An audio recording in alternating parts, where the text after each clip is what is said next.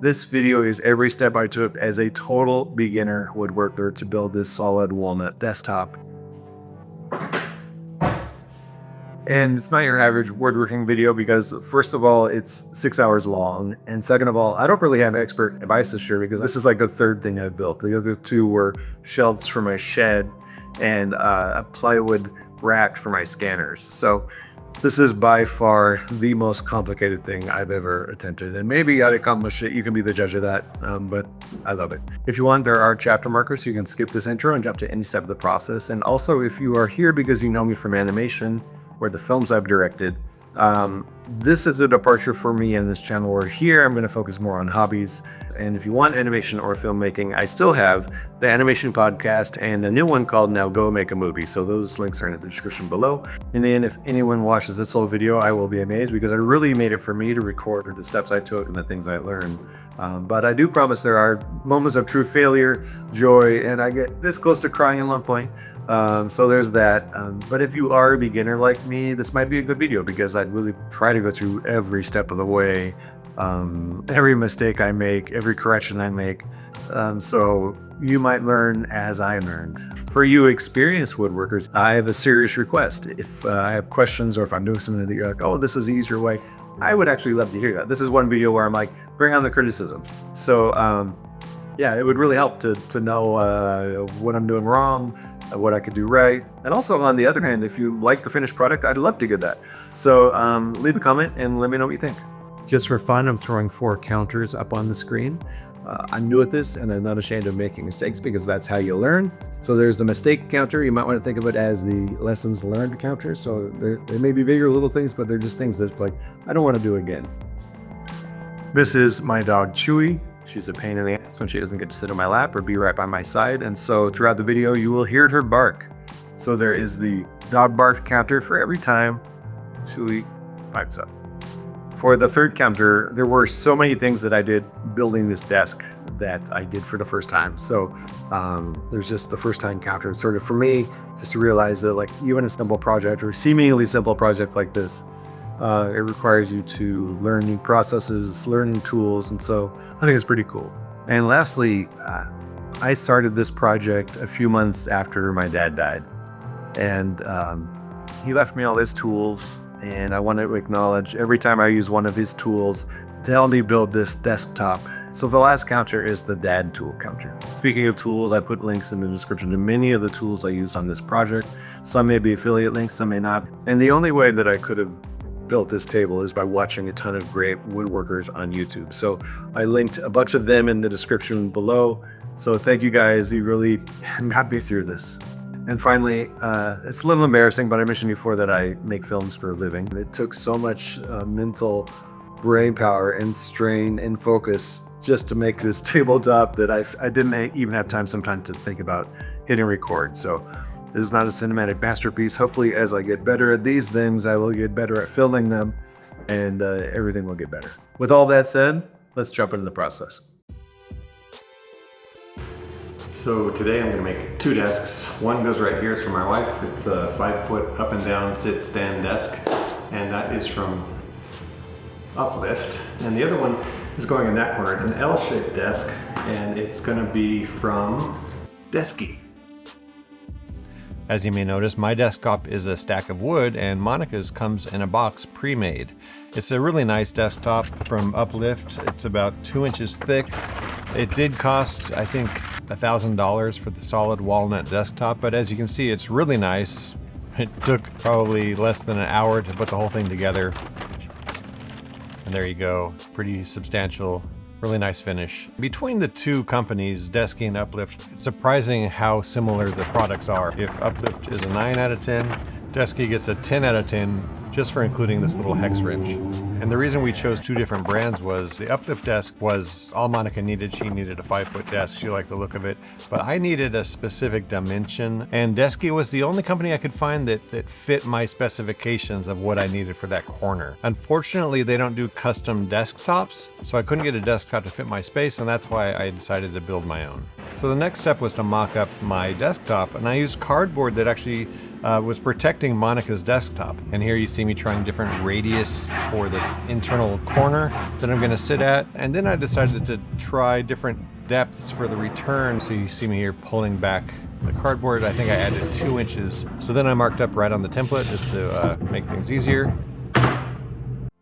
And let's talk about the lumber. This is the first time I've ever purchased unmilled lumber, but I found this great place, Bonhoff Lumber. It's in LA, and they were really nice. They're really helpful. I didn't feel like a loser and a newbie walking in there asking a bunch of dumb questions. And so what they do is they will bring down the entire pallet of wood for you, the type and the thickness, and then you go through the stack and you pick the pieces you like. I got 5/4 lumber, which is basically 1.25 inches thick. I ended up with 6 pieces, and I believe the total cost of the wood came out to about $500. So I brought the wood up to the mountains and left it there for a couple months to acclimate.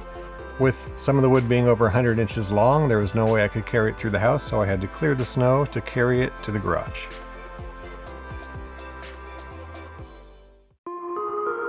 Since I don't have a jointer, I have to use a planer to mill the wood. So my planer takes pieces that are 13 inches wide. So I decided to make a 12-inch sled out of 3/4 MDF.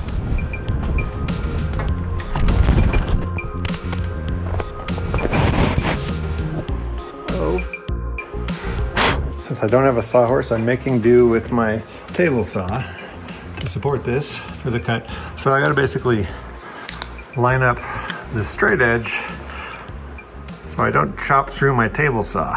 So I gotta slide it out.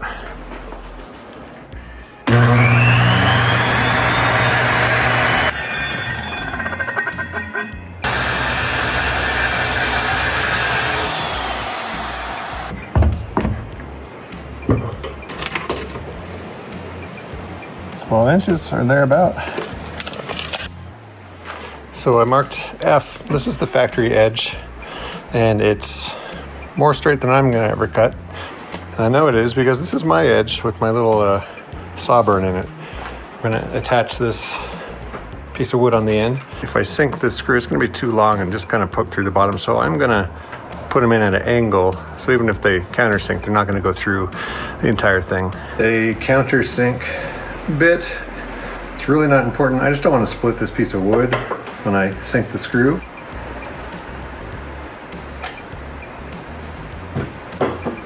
Battery.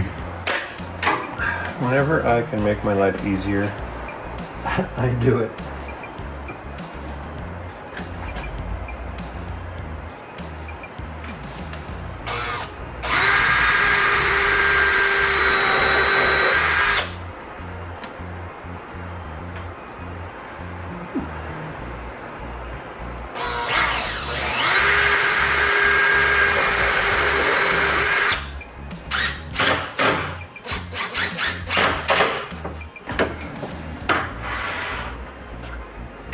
Also, I made sure that I used a piece that was not as thick as these boards. So even if I plane that much, I'm still not going to hit this piece at the end.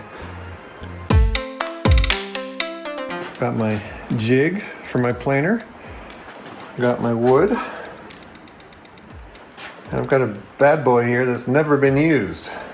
I got the stand that goes with it so I could roll it around. This little dust, I don't know what you call that thing. I'm gonna hook it up to this vacuum. I don't have the right adapter, of course, so I gotta tape it on, I think. I guess I'll just feed them through.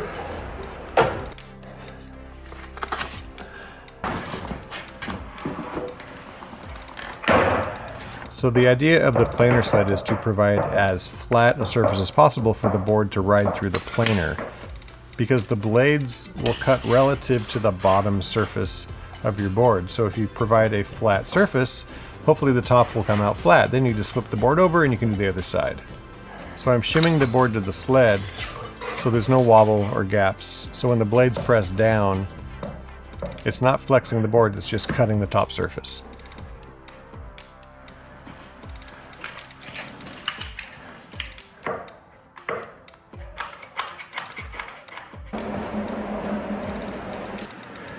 So that is 2 1/4. I'm just gonna run it through at 2 1/4. See what happens. 2 1/4.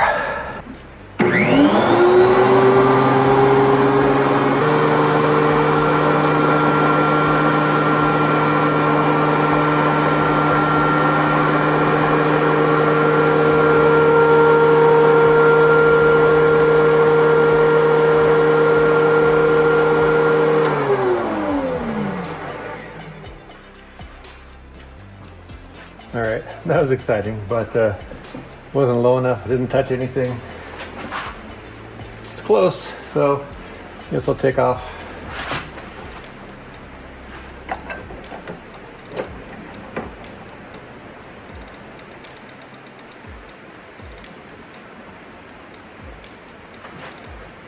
Quarter inch. We're at 2 inches now.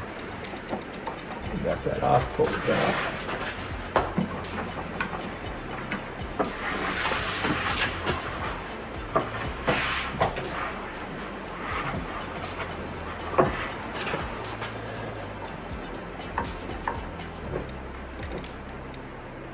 All right, 2 inches.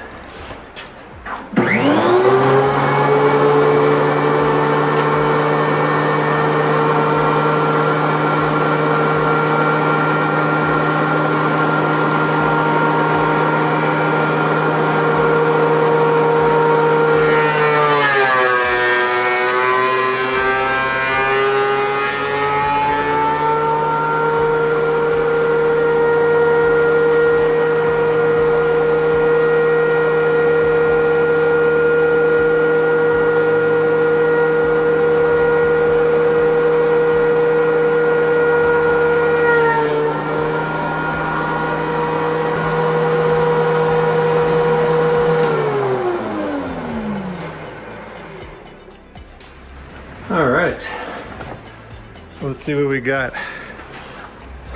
That famous, what's it called, sniping at the end? Oh, that's smooth, wow. And then there's this section over here that got, I'm tired, these are heavy. Just skipped the start, got this section here, and stopped about here. Didn't touch the rest of the thing until here, so that's good. 2 inches, my glue's holding, I'm on the board. All right, let's go again. I'm gonna take it down to another 1/8 of an inch. They say one turn of the crank is a 1/16 of an inch. Yeah, so that's a 1/16. Let's just try that. Let's just see what happens. There's this fine cutting. So I was on 2, which is 96 cuts per inch. And I'm gonna switch to 179 because it says it's better for hardwoods, and this is walnut, so it's a little slower, but I don't care. And you're supposed to switch it when it's running, so.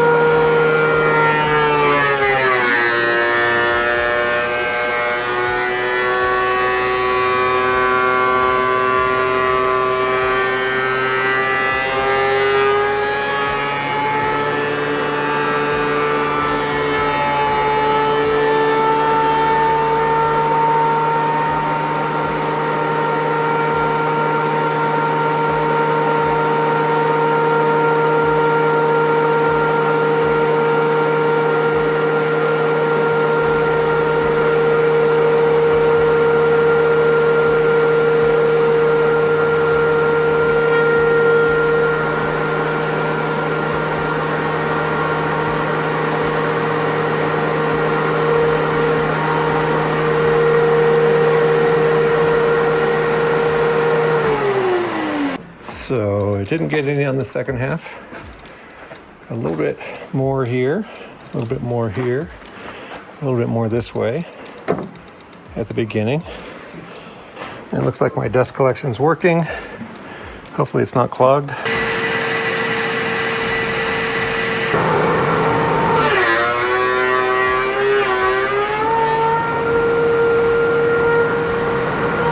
pass. Got a little more here. Oh, that's what hit me. Something flew out and hit me. It was this knot. Got a little spot here that's not done. It's not really getting much on the beginning, but that's okay. We'll figure that out.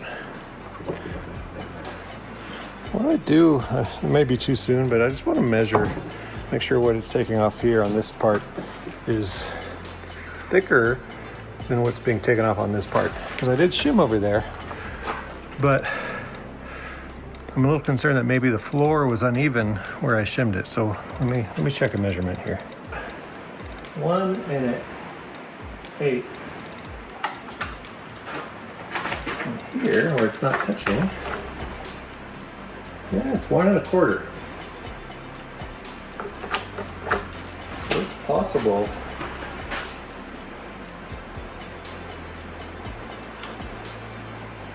I have a feeling this board is straight and the ground was uneven, so I'm going to pop these out.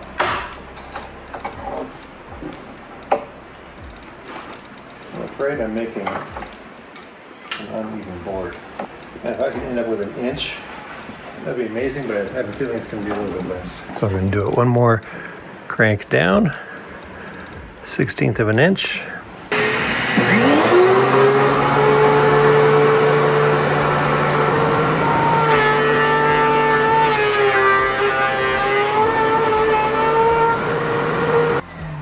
Here at that time, it was planing all the way down this little section here. And it stops right around here, but got the end of it again, got the edge here. So there's just this patch here, this little, you can see it, I mean I can feel it. It's a little groove here, and the stuff at the end. I'm not sure how I'm going to get the stuff at the end. I guess if I flip the board around and run it the other way, it'll get that part at the end. Cool, so I'm going to go one more crank, which is 1/16 of an inch, they say, I think. And go again.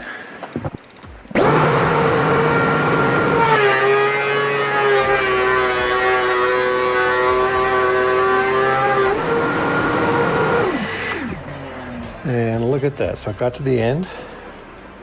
You can see this line here is that sniping thing. I'm not worried because I don't need the full length. Little patch here. Little patch here. This is all smooth. My God. That one divot that was living around here is gone. And it's gone all the way to the end, except for the stuff here. So I think what I'm going to do is spin the board around on the jig so I can see if I can get that end. We'll see what happens. And I'm just going to go down 1/2 crank, which is a 32nd of an inch, they say.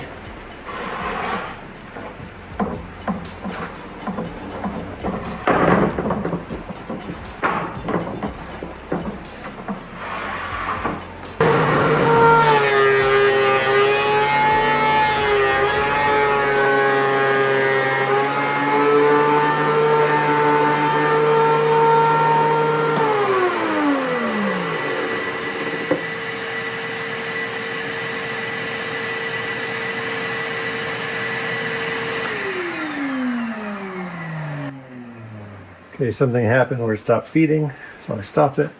I guess I'll back it off the full crank.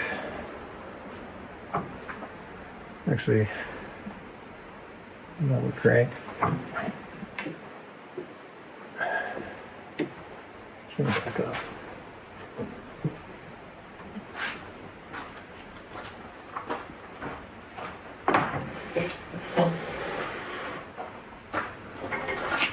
Ooh.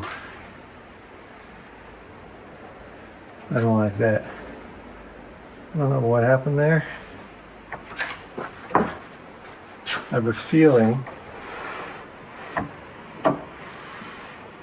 the board got heavy on that end and started to lift. So I got to keep it down here as it's going through.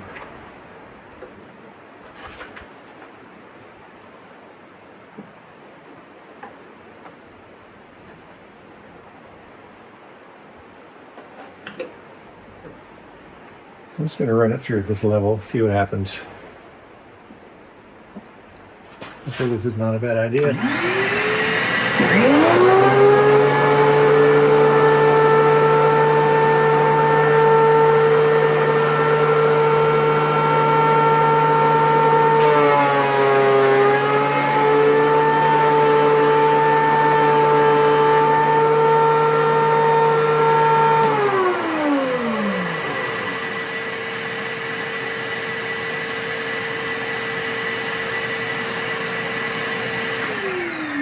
Same thing happened.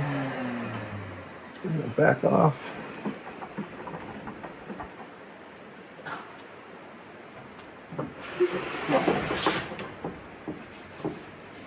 Yeah, it's getting caught up there. I don't know why. Well,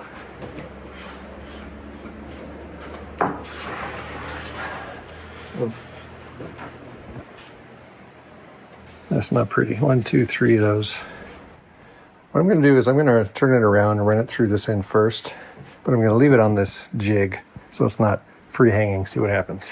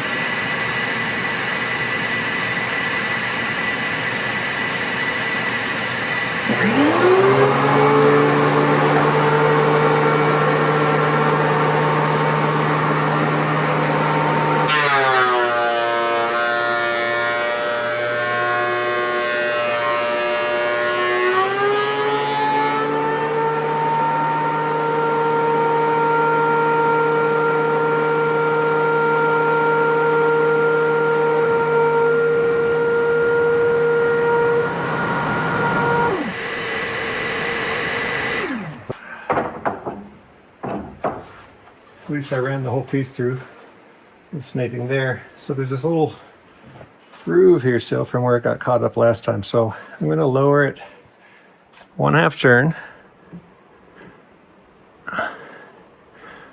which is supposedly a 32nd of an inch, and see if that doesn't do the trick.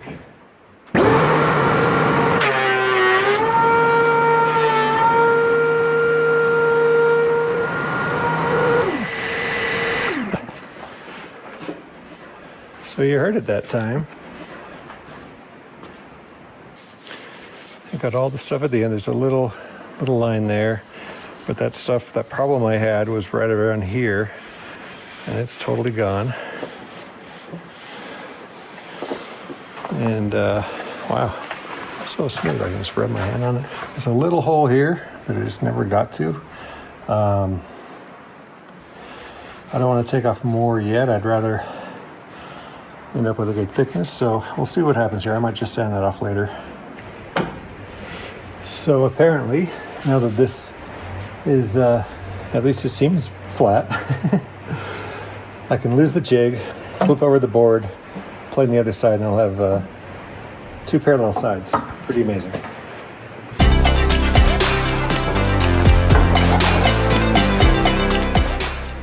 So now I'm just gonna set the board in there.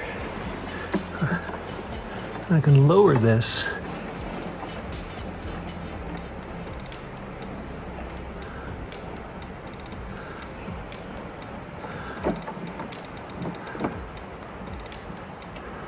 So that's basically touching. It looks like it is 1 3/16. Yeah, 1 3/16. So I'm gonna back it off so I can get the wood back out and put it back to that level.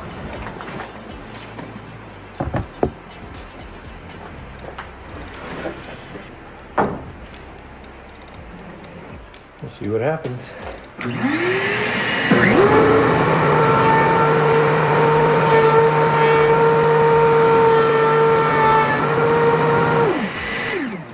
So that was good. Just got a little bit here, a little bit here. This board is, I can see it's a little cupped. So it's getting the edges first, which is fine. And then I've got here, a lot here. You can kind of see the cupping there.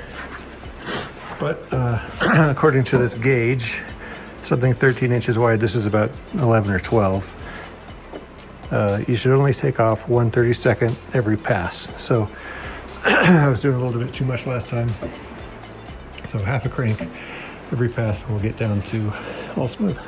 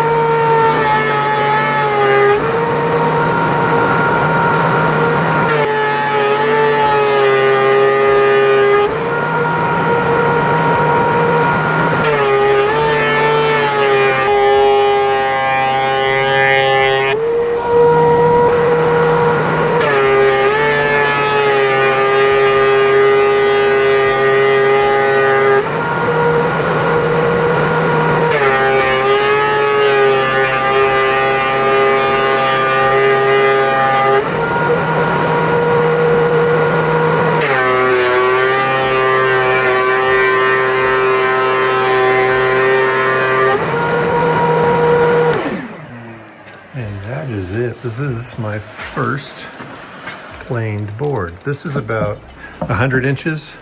What is that, like 9 feet? But yeah, that last pass got that section over there.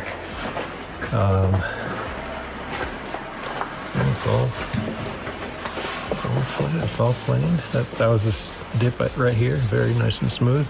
This is not from the blades. This is from just the grain of the wood. And you know what else about this is I just bought walnut. It didn't say black walnut or any special sort of walnut. I just bought walnut. And it's really pretty.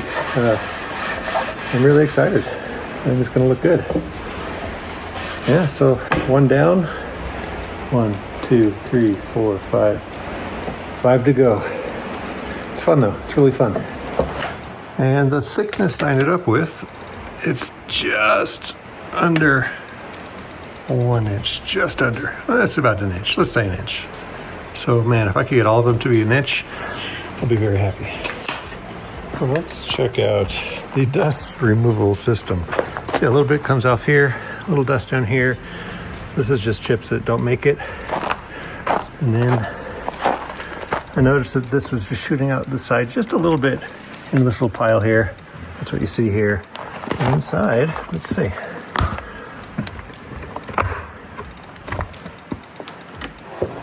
Oh my gosh, one board fills the bucket.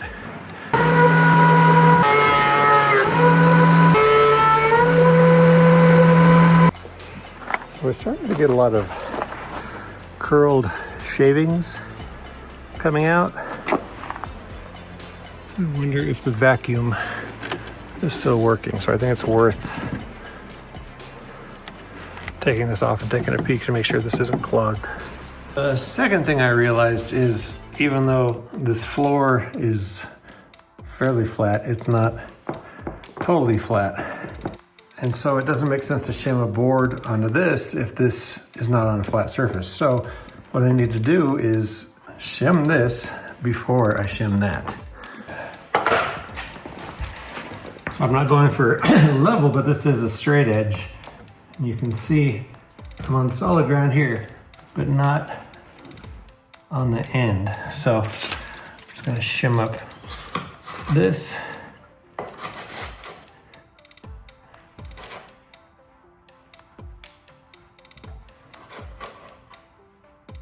So that now it's flat.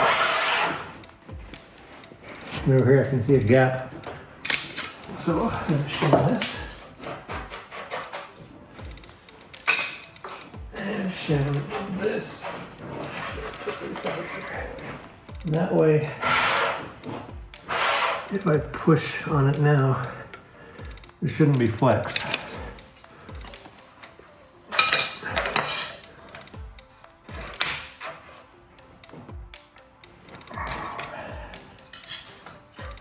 Space there.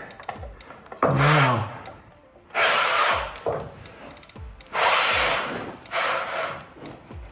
just got to make sure I leave enough for the actual board.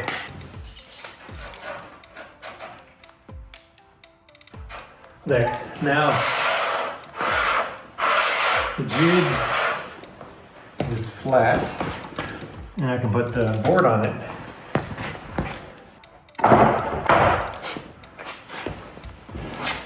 And you can see, this isn't the jig moving, this is the board that has a gap on this end. So, shim that up.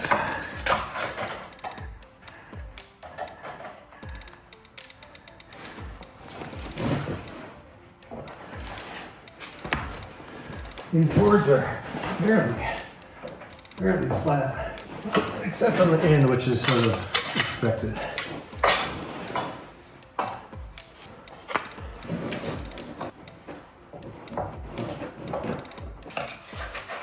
Now I can hot glue. And something else I try to do is when I put these shims in, don't let them stick out the side, because that way it won't go through the planer. So I have to tuck these within the margins of the jig.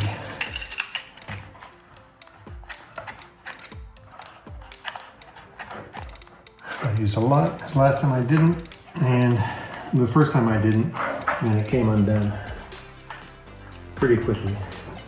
So this entire board is smooth, except for the end, because there's these dips, I don't know what you call these, but I'm at about the 1 inch that those other three are at, and I don't want to keep taking this down to get rid of this and then have to make all the other boards as thin as this one. So I'm probably just gonna chop this off at one point and not worry about that, because this all looks really nice. So I got 2 more tomorrow, and I gotta clean up my mess. All right, I'm back at it. Second day, I have 2 more planks to do. I decided to put on the same clothes as yesterday because I was just filthy. So don't judge me. But yeah, should get these next 2 done and then it's on to the next step. So I've got my jig shimmed so it's level on the floor, and then just a couple shims here under the board, and so it's flat on the jig. I just want to talk about my dust collection. This obviously wasn't working very well, but I got that resolved, I think. So basically I got this, oh, here's the name. It's called Dust Stopper. And you buy this, I think it's like, I don't know, 30 or 40 bucks at Home Depot. Comes with this tube. Obviously I don't have the adapter, so I just taped it on there. It's working fine. And then this goes to your vacuum. So this is my vacuum hose. Again, I just taped it on here. And then goes over to here. And this is a vacuum I really like. It's just a little shop vac. There's a mount to hang it on the wall to store it. And it has this mode where it's basically remote control. So I've got this wrist thing, and if I could press it with one hand. So I can just, I wasn't using it yesterday, but I'm gonna use it today. So I just, this is on. So I don't have to walk over to the vacuum every time I wanna turn on the machine. So I'm gonna wear this today, and yeah. But it's going pretty good. So yesterday my issue with all the dust overflow was that this dust bag, the old one, was full. Not from sawdust, but just from being used as a shop vac for months. So swapped out the bag. And that should be all good. I'm just gonna empty this more often today. I found that it fills up pretty fast. I mean, you do one side of one of these planks of wood and it's a full bucket. So I'm gonna check it more often so that it doesn't get too backed up and shove more sawdust into the vacuum. I've got this stopper on the end, and I was feeding it through this way.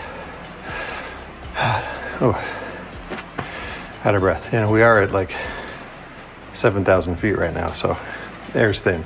So when the teeth catch this, when the blades catch this, they're spinning this way and they're pulling it, and it usually pulls this plank away from the jig. It pulls it down the jig. So I realized that the stopper isn't to push it, it's to actually be on the other end to stop it from advancing beyond the jig. So there's that. And then I noticed that, you know, I put these shims on and the boards, you know, flex against each other. And in truth, as long as the shim stays, when it goes through the planer, it's going to get pressed together and get you that same contact and flatness. So don't worry if your stuff splits apart, because it all evens out inside the planer. One other thing I wanted to check, I didn't really do it yesterday because it was sort of irrelevant when you can't control how much you have to take off to get to a flat surface, but out of curiosity. So this is about 1 1/4, which is exactly what they sold me. Raw lumber is measured in quarters. So 4/4 is 1 inch, 4/4 of an inch. This is 5/4, so this is a quarter, 1.25 inches.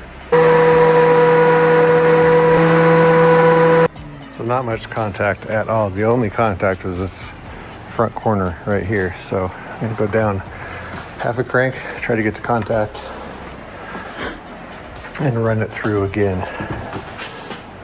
Here's the full crank, so that's equal to 1/16 of an inch. So that was about 10 passes. Each pass taking off another half turn, which is a 32nd of an inch.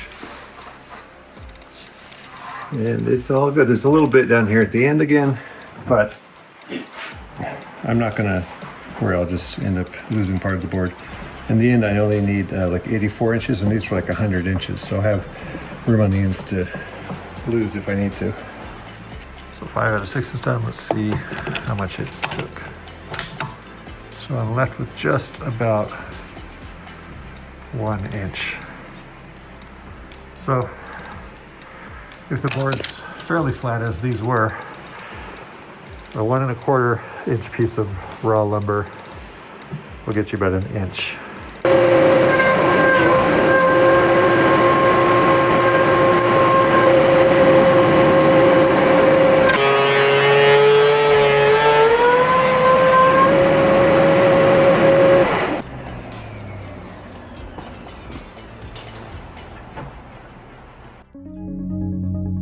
So since I don't know what I'm doing, I'm laying out the template I made on the desk.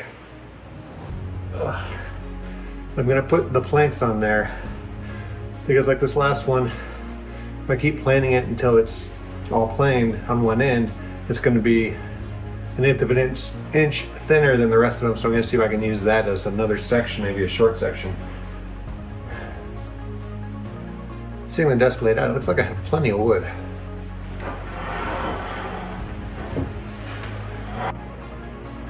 So now that I've got this rough layout, I know I just need enough wood to cover this amount of cardboard. So I'm definitely covered on wood. I'm gonna have these 3 extra lengths.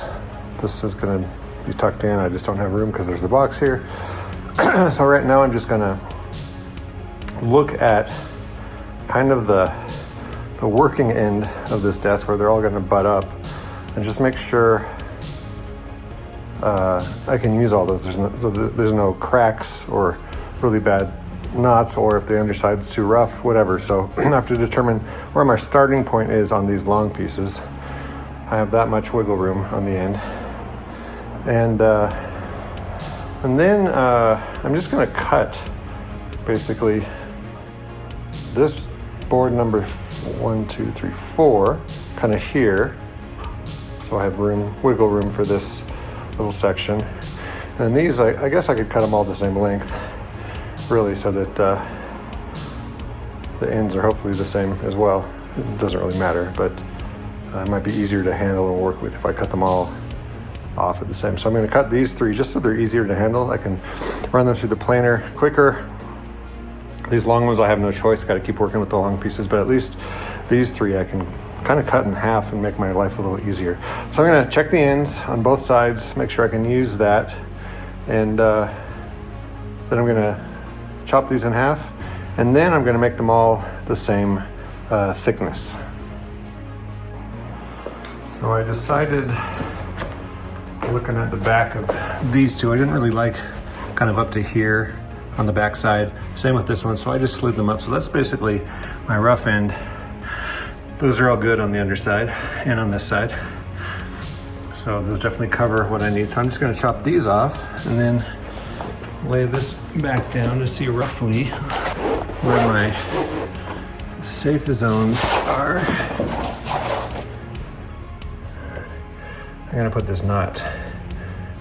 I don't want, if I cut here and this knot is bigger and exposed and rough on this edge, I don't want that. So I'm gonna slide this board in.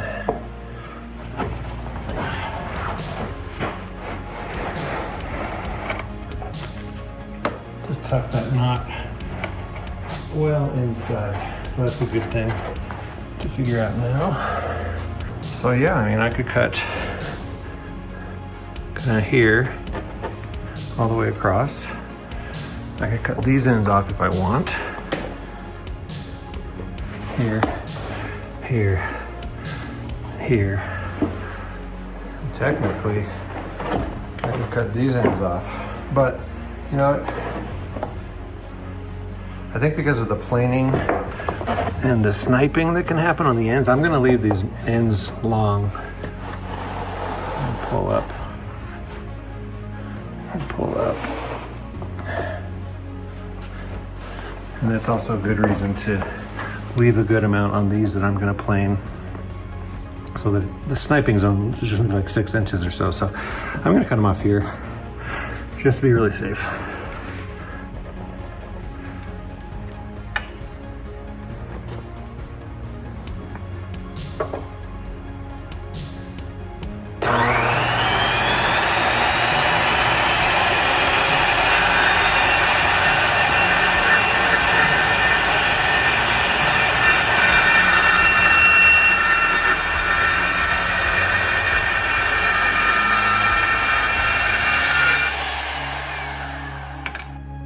It's done.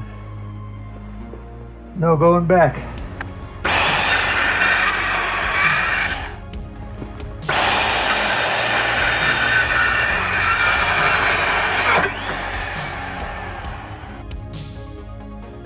Now these are all planed, but they're not the same thickness. So instead of deciding how thick to make them, I'm gonna find out which one's the thinnest and then bring all the others down to that one. So I'll just use this little square here.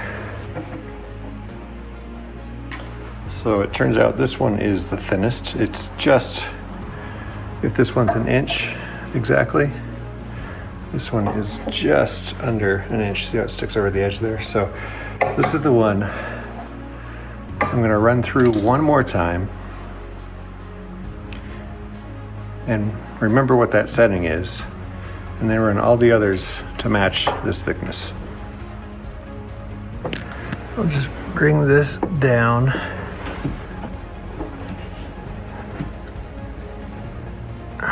Okay, so it's about there at the bottom. It looks like contact. So I'm going to crank it back 2 cranks to get the wood out, and then crank it back 1/4 to take off the edge of this wood. That's what 3x3 says. So 1, 2, take the wood out.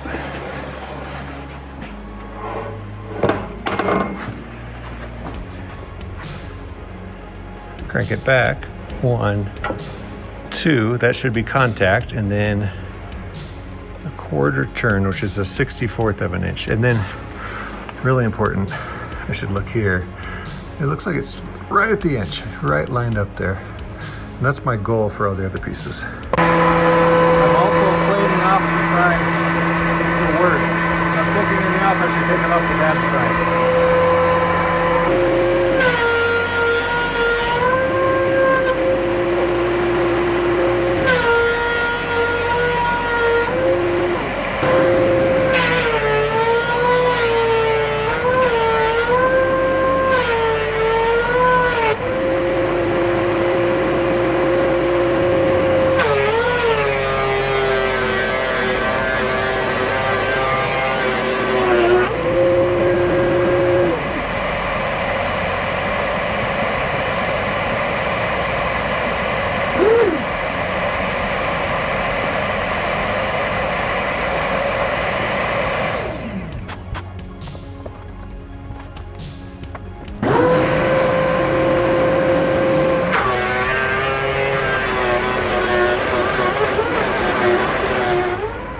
At some point, I realized that when wood doesn't want to go freely through the planer, you can go to the other side and pull on it to help it work its way through. It may not be a recommendation in the manual, but it worked for me.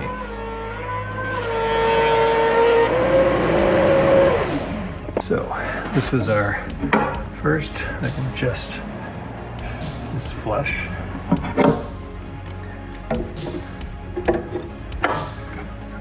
Flush. Flush. Flush.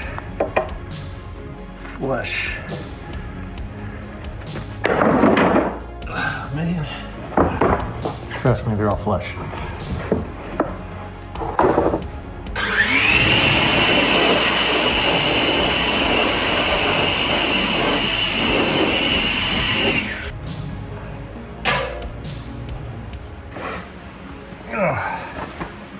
The next step is to square up the edges. Never done that before either.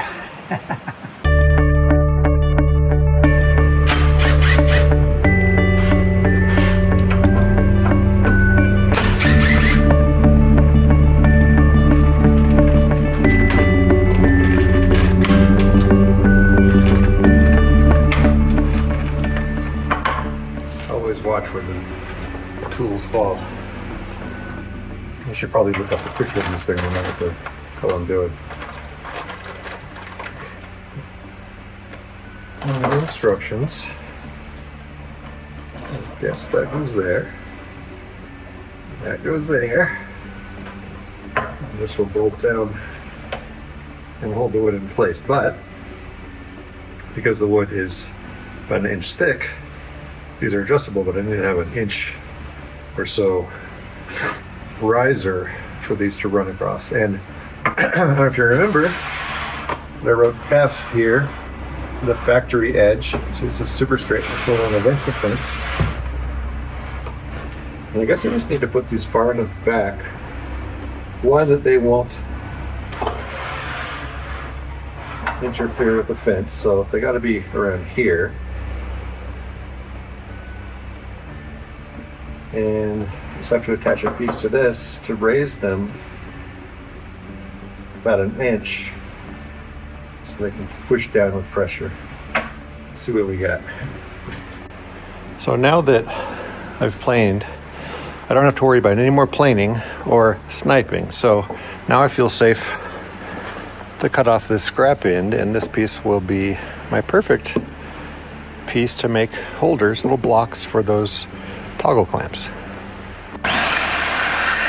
First time for everything. Diablo 10-inch combination blade. You see there's an arrow pointing that way, and the blade has an arrow pointing this way. So they're pointing the same way. It goes on like that.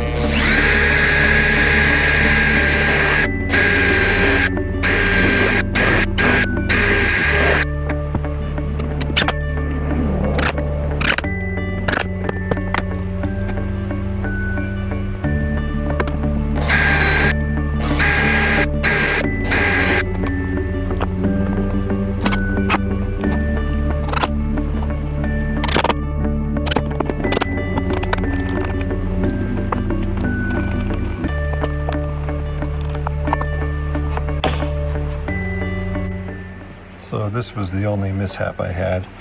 When I put that screw in, it split the wood, but the thing is secure, so I'm not concerned.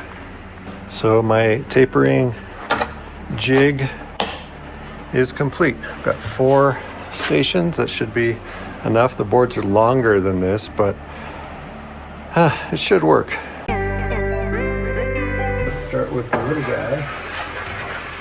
Again, I've got the factory edge against the fence.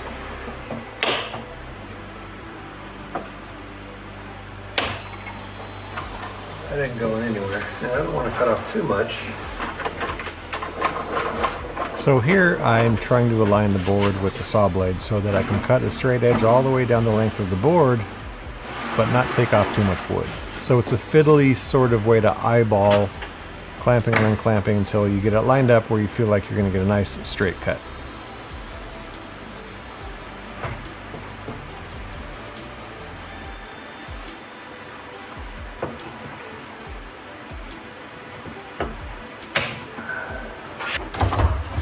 I realized the best way to support the board while ripping it was to put the trash can out there to support it.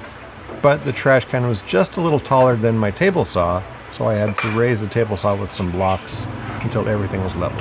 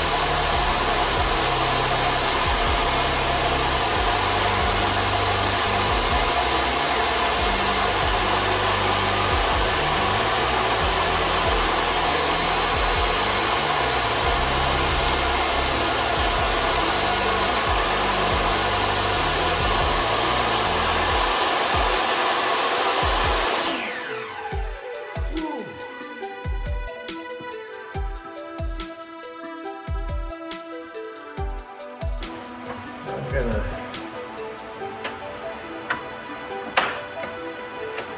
come over.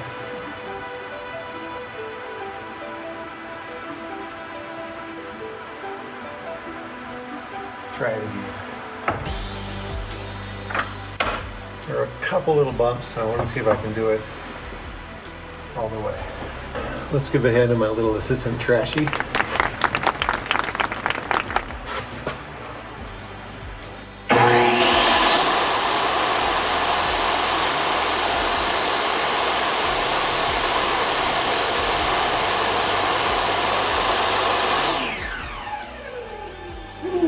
That was better.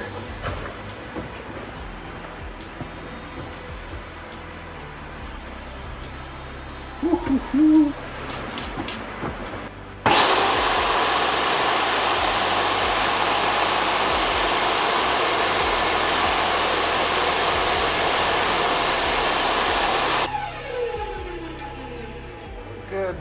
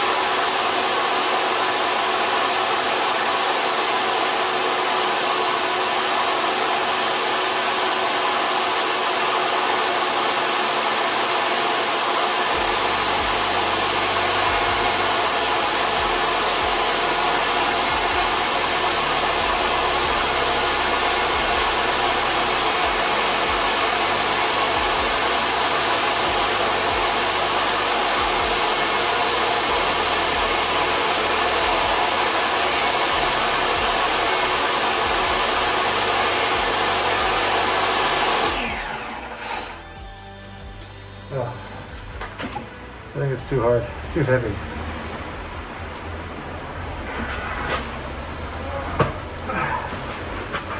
Gonna have to call him the cavalry. All right, phone died, but I waited 15 minutes just to show you this. This was that last trim I did. Look at that, goes from like nothing, razor thin, to wide, back to thin again. So I made this edge totally straight. And I did have Monica come out. That was when the phone died. I'm sure she's happy about that. What else? The whole time I forgot to turn the vacuum on for the saw, so it was filling up with sawdust, which is awesome. So I won't do that again. So now the jig worked. The jig is up, and I'm gonna hold on to it just in case I need to do some emergency edges, but it worked great. Really hard with this big long board though, so I did need Monica to support the weight so I could steer to keep it against the fence, but that's it. So now I just need to rip the other edge, and these will be milled.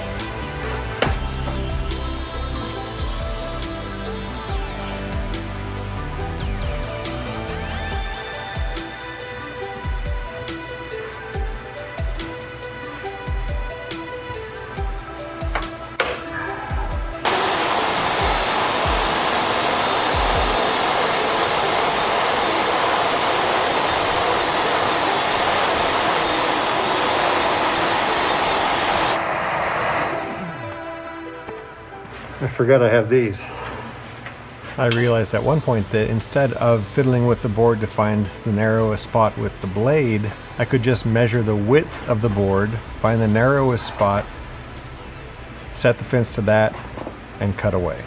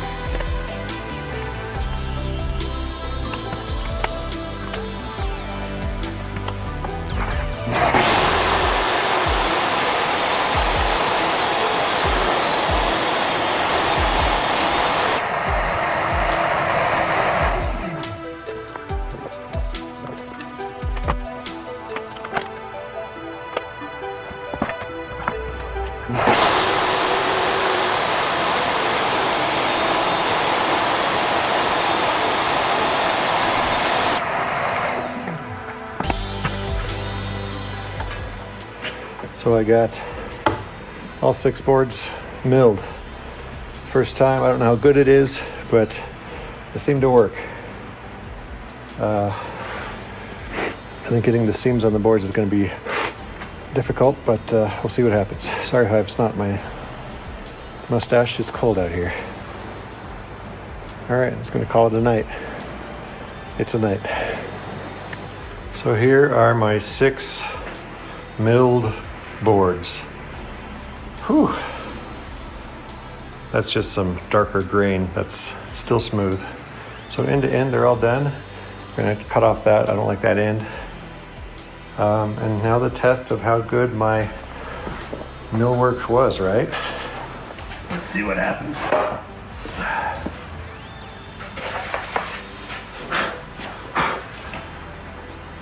The boards are a little uneven up and down, but it seems, I think it worked. Whew.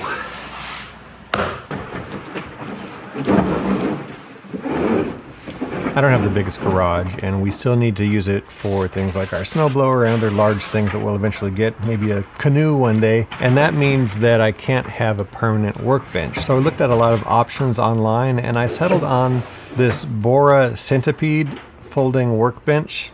And I bought 2 sizes. I bought a 4x4 and a 2x4, and I bought 4 separate tops, and you'll see the different configurations I could make with it.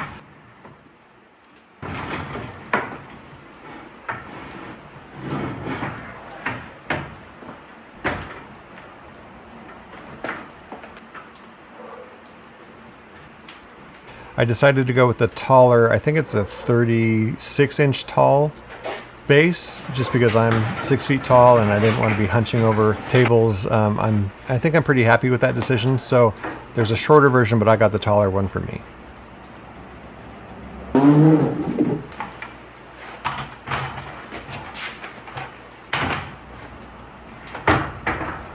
And these Bora tabletops are secured by these little pins. You kind of shove them through the hole, twist them, and they cinch down the top and hold it really steady.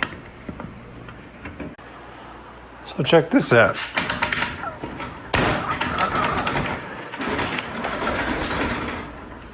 Super solid.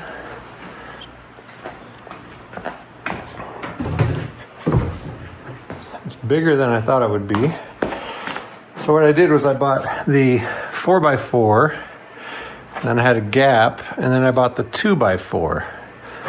And I got these little special Y-shaped brackets, so I could bridge the gap and have a 4x8 table, or I can have a 2x4 or a 4x4. I can even push these together for a 6x4. But man, that's solid. And super smooth, good seams. Things aren't gonna get caught up. Man, takes up more room than I thought it would, but I have a full-on work table now that I could take apart and put away.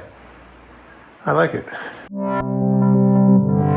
Now I'm doing the final jointing, which some people call up-down jointing, which is running the boards through the table saw one last time and turning the boards so that when the boards are all pushed together, they make the best seams possible with the flattest surface. I'm not the best to explain how this all works. I watched videos by 3x3 and 4 Eyes Furniture. I'll put links in the description, and they explain it much better than I ever could. All right, so what I am realizing is in milling these boards, well, first thing, they've been sitting here, and so they've re-twisted a little bit. You can see that. I'm not worried about that because we're going to do the mortise and tenons. So that's going to be okay. They're all the same thickness, I know that. But what I've realized is when we get down to the width of these, because of all the milling and taking off the edges of the boards, this cardboard is my width of my desired desk, at least in this back corner, and I barely have excess left over. And so I was planning to run all these boards back through the table saw, clean up these edges, but I do know in my last check that these smaller boards have a very good seam. Very straight. You can see that very well, but it's very clean. So I'm not going to remill the small boards. I had more control of them with my hands because they're shorter. I had more control, so I got a better edge on these 3 boards. So I'm not going to remill these. I am going to remill this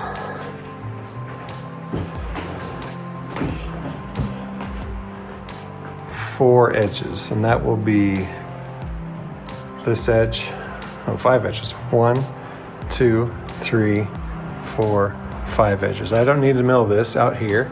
This is going to get chopped off anyways.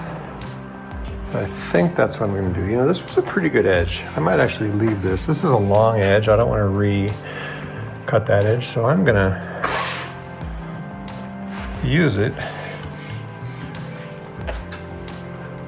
as my good edge when I get down to finishing my table. So yeah, that'll be my good edge. This is my 2 inches additional width of this long part.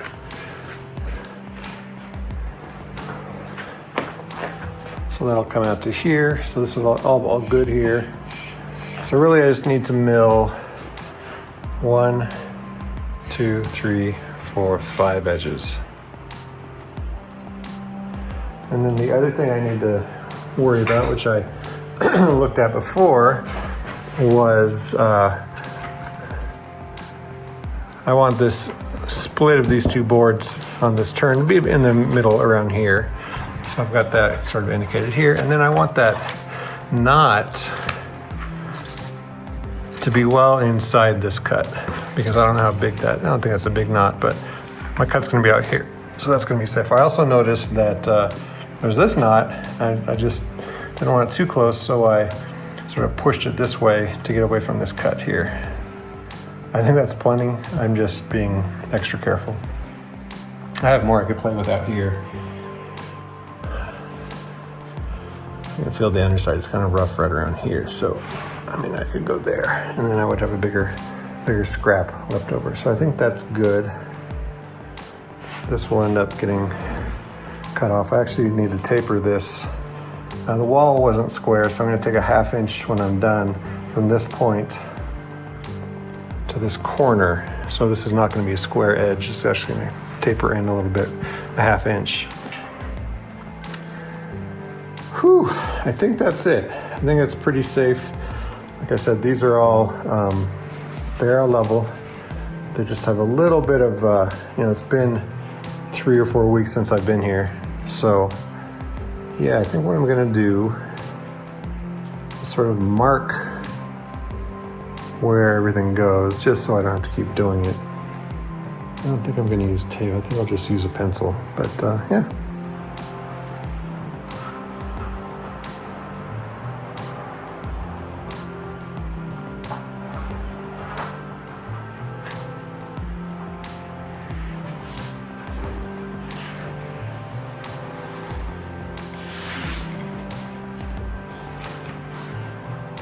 Since this edge was cut up, I'm gonna do down here,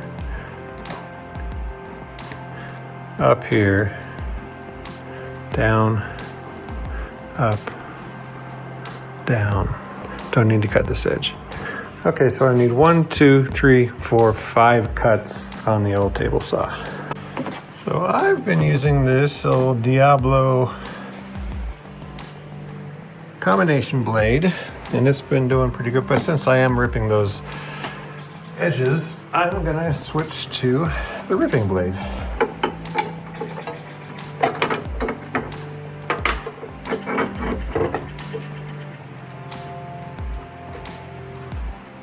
See that arrow?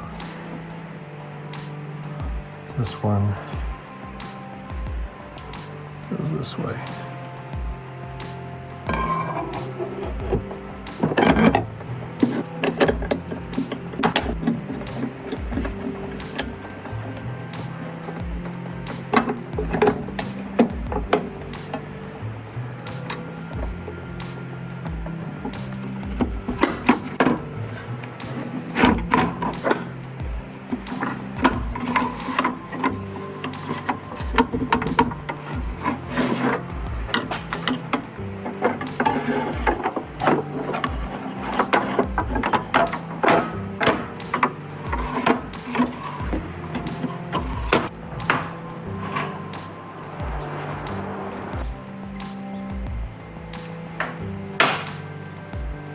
Safety first.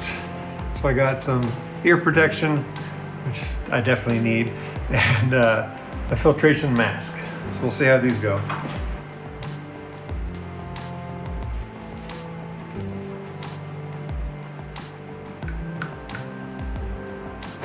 Wow, those are really good. These are 3M Uptime 105.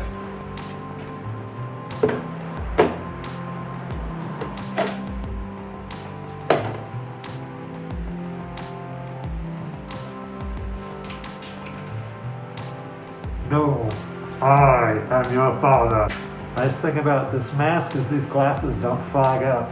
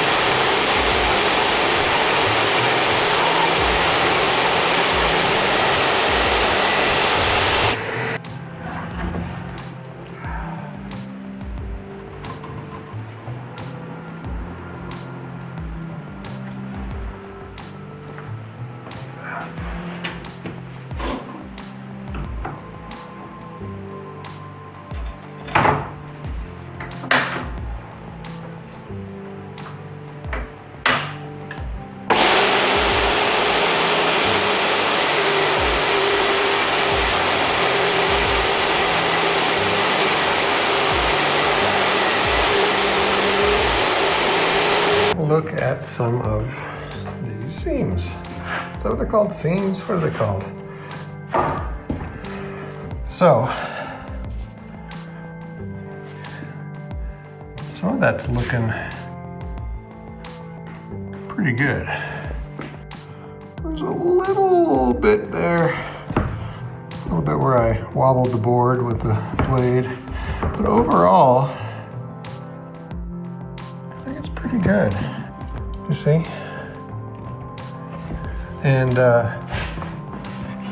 let's see here. A little gappy there, but you know, it's a freaking the first thing I've ever made, so I'd rather keep moving,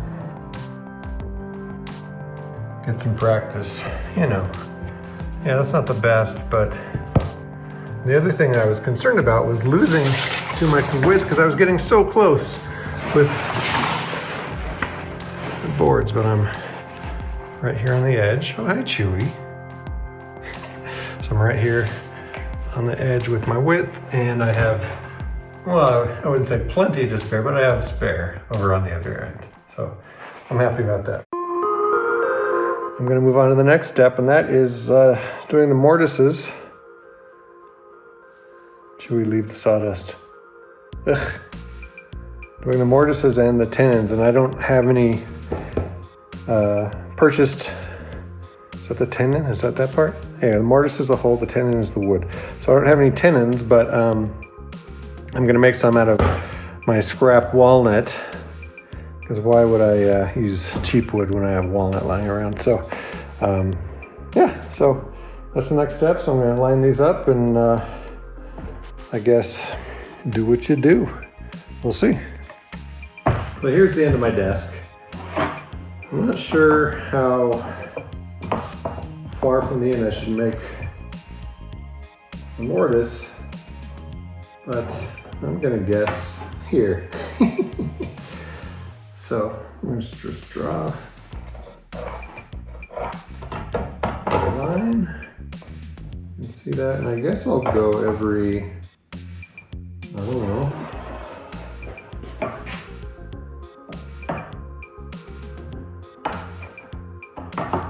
so inches. Let me see. So it's gonna be about that wide. Well, as well.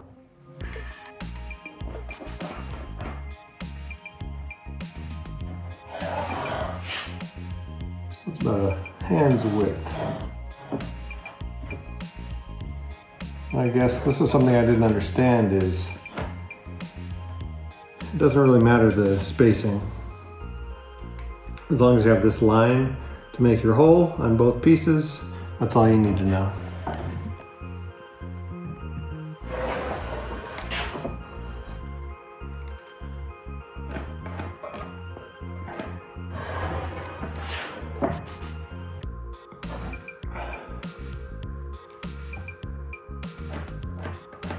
And since I'm doing the C channels on the underside, I was a little concerned about cutting through these, but I don't think it really matters. If they're there, if this is glued, I think it's all good. And it's not an expert opinion, that's just, I think it's common sense. So let's see how common my sense is.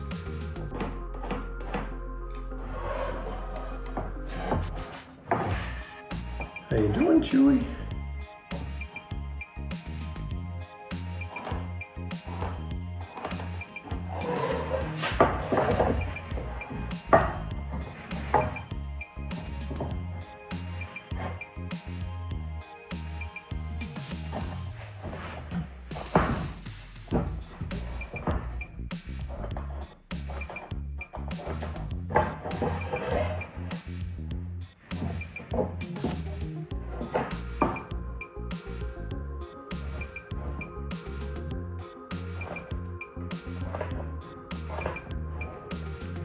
Okay, so 1, 2, 3, 4, 5, 6, 7, 8, 9. 9 down the line. Running out of room. So this thing was my dad's. It's a Rockwell jaw horse.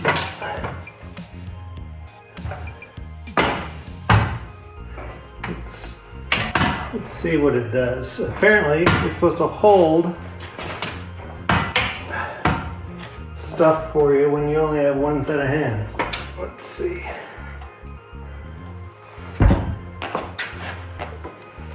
It's heavy.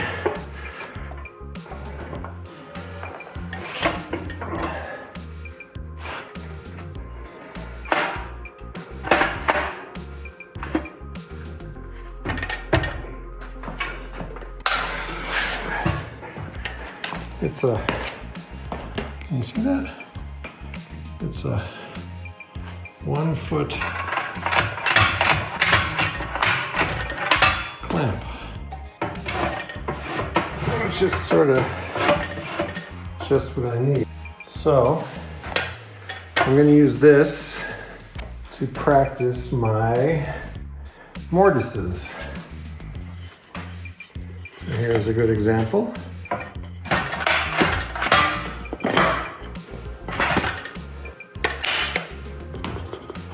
Ah, solid. Yeah. So then I'll practice my mortises on here and then transfer them to my bigger pieces. So this was my dad's.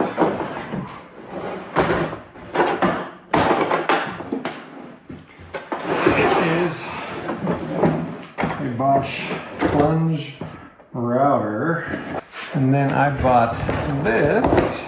You can't see because of the big sticker, but it is a edge guide, and we'll see how that works. I have no idea. That's why this is fun.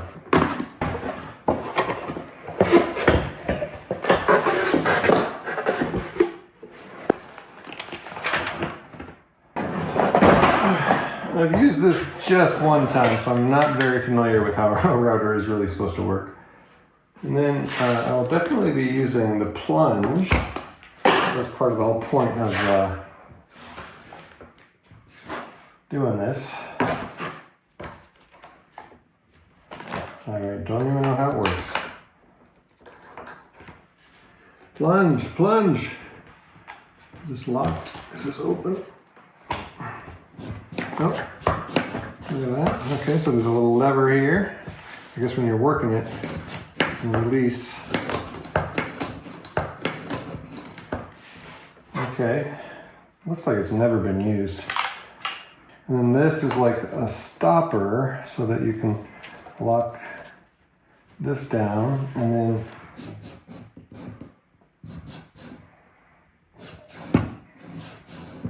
then this is a little wheel so that it kind of clicks in. So if you want to go, I don't know what these are, 1/8 of an inch.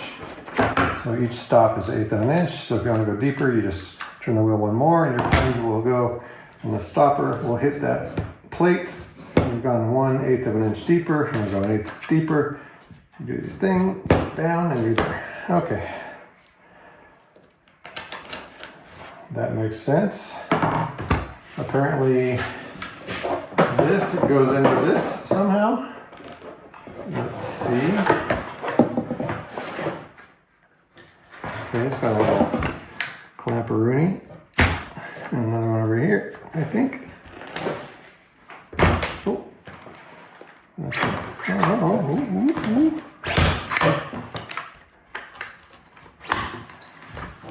So.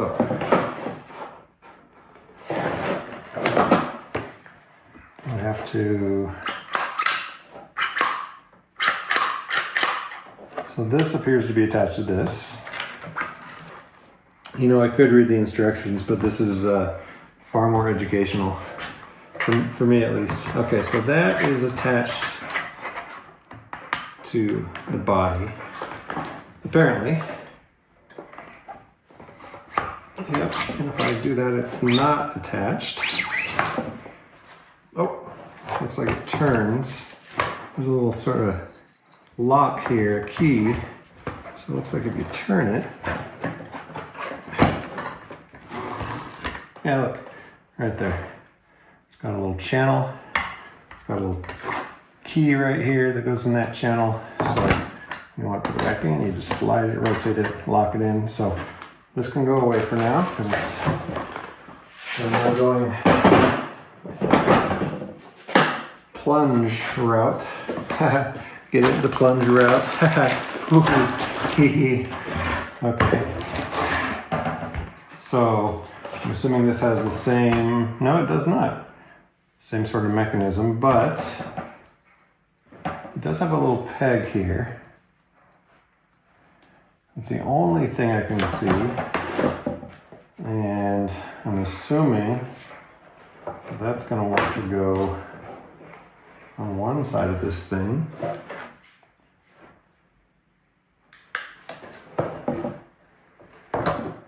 So if I just put this in here, let's see what happens. It hits that peg. So I'm going to rotate it.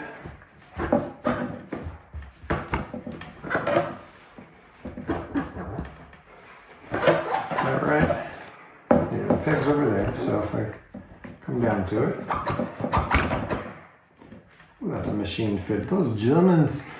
Okay, so that's it. Okay, see how the pegs are on here, and you can see when I'm rotating this, it's dropping, and then it should get to a certain point.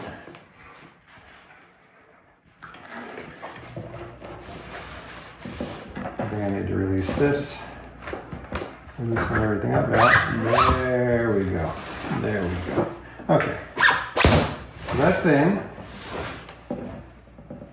I clamp that shut. This looks like the control side because it has the logo. And, oh wait, there's an arrow there. I don't see the arrow. Maybe that's just for the pin. Okay. Okay, so that looks like that. So the edge guide.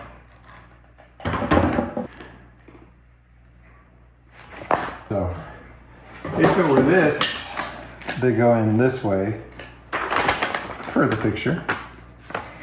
They go in this way, but for the plunge, they go in sideways. And which way they go,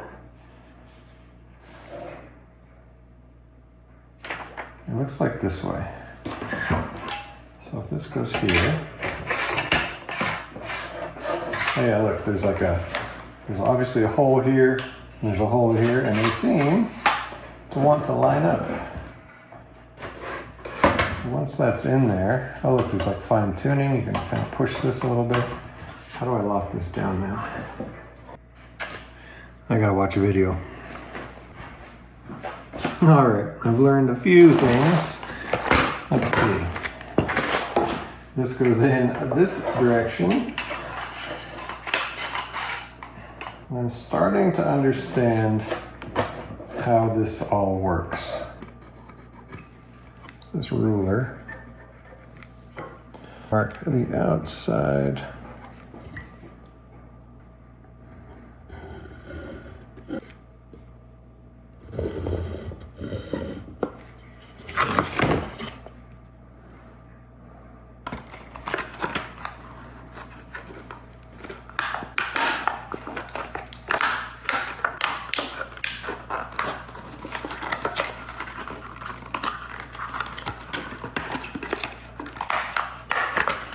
I did it! Okay. So maybe I'll do 1/4" tenons. Maybe that's the answer. Or the hell not.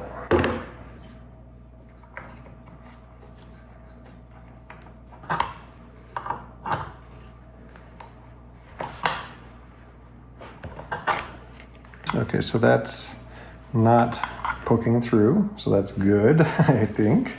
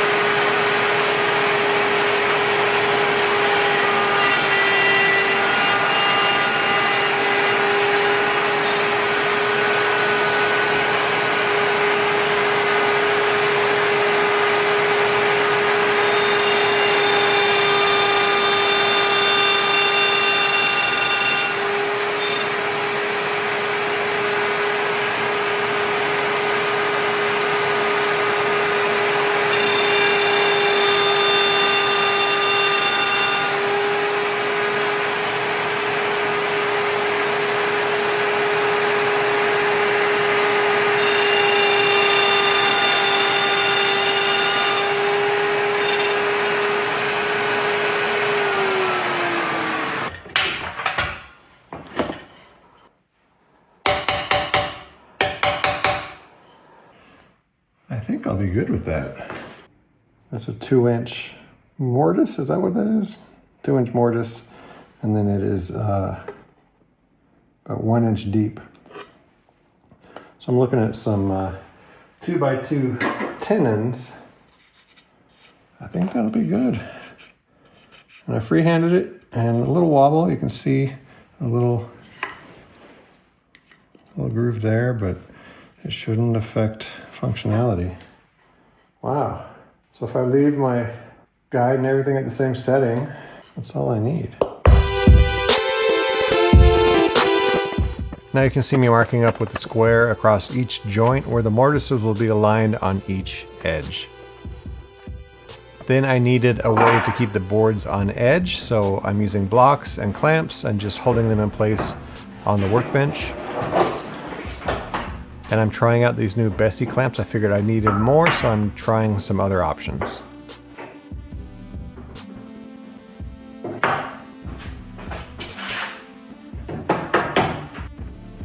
Since my router is already set up with the edge guide, all I really need to do is mark the ends of the mortises 2 inches apart. Then I can just plunge the router bit at those marks, and I have the measurements for the mortises.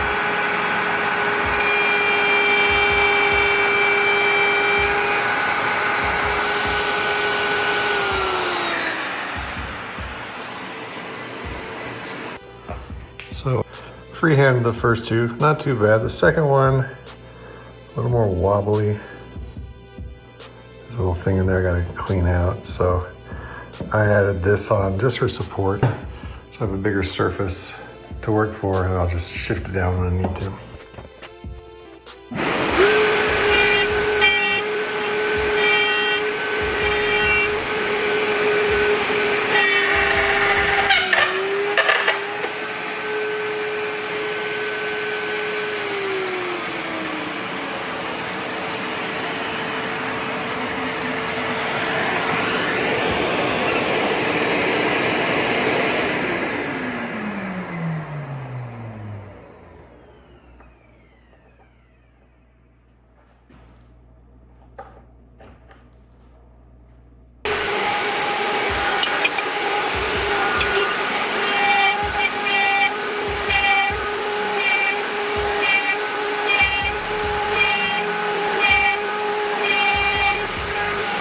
So initially I was using this little guy to make my little marks because there was just a little space, but I realized that since I was making them 2 inches wide, this is actually 1 inch wide. So if I just find my mark,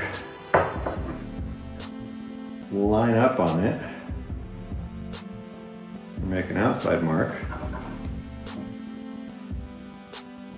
and go to the other side, line up on it again. I've marked a 2-inch spot for my mortise.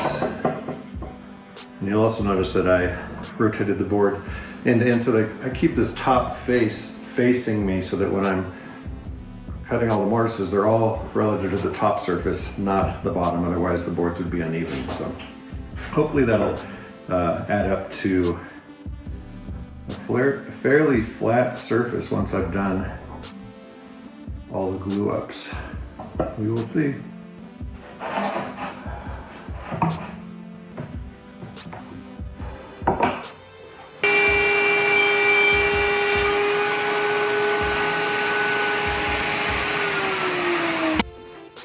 So they're getting pretty good, pretty consistent, pretty clean all the way down. But then there's a couple times down here where I had a little wobble. You can see that end, and this one had a little wobble in the middle. Hopefully that's not going to affect me too much. But for the most part, they're getting pretty nice. Just gotta vacuum all these out.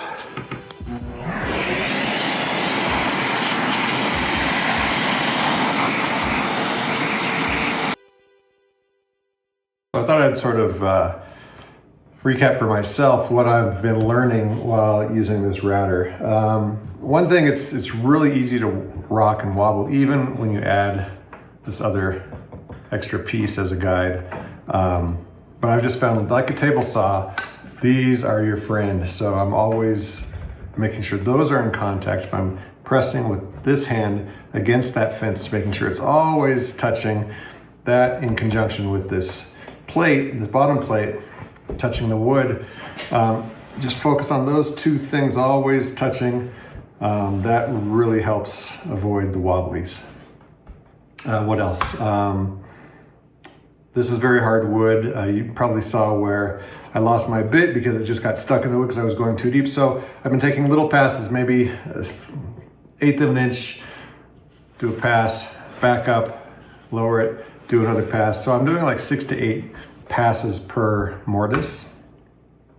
And something else that initially I would plunge, go to the end, lift back up, come back to the start, plunge a little deeper. But I found that I wasn't, it was hard to keep track of how deep each plunge was. So I would bring it down to where I thought I was, cutting more wood, and I would just do a pass and it wasn't touching anything. So unfortunately, every pass is an opportunity to do a bad pass, even when you're pulling it back and pushing it forward. So I found that the easiest thing is just when you set a depth, do a pass, just pull it back at the same depth, go a little deeper, do another pass, pull it back, go deeper, do another pass. So you just have to stay really focused on the speed of things and the control.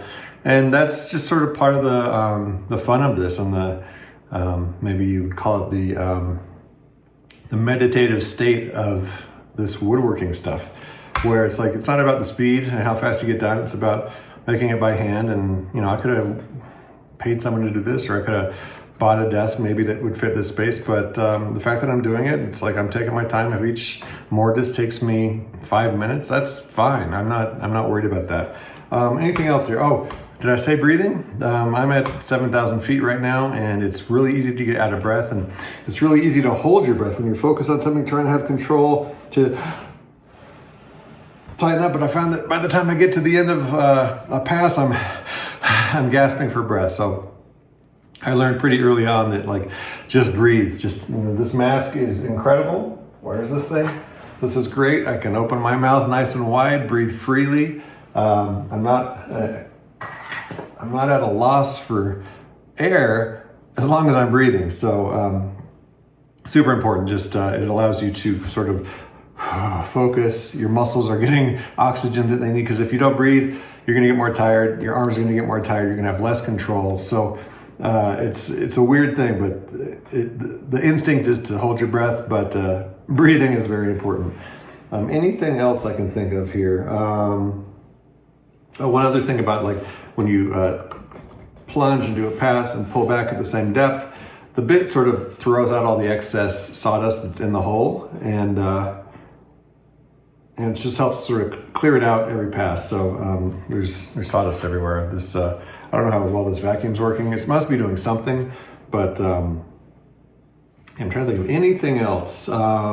This is a nice plunge router, because this trigger here, it allows you to drop it, and when you release, you set that depth. It doesn't move off that depth. So I can sort of just to help myself focus, it sort of takes everything I can. I'll drop it a bit, let go, and just focus on going in a straight pass and a balanced level pass.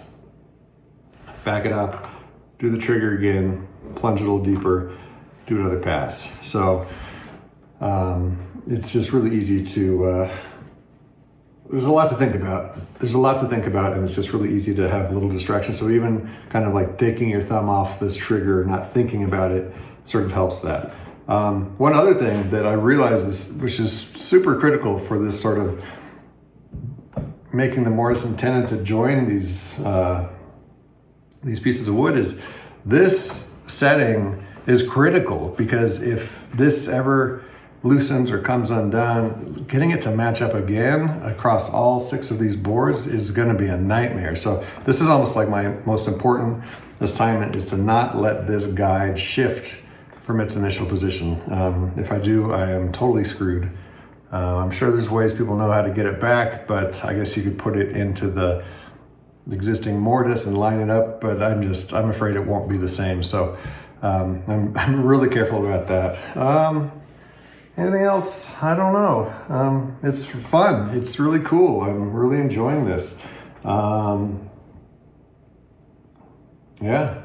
So I think I've finished the last big board, which is like a huge accomplishment in my mind. So I might disassemble this table a bit so I can focus on having a smaller table for the last 3 pieces. So yeah, here we go.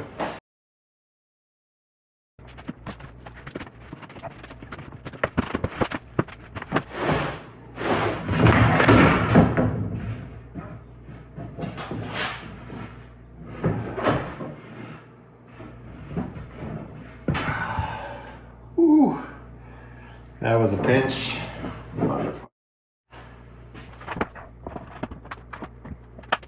So I just noticed when I put this support board on, so when I get down to this end, there's a big old gap from where the planer took a nice path out of this. It's not the support board. It's very clearly straight up until about this point, and then it starts to deviate here. So I think I might transfer my thinking and use this more consistent end of the board and see if I can't make it work out. So I need 31 inches here. If I go to this end, I can easily get that out of this board. And it's in good shape all the way to the end. So now I have to transfer all these marks from the other boards to realign this board. So let's line these up again. 5.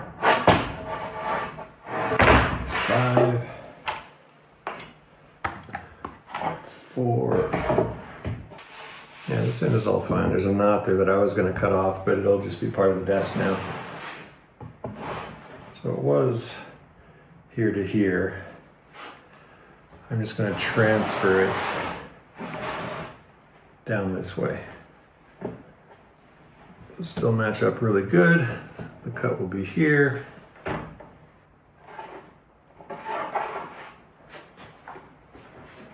So now I just need to transfer the marks from the other board .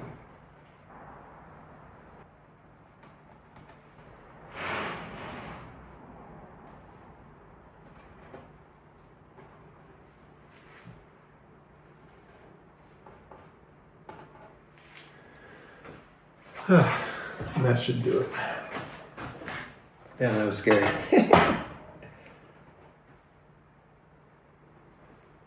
I'll cut it off. Okay, not too bad.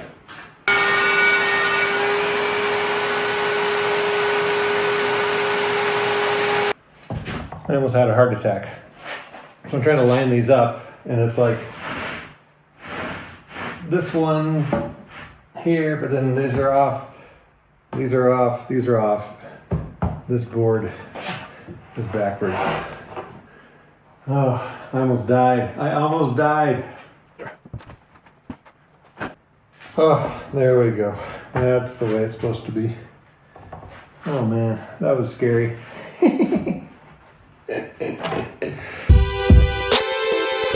Alright, so now I'm counting how many tenons, loose tenons I need to make. So there's 1, 2, 3, 28, 29, 30, and they need to be 2 inches by just under 2 inches. I'm taking off like 1/8 of an inch, 1/16 of an inch off each end, so there's a little room. So now I need to figure out how to make these loose tenons. So I think the plan is cut a piece of wood on the table saw, plane it, and then use the table saw again to make each strip and then cut them down. If I can actually get these loose tenons made today, I can glue some of these together. I'm not in a rush, I don't want to do it wrong, but I'd like to get it going so I can get to the next phase. Pretty cool. All right, so this is the widest scrap I have. 2 by 2. So how many can I get? Oh, it's just barely 12. Well, I'm just gonna play it safe. So I'll get 5 across. So 5 times 6. That should give me 30. I'm gonna go 1, 2. I'm gonna do 10 extra. That'll get me 40. So I'm just gonna use the skill saw, cut this off, start planing this down to the right thickness. Something I forgot to mention when I when I bought these. This is a true life confession. I searched for ear noise protection for big ears, and these do not disappoint. I mean, I can barely hear the snapping of my fingers. It's amazing. They're amazing. I love them. This is them. 3M Optime 105. And it's not that big, I mean, but it works.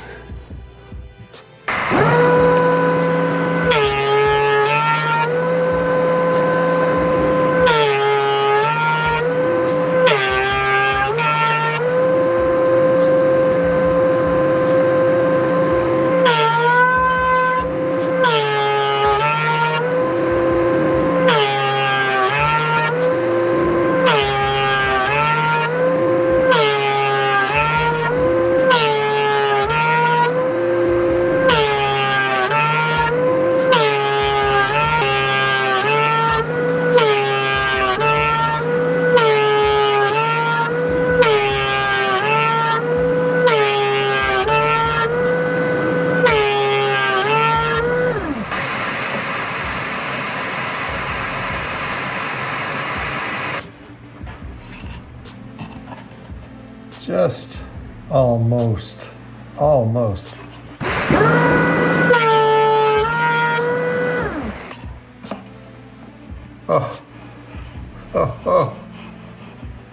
It's close, but it's almost too tight. I'm afraid if they're all like that, some aren't gonna go in all the way.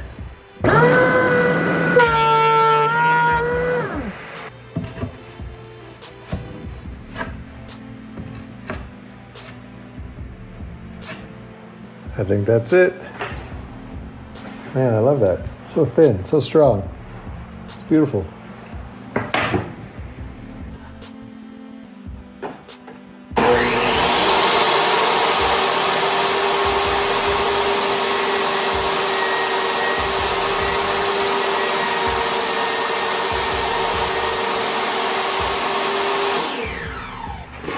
Okay, so that is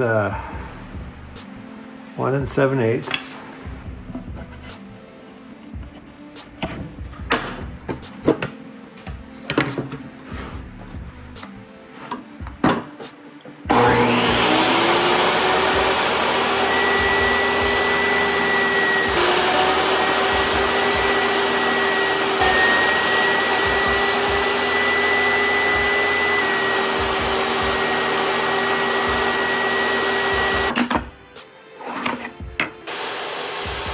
I decided to bevel the corners of these tenons just because the holes are round on the ends, and I figured it would fit better if I took off a little. But my table saw only angles the blade in one direction, so I had to move the fence to the other side to get the right angle.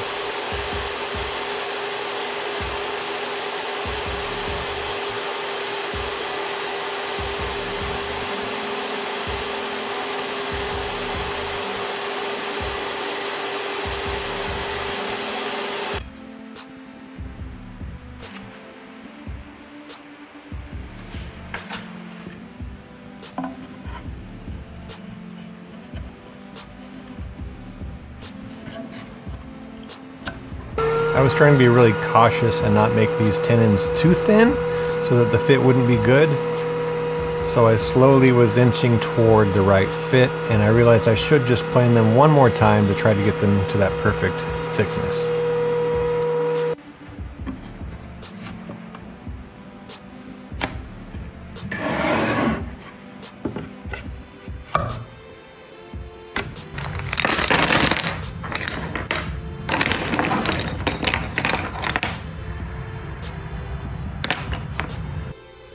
I decided to do a dry fit with the tenons just to see, and I found that depending on the hole and the tenon, it was either a good fit or a tight fit.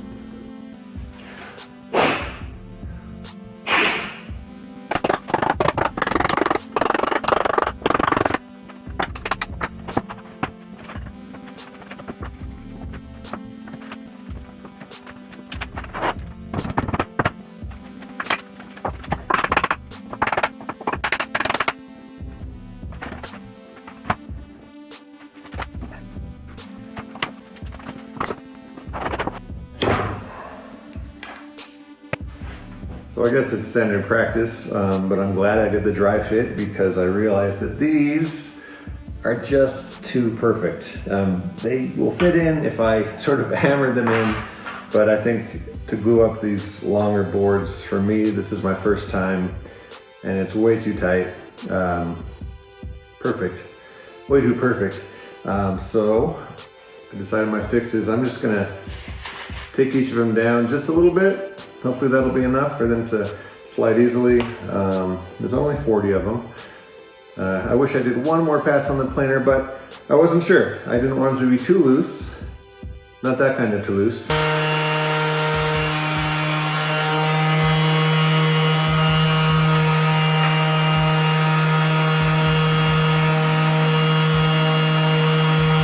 So that should do it. Just gotta do that much on every single one. Here we go.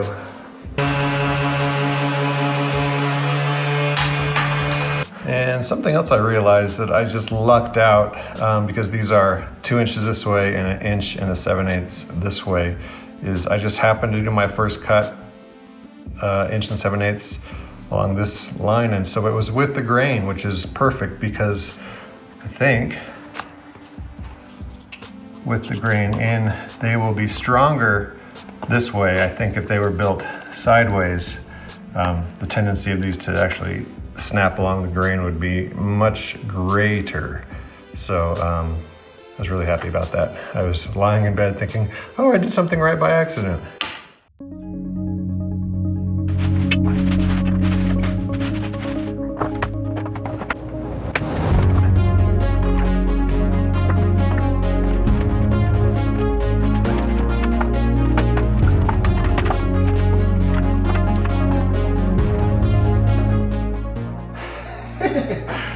I'm so nervous.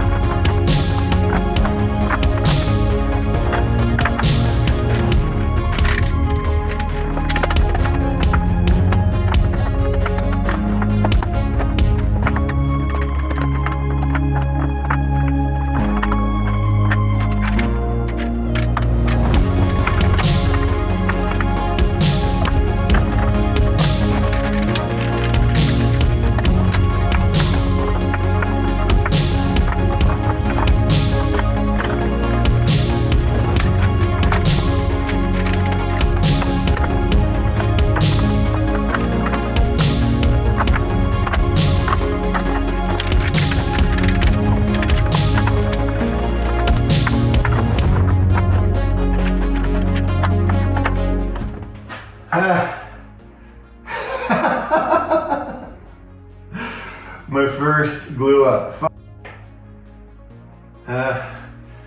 Not bad. And I guess I can put more. Might as well go all out. If you got them, use them.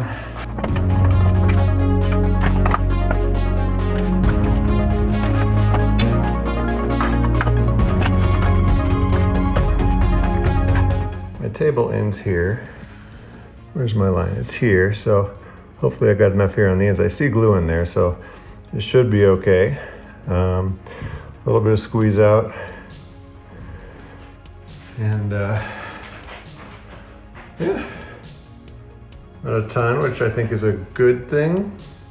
A little more down on this end where I started to rush. But I guess I'll kind of get some of this off. And this is right about here where this bar is. I decided to put a bar on the very end because this is basically where the table ends. So this is the other end, but yeah. In terms of how flat it is, there's like a little lip and it's not really a gap, I would say. It's just a little height there.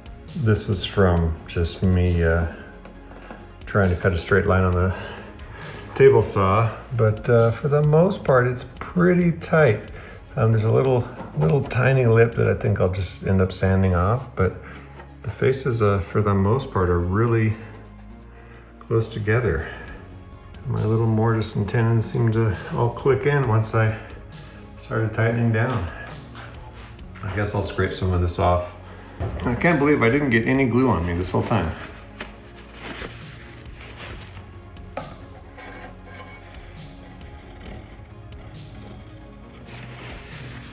Now the bottle says let sit 30 minutes and then don't stress it for 24 hours, but I'm gonna let it sit much longer just because I'm afraid. I'm scared. So I just wanted to talk real quick about the clamps. By far the easiest to tighten down were these old school bar clamps. Is that what they're called? Pipe clamps? Because it's just, I don't know, you set it in there, you push it up to the edge, and this has great leverage and the screw works really well. It just tightened up super fast. It was the fastest of all of them. These were my second favorite, partly because they had the, again, the leverage. When you have this, you can adjust this and really lift this. These are really hard because you have no leverage. You're just using the power of your grip in your forearms. And they were kind of hard to get as tight as everything else. So I'm glad I started with these, tightened down with these, and kind of came back at the end and tightened these back down at the very end. But yeah, in order of ease of use, bar, this, I don't even know what this is, this clamp, and then the ones I bought for myself. So I guess my dad knew what to get.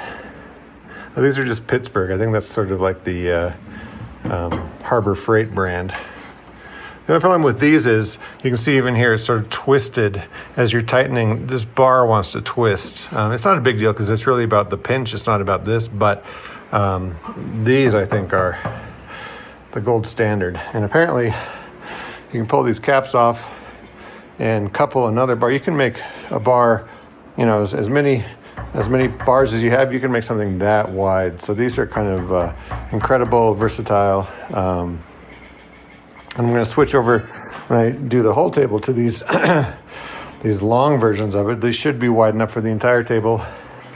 And then I'll have to sort of double up these clamps to span the rest of the table when I do that. So just want to mention how I rate the clamps.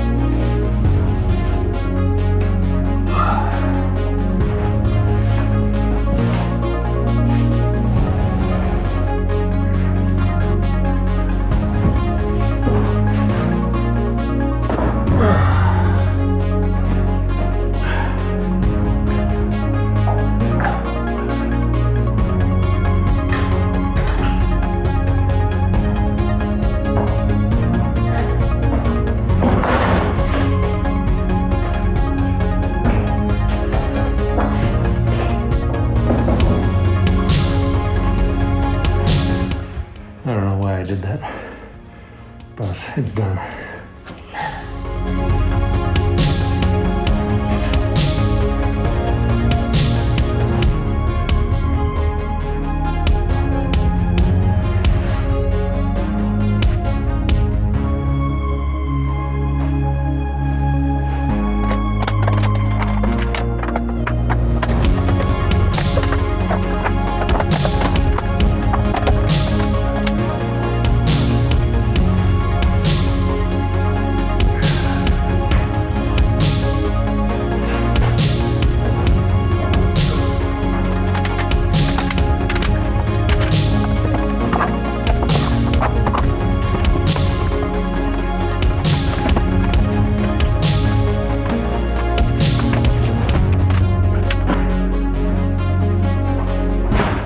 So here's the rough layout of the desk. Whew, always tired up here. So it's gonna come along here, make this turn, split this board right up the middle, pass the knot, make a left, and that's the end. So right now I'm gonna chop off a bunch of extra weight that I don't need. So there's that. There's this one here on the curve, there's this one here, and then this one over here. I guess I could cut those off while I'm at it. I just want to leave a little bit so that I have a little wiggle room to mess up, as I always do. And if you're wondering again why this one's so far off, it's because this one was a lot thinner on this end, so I decided to shift the whole board up. So I'm not really matching a lot of grain. The only grain I really matched on this whole thing is these two here with this like sapwood. So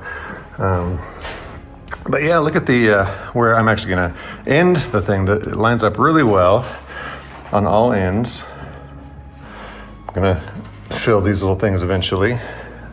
It's a lot less than I thought I would have, which is nice. This has a big knot and a crack, which I like that, but gotta fill that. But yeah, so I'm gonna cut some dead weight right now. And it's funny too, if you notice, like, you can see that this is my lineup and it kind of zigzags. It wasn't, you know, because of the mortises, they can shift a little bit. So it shifted this way on the glue up, but it doesn't really matter. Like I said, I wasn't matching anything. That's why it's always good to leave lots of extras, especially in my case, lots and lots of extra.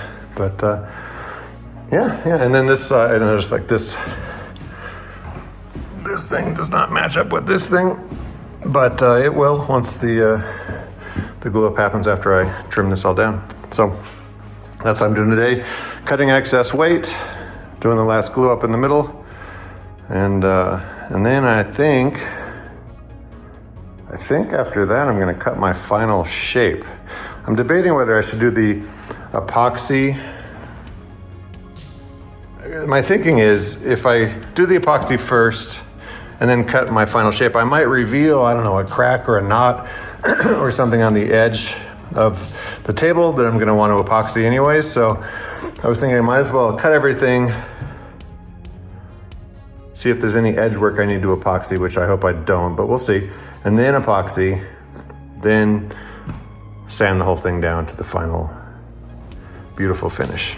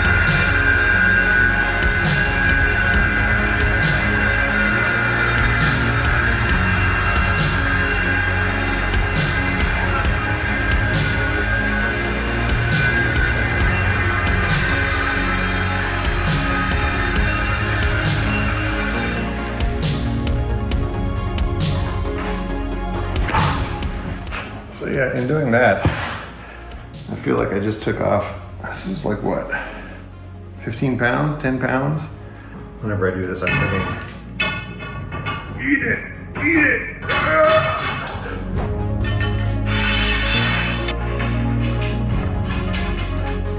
What's cool about this too is like, this doesn't have to be super tight. As long as it's on the threads, it's not going anywhere. And I also realized that it's best to start your clamping with your, the screw kind of in the full open position.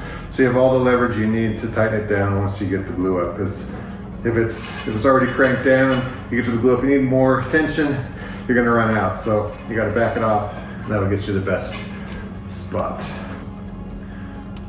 Okay, so now I gotta get these underneath.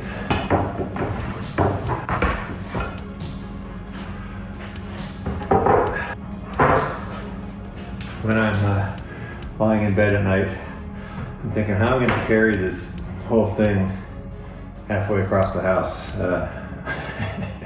We will see. I just cut this off, and this is a turn here where I want this turn where it glues together. Where's my line? Right about there. This section, this was the one part I was worried about. I was just considering like cutting a notch so I could clamp here and just pull it this way so there's as much pressure here as possible. So there's my line.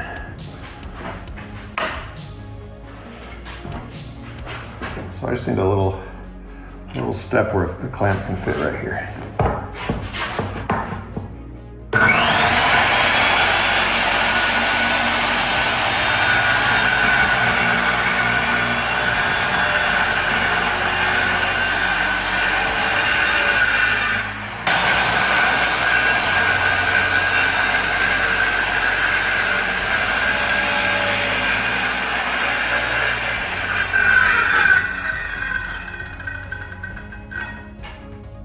There we go.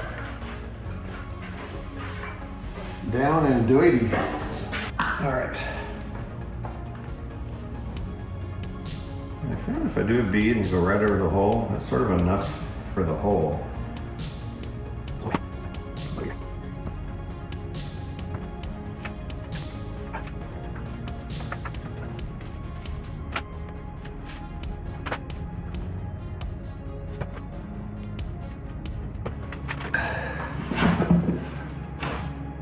Yeah. Good start. Line these up on the ends.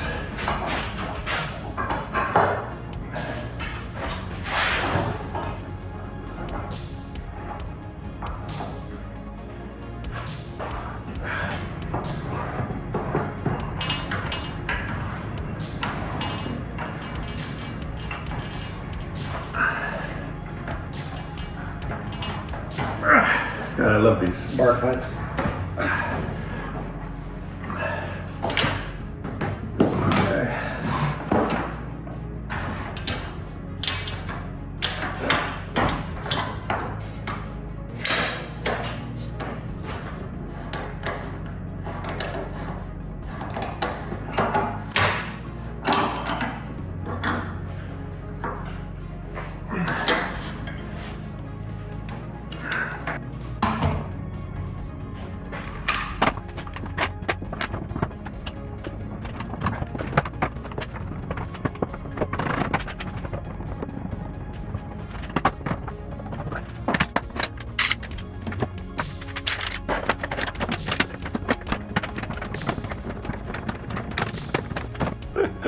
It's not pretty, but it's working. That's on there tight, tight-ish. It's pulling, but these are good. 1, 2, 3, 4, 5, 6 for maybe a 3-foot span. So, whew, that's good.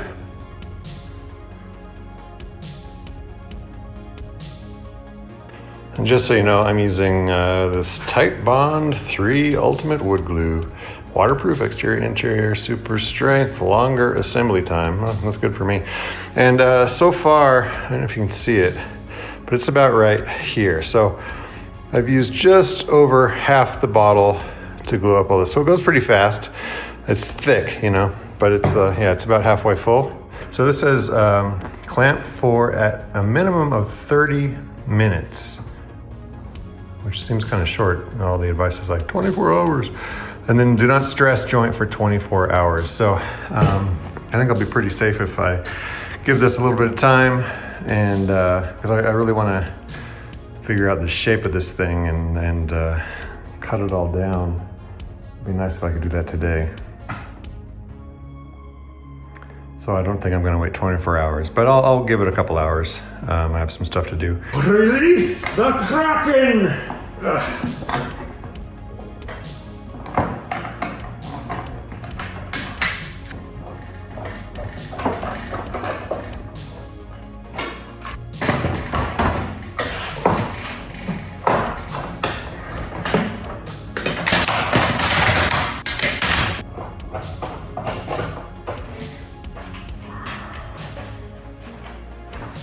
So this has been glued for about 7 hours. It's funny, when I first milled this wood, you know, I wanted a nice, thick, hardy table, and it's, you know, it's an inch. That's not bad. That's not bad. But I was kind of like, oh man, I wish it was a little thicker, because I saw Monica's and it was so nice and, you know, robust. And I thought, oh, I should have bought, you know, what did I buy? I think I bought 5/4 lumber. But I thought, oh, maybe I should have got 6/4, 7/4, just add that extra half an inch so it would be that much thicker. But this thing is so freaking heavy. I will be lucky to be able to move it around on my own. Yeah, so now I want to get it into shape. I'm actually gonna cut the final line.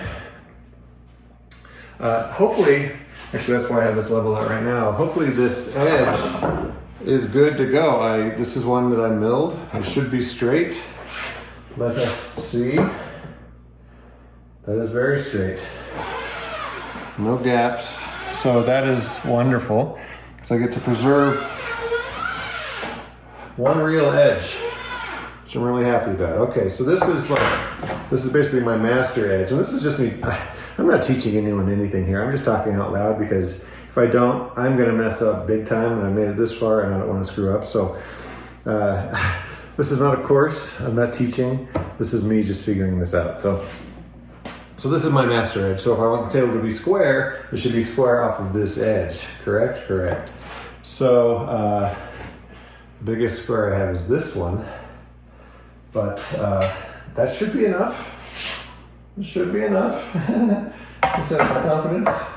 But even if I, you know, square this up here, and this is my mark. I could even use a straight edge like this.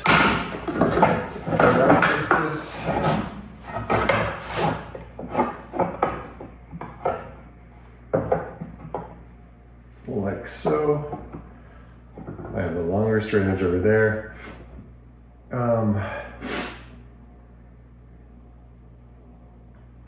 Yeah, this should be good.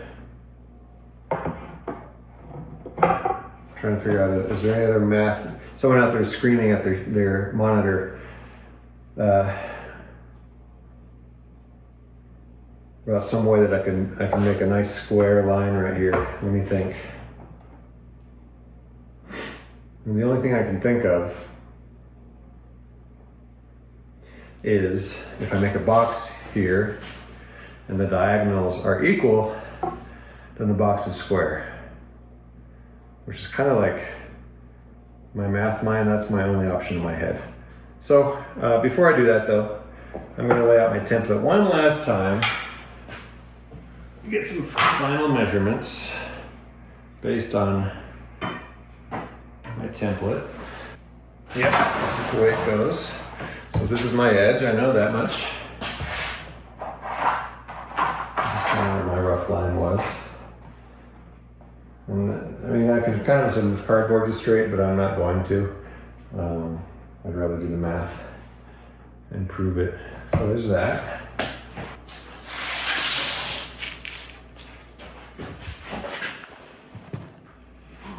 So, and I know that this one is in 2 inches. I wanted to add 2 more inches on the thickness of the return part of the desk. Well, let's mark a line. Let's do it. I like this big fat one because it doesn't break. Okay, let's just pick a line. That's the end of my table, done. And I know my table is supposed to be 84 inches long. Okay, let's verify that. So from my mark,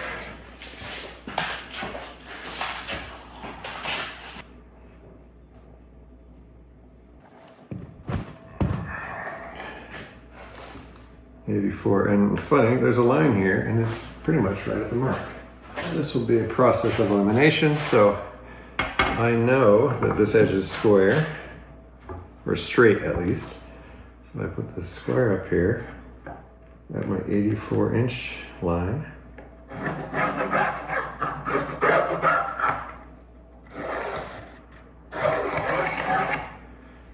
That is the official end of my table, and I know it's 22 inches wide. That is right there. And I know I can also come down here and give myself another mark at 22 inches. If I connect those, that should be square to this. I can double check that. This is fun, you guys. I'm telling you, if you're not doing this stuff, you should, because I didn't do it for a long time, and I'm loving it. I'm really loving it. I wish I did more with my dad, honestly. You know, we wanted to make chairs. We were going to make Adirondack chairs. We bought the plans from Norm Abrams and just never did it, you know. And even when he was dying, he was talking about those chairs, and God damn, I wish we did it. I really do. Let's see. This is not the best straightest because it swivels around a lot, but I think I can do it. I think I can do it.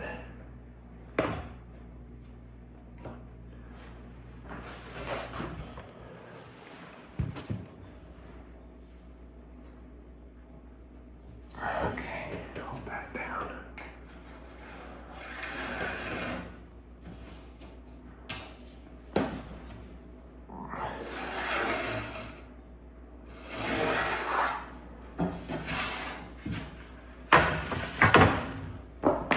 Okay, let's double check that line, see if it seems like it's at 22 inches, and it is right there, 22. So if I cut there, that's good. So this this end of the table is taken care of. Now I'm gonna figure out this end. So there's my mark. That's my line. How do I know it's straight?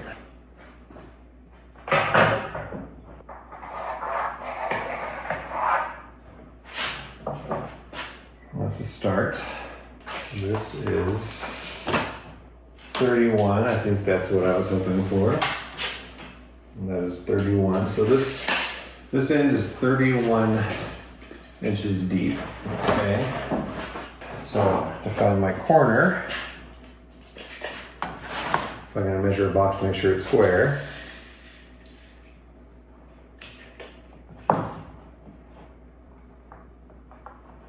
That's one edge of my box.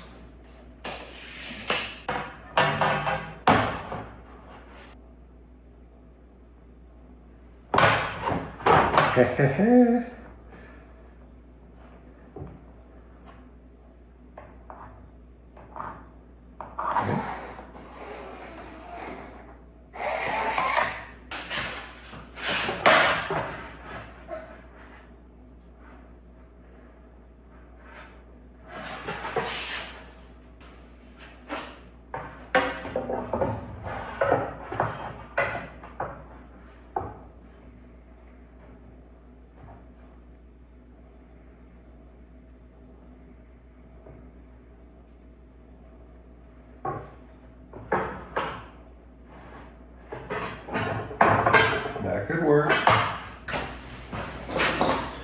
been looking for these tiny little clamps that came with the straight edge for so long, and I finally found them today. I've looked in the same spot 5 times and they're sitting right there.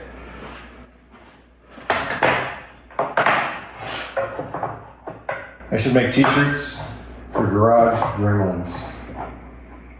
I want this guy to sit here.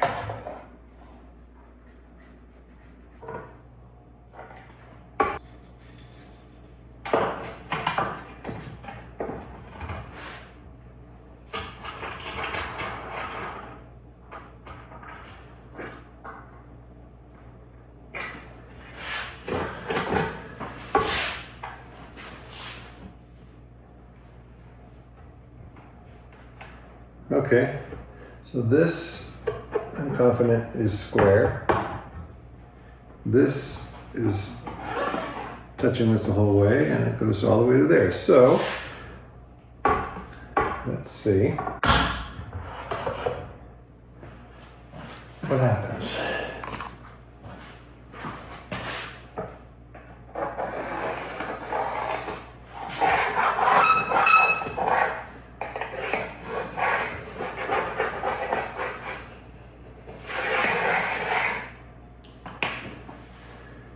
Okay, and then do I know how wide this is? It's 54 inches.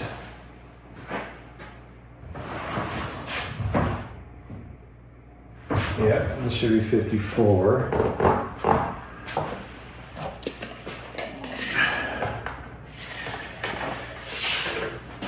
Whew. It's like right there. Okay, so that's 54.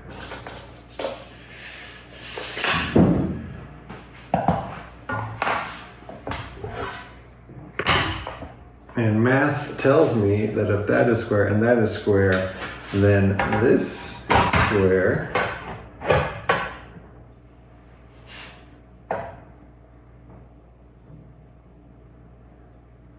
Let's hope.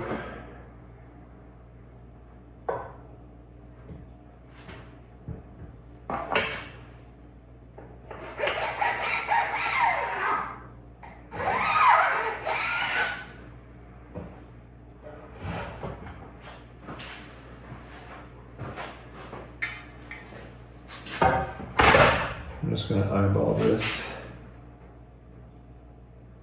to finish my line.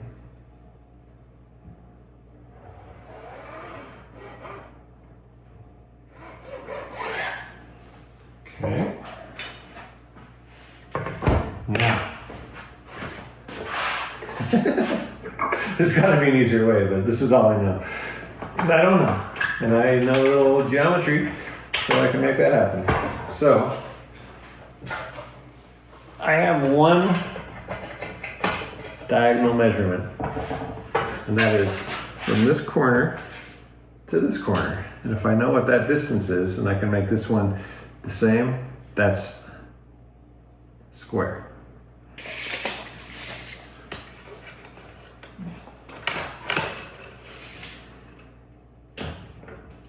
gonna be hard because I have nothing to rest on, of course. Let's see.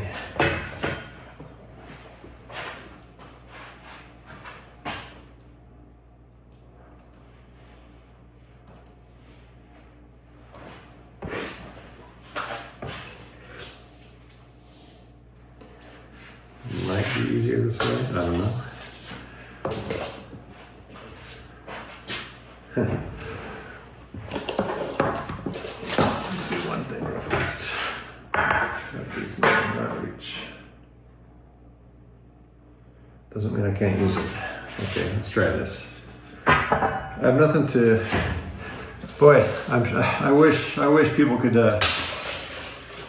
just answer me live. Answer me live right here, right now. What's going on? So this, it looks like, if I'm doing this right, it's like 62 and 3/16. So, I do the same thing over here. I am at, guys, Let me double check here. I don't want to get too pompous here, but I am at 62 and 3/16. That is square. Incredible. Okay. So then,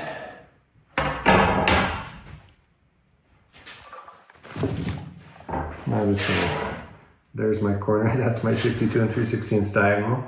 So if I just line this up square, I mean, I could do it that way. I could do it the other way too, huh? Okay, so if I have that, that to me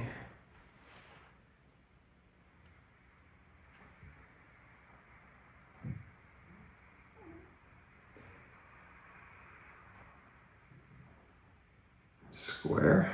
Let me just draw this line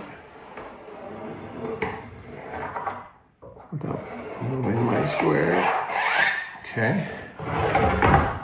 There's my line. I want to erase the bad line. Get out of here. It's close. The cardboard was close. Okay. And hopefully, make these look parallel. They will.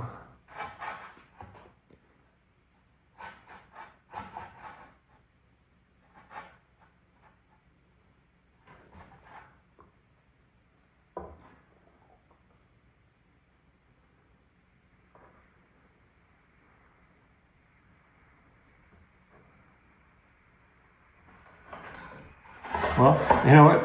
It doesn't matter because my curve starts here. As long as this is square, it doesn't matter. It's great. So my curve is going to start here. Okay, let's do the curve. Again, this is all stuff I've never personally done. I've only seen tell or heard tell. So I need to do a radius here. So for my pivot, and let's see, what can I do? What can I do? The curve I drew here is not a perfect circle. It was just me freehanding a curve. But I think an even curve would be nice. So let's see, what can I do? I can do string, as long as this stays down. So it looks like, is that it? Is that all I need right there? I'm gonna go get some string. Okay, so this is crazy. Haven't been in this house this long, so we don't have any string. I know on our list is to buy some string for cooking. We just don't have any yet. And so I'm looking through my toolbox and my cabinets and there's no string. And then I open a cabinet and I find this. And my dad went sailing. He sailed from Hawaii to California one time. He did it a few times to deliver boats. And on one of the trips, the propeller rod wasn't catching. It didn't have friction and it was just spinning and not turning the propeller. And so my dad figured out that if he got down under the boat in the ocean, in the middle of the ocean, and he wrapped something around the prop rod, and if it was thick enough, it would catch and it would spin the prop and they could actually get home back to California. And he also knew that if you put something synthetic like a line from the boat, nylon, that it would melt. And so he knew he needed something stronger and organic, and he pulled the threads out of his Sperry topsider sailing shoes.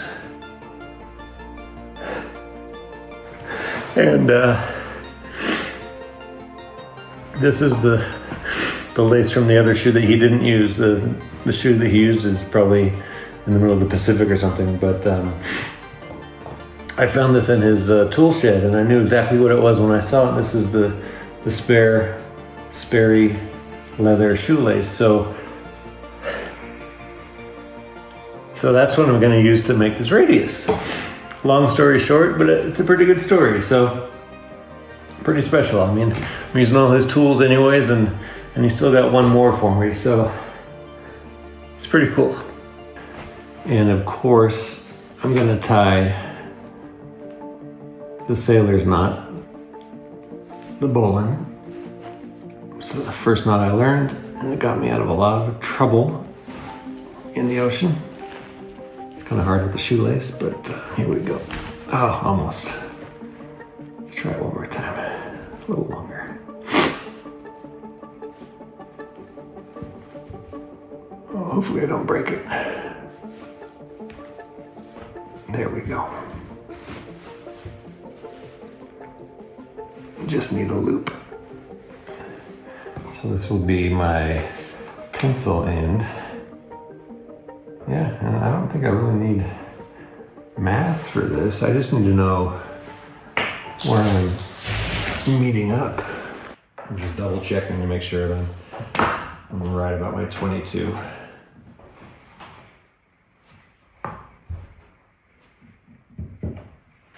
So that's weird. That's not 22. What is this thing? Oh, I know why. I know why, because when I was squaring this over here, it says 22 here, but there's another 1.5 inches hanging off the edge of the table to square it up. So that line was wrong, but I can easily make it right.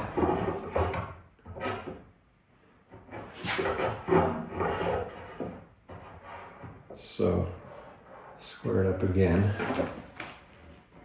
There's 22, add 1.5 inches. And that is my true line. Glad I caught that. Whew. You see? Measure 4 times, cut once. I don't know if you can see that, but yeah, that's the difference of 1.5 inches in my table width. So this is my true corner out here. Phew. Good catch, Clayton.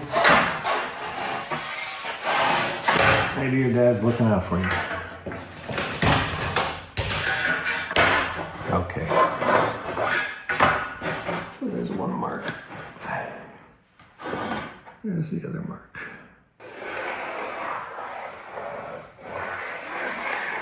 That's more like it.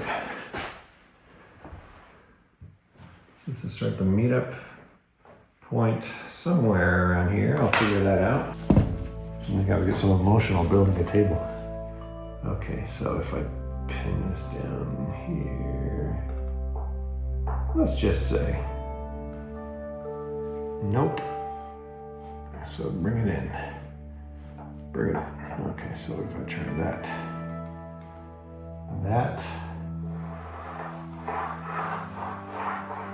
that seems to work.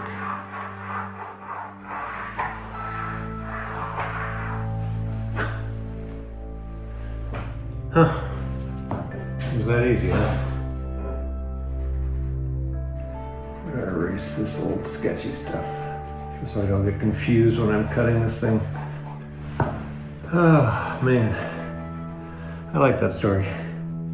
We always said my dad should have gotten a sponsorship or a magazine advertisement at least telling his story. All right. So, I guess I'm done with the tenons. I have marked out my table, and I believe I'm prepared to cut it. Boy, this is the scary part. All right, here we go. I've been debating whether I should use the jigsaw or the skill saw. I don't have a track saw. The nature of a blade on a jigsaw is it's wobbly. And I'm sure it's by design and it's supposed to work that way, but when you're cutting, it's got this flex at the basically the surface of the wood point, and you don't have total control. I mean, you can get pretty, I'm sure people are good at it, but I'm not good at it. So I have to use it for the curve, which is fine. But for the straights, I don't think I could trust myself to make a whole straight, even with the straight edge. And there's something about this, I guess it's fine. There's just something about this front that didn't feel super square to me. It's like a little thing I'd love to just get rid of, that little burr. There's one over here too. I just didn't trust that this was going to be super straight against the straight edge. So I'm definitely doing skill saw for all my straights. I just have to really double, triple check the math to know that my offset for the blade is right, because on something I did earlier, it wasn't.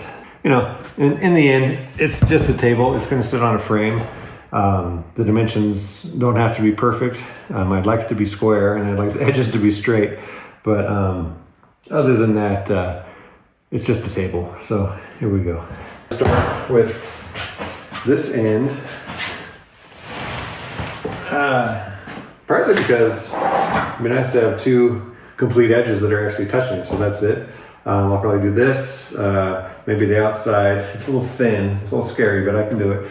And then that end down there, and then I'll work on these two straights that converge into this curve, which is the scariest part for sure. But make sure I'm all clear of everything over on this side. I'm just gonna use these, that's all I have, these straight edges. So just put this back together. It's always the hardest part. There we go. I really like this straight edge. It was like literally like $38 at I think it was Ace Hardware. But it's great, you know, if you want to cut something with a blade, you can have your fingers inside here and you're not going to slice your fingers off. And, the other thing I don't love is it's got an angle on it, so when you clamp it down, it tends to slide against the angle, but you get used to it. So I should either really read the manual or do some tests one day, but it's got these, you know, guides for the blade, but I don't know what that means. I mean, I can put it right there, but where's that going to cut? Let's just double check this. So if it's from this to that, right? That's what I need to measure, which is this to that. So if I do that,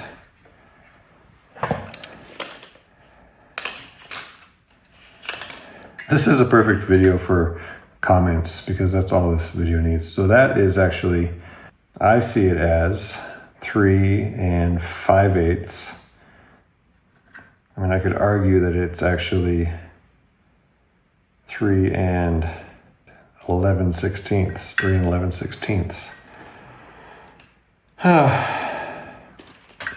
I got to do some test cuts. I don't want to test on this. I've worked too hard. Okay, so again, it looks like 3 11/16. Let's test. And for some reason, I'm a lefty. I like to look on this side. I think this is built for a righty, so you can like hold here and steer with your left. I don't know why I can't see the blade. That's my problem. I just cannot see the blade from this side. So I think that's why I've just learned. I don't think it's meant to go this way. Maybe it is, I don't know. But it's like, maybe it is. Maybe you're supposed to see the blade. Who knows? If anyone knows, just let me know. Let me know in the comments. This is, like I said, this video is comment hell. Okay, so let's do some tests. Let's imagine I want to cut this board off. Let's just say here. So that's what I want to be gone. And I want to save, I want to lose everything on this side. So up to the line, that's my goal. Okay. So my measurement, as far as I could tell, was 3 11/16. So it's right on the line. 3, 1, 2, 11/16. I'm gonna do the same on this end. 11/16. So I'm thinking, I clamp this down so that it forces the edge of that guide. Such a weird number, but it seemed right, so we'll see. These little C-clamps work surprisingly well for this guy. Okay, so I got my target line. I want to lose everything on the side of the line. I have little marks right here and here, 3 11/16 beyond that line, because I believe that's how big the fence to the blade is. I'm just looking at the line and it looks pretty close. It looks like I might be right. I just realized something as I was about to do this is my measurement should not be to the plate of the blade, it should be to the teeth of the blade, because they are actually wider than the plate. So I need to come back out here, hit the tooth for my measurement. So I'm seeing 3 5/8. 3 5/8. I think that's accurate. It's 3 5/8. So I'm gonna remeasure. Looks good. I want that line. I want this side of the line gone. We will see what happens.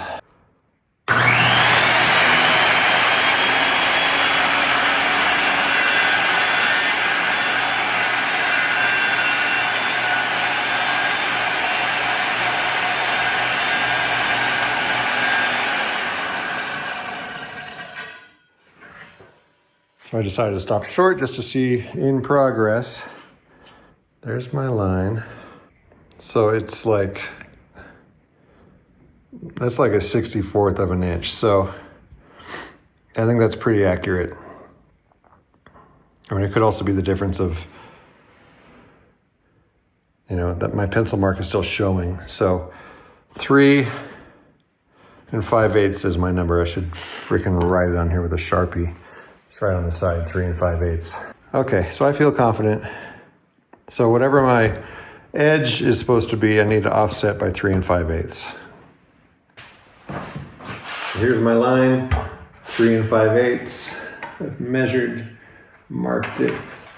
I sort of covered the mark I made, so I'm gonna do the same over here.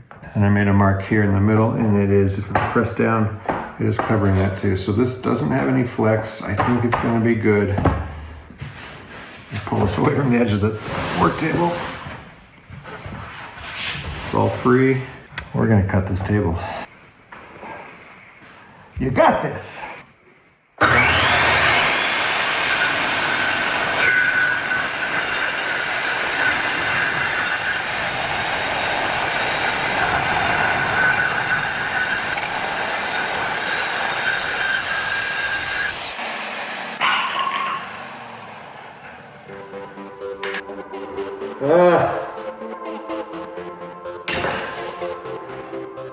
Whew. That is a nice, clean, straight line. Oh my God, I'm so happy. I'm so happy. Oh my God. That was nerve-wracking for sure. Oh, man, that's great. Oh. All right. Look, guys, it's the end of my table. Oh man, it's so cool. Let's check to see if it's square. Dude, that is good. Oh my God. You don't know how hard life is for me when I do stuff like this. The fact that this is square is like a little miracle. So let's celebrate. So I'm gonna set up my next cut, and I guess it'll just be this one here because I'm already set up over here. So I'm gonna let Chewy back in. Good girl, thank you. Thank you for waiting. Can I get your respect on you? Yeah. I think for the rest of this, I only need half of my straight edge here, so it's kind of exciting. 3 5/8 is the magic number.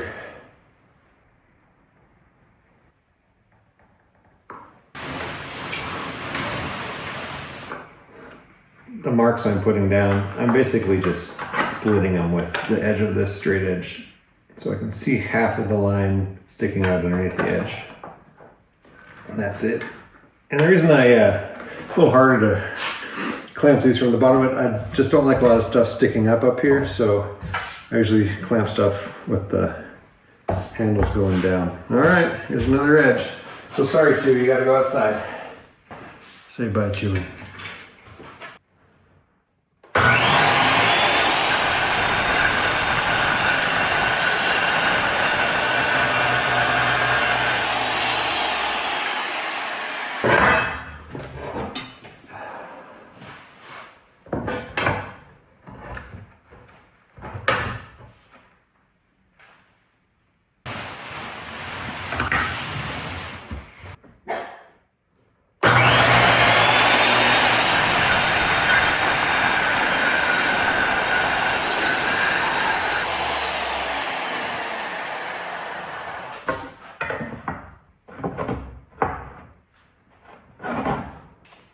Wow, what a relief. Nice. This, I've realized this is another good opportunity to dismantle the middle part because I could use the gap as I do this, so bear with me.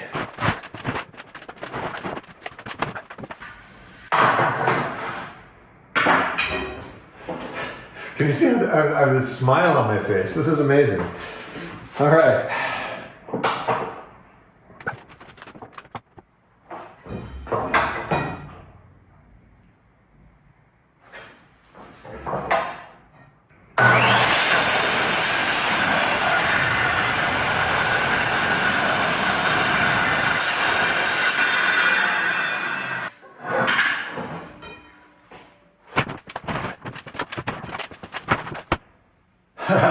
So now this time I can't use the same measurement because I'm cutting on the other side of the line. So I gotta figure that out. Now that I trust my measurements, it should be a little easier. So this is gonna be this way, this side, this fits, okay. I gotta say, doing these videos is really helpful because it makes me talk out loud to myself even more and make sure I'm doing things right. 1 7/16.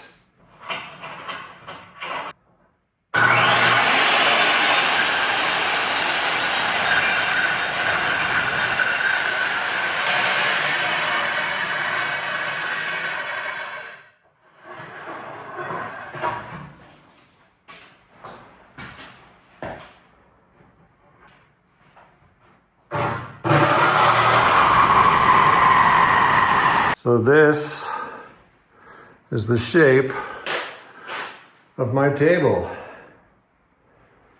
There's a little sanding I need to do in some of these edges in here. There's a little lip here where the skill saw stopped. Circular saw, I should say. I guess it's a skill saw. Where it stopped, and I was pretty close. Not bad. But, and then it's like maybe a little bump here that I could smooth out.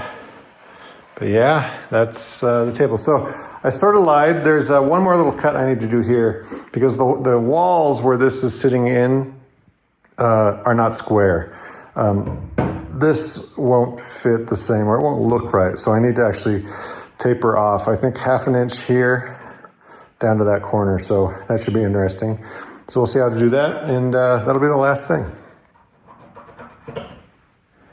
I need to taper 1/2 inch to this corner. Wish me luck. So if I go here to here, that should take a 1/2 inch taper off the whole edge. Please be right. And this I don't really have to do. I'm asking for trouble, but I'm doing it anyways.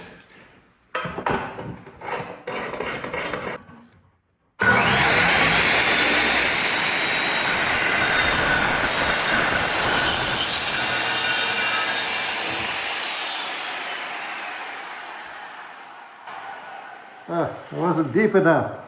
Try that again.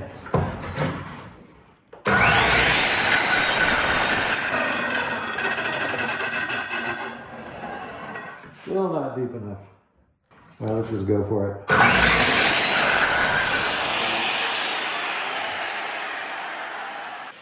And that worked. You can see that I missed that first pass, so I just gotta sand that line off, but that's it. So my table is no longer square.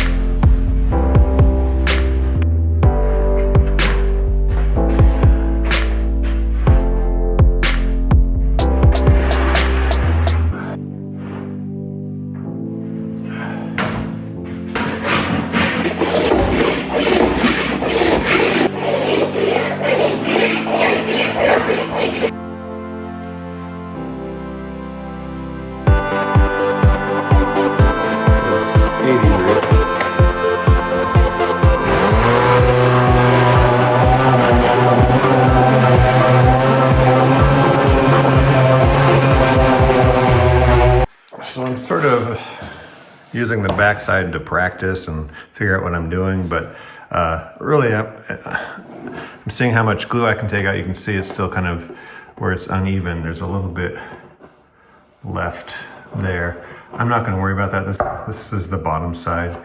If anyone wants to come scrutinize it, they can climb under my desk. But I do want to work on this little stuff here because this is the end that sticks out most in the room. So I just want to clean up these little profiles here so this line is as clean as possible. I'll do that on the top side once I get there too, because that's even, but there's just a little edge there. So I took off a good amount. I mean, in doing this, I realized 3 things. This glue is really hard. I think it's harder than the walnut. Number 2, the walnut is really hard, and with whatever this is called, this cheese grater, I don't think I have the tools to do what this would deserve. And number 3,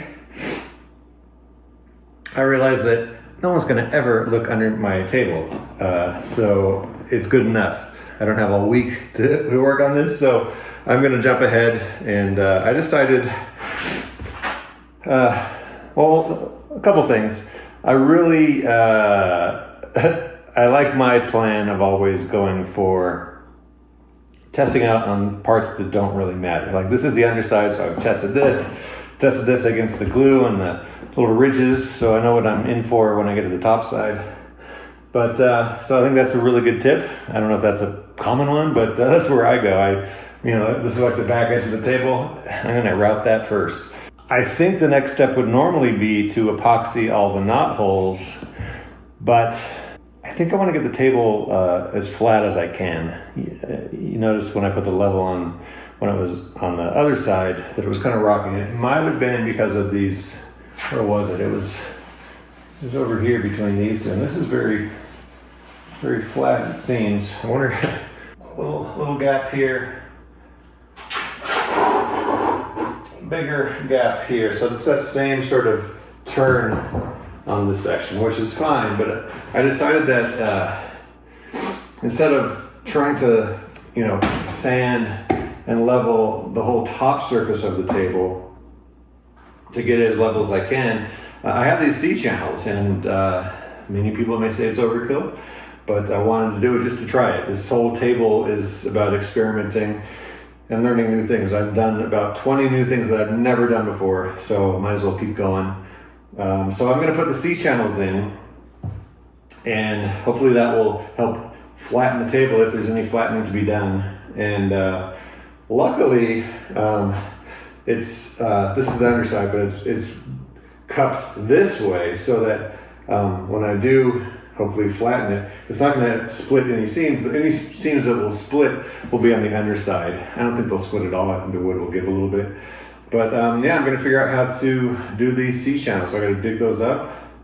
I've got my template, luckily, marked out to where the frame will be attached, and then that will tell me where I can put my C-channels where they won't interfere with any attachment screws once I get the table all put together. So I'll get to that now.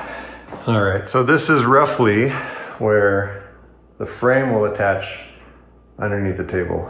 So I have these C-channels. Let's get those out and check them out. I got these on Etsy, and yes, I promise Etsy I will review these as soon as I use them.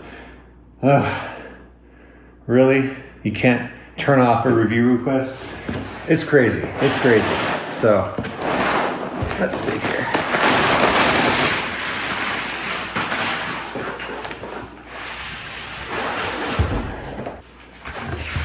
Packaged up all nice.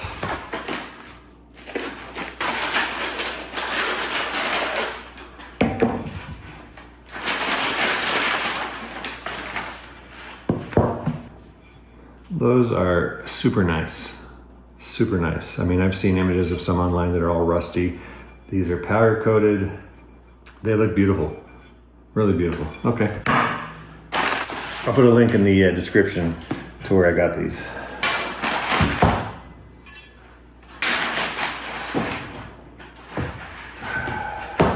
And these are just as beautiful. They're like perfect, aside from my spittle. Yeah, they're gorgeous, gorgeous. And I bought these little extra packets of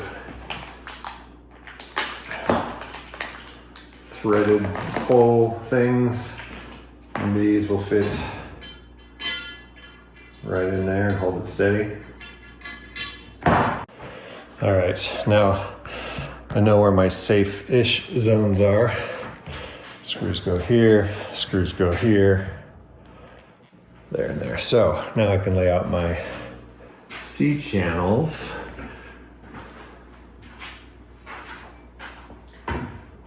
Know that even if it's under the legs, it's going to be countersunk. It will still do its job.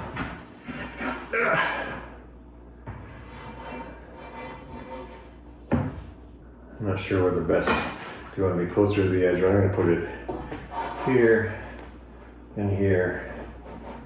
I may have needed 3 of these, but I got 2. So I'll do one here. I think I'll do one here. And then the rest will be, the stand will hold it. And then I'll have the stand here. So maybe screw here. Maybe something like that. And I could put it way out here. Maybe stretching those out is a little better. I don't know. Is there a wrong answer? I could go here between these screws, closer to the edge, give myself some edge stability. Maybe I'll do that. I'm gonna put this in the middle of that span. Yeah, so it's gonna be my C-channel layout. Cool, so I'll mark it on the bottom of the table, take away my template, and really line them up. So in terms of taking out and basically insetting this piece, I think these are my options. Something fat like this is probably pretty good because it's going to take out the most and the fewest passes, which looks like it kind of does the same thing, but it's not an edge thing. That's fine. So this is maybe the right one. So this is my current leader. There's this big fatty. That's actually going to take out a lot. It's not going to give me a sharp corner. I might want this smaller corner radius. Let's see. That's somewhere in the middle. I also have this selection, which are really, does this have a name? No. These are edges. And these are, oh, this is straight. That's straight. That's a 3/4 inch. Looks like the same. Yeah, that's a 3/4 inch. Okay, so these are my straight ones. I think I'll go for the 3/4 inch. And then I'll use my my up spiral bit for the edges. So a combination of these two. And luckily I found it is a 1/8 inch round over. So I'll test that. That might be what I use on the edges of the table. So I'll test this for the edge of the table, see if that's too much radius. I don't want it too round. And then I'll use these for these channels and see what happens. And I figure since this is more precise than before, it's time to read the manual, see what these things actually do. I read the manual. This is how it works. This is really for my benefit. The bit is installed. The nut's tightened, so it's in there. So it says to lower the router until the bit touches the table. So that's 0. And then it says to take this little stair-steppy guy and put the lowest step below this rod. So, and let the rod contact. It says that's 0. So then you take this little indicator, put it to 0, and then you raise this whole rod and indicator together to the depth that you want to cut. So I want to cut 1/2 inch. So I'm going to put it there and tighten the rod. So now when I am working and it's it was at 0. If I depress and go all the way down, that is 1/2 inch. I think I got it. So this is this little straight edge I found that my dad had. And I guess it just works. That's on. That's loose, I think. Wait, is that loose? Yeah, that's loose. Up is loose.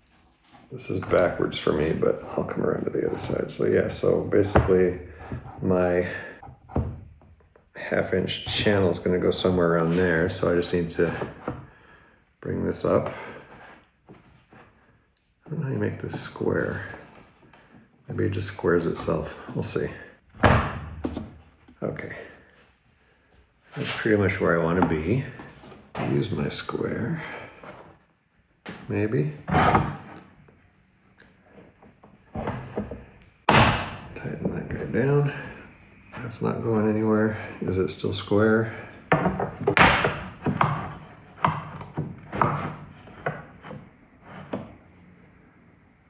Yes. Let's see if this still is in line with where I want to be. Not quite.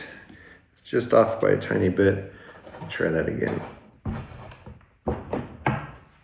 That's right on the line. Let me see if I'm square still. And I am square.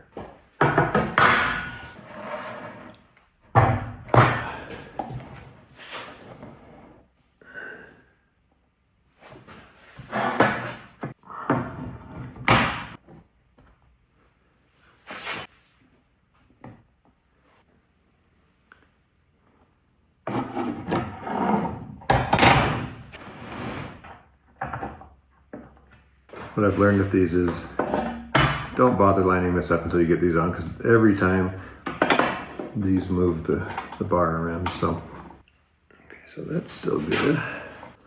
All right, that looks good. As my dad would say, good enough for the girls we go with. Whatever that means.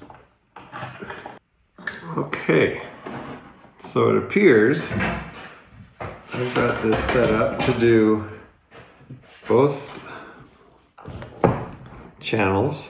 Let me mark that end a little better. Here is the end. I can see why you would want a white pencil when working with dark wood. Okay. I think I'm just going to eyeball the end. I mean, again, these just sit on the underside. No one's ever going to see it, so I think I can eyeball a pretty straight line. So we'll see. It's getting cold though, and I'm going to get dusty, so it's time to put on my sweatshirt.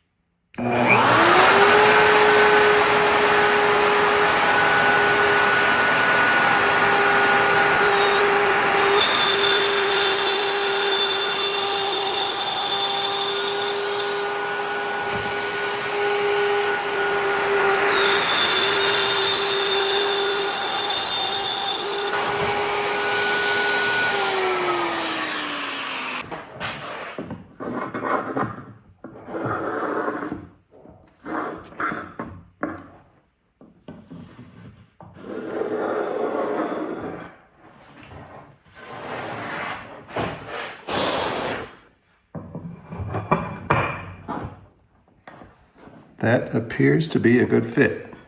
While I'm here, I'm just going to do the ends with this set at 1/4 inch.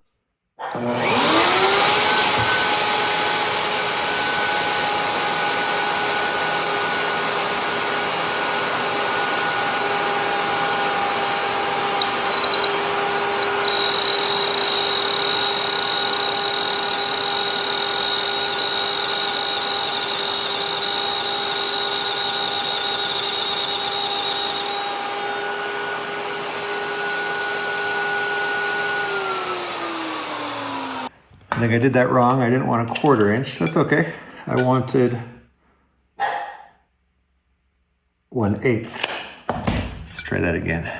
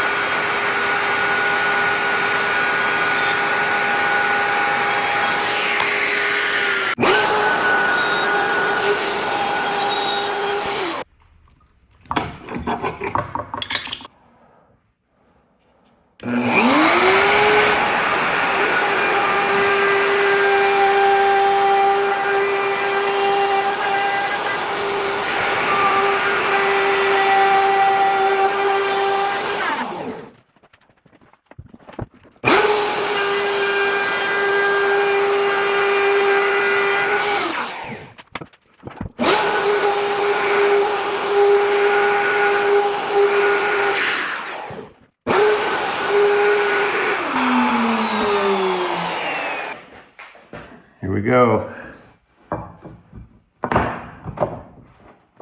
Okay, so what is not fitting?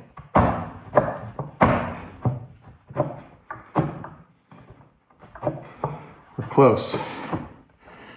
So I think it might be the fact that these are like triangles. So I may need to go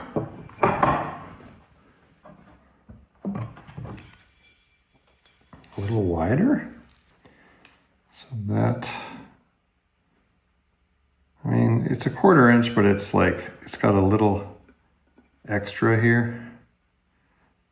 So, I mean, to be safe, it's more like 5/16. So my channel's wide enough, I can tell that. Yeah, it's just that extra little bit. I guess the easiest thing is just to nudge these forward a little. Really like 1/16 of an inch forward. Same with this guy.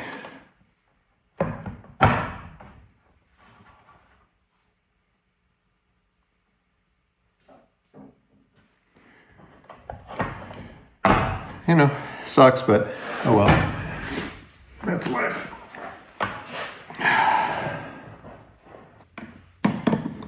I don't understand how this thing works. Taking these out isn't so stressful because you realize you can get it back to the same depth you had before. So loosen this, sink the bit to the surface of the table, unlock it, make sure this is seated all the way down, and then you can look on this thing and line up the 0 with 0 and then raise the whole bar.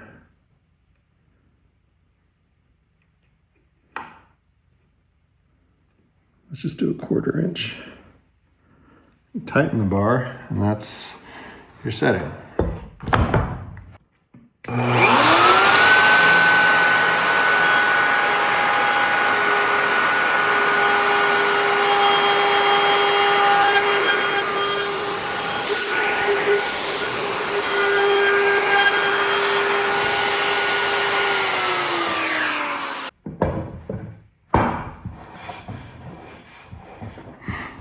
Okay, so that's good, but it's just a little above the surface, so it's this flat part I need to take down just a little bit more. So I thought I was 1/4 inch, but 1/8 of an inch, but I need to go just a little bit more. This is why I started on the small one.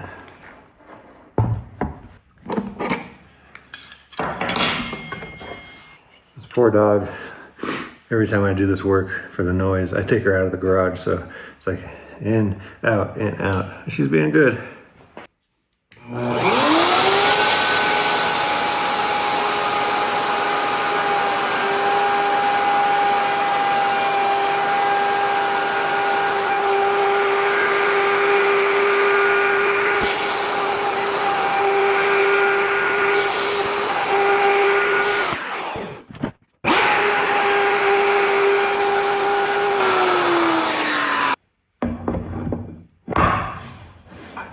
So it's super flush. I mean, there's a tiny raise here, and I don't know if it's because this board is a little higher than this board. Maybe the router had to come up and then drop back down.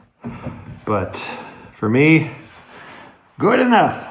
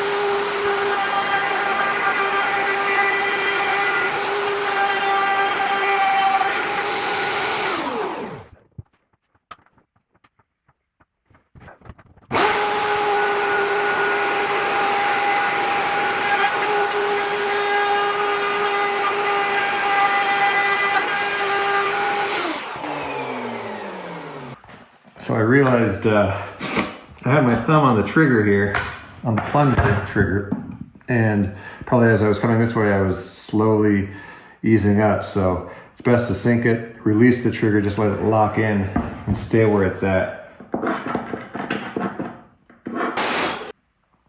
That's interesting. I can see I got some of my mortise and tenons here. Are you ready for your big reveal? Almost. It's just up a little proud. Why is that?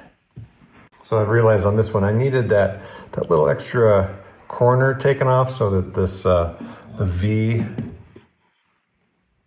this angle, has somewhere to go. And I thought I was being so smart. I did like 1/8 of an inch one, but then once I cleared out all the middle, I took off my corner basically. So I had to make that just a little deeper than 1/8 of an inch, like 1/4 of an inch. Then I would have got that angle I needed. So I'll try again.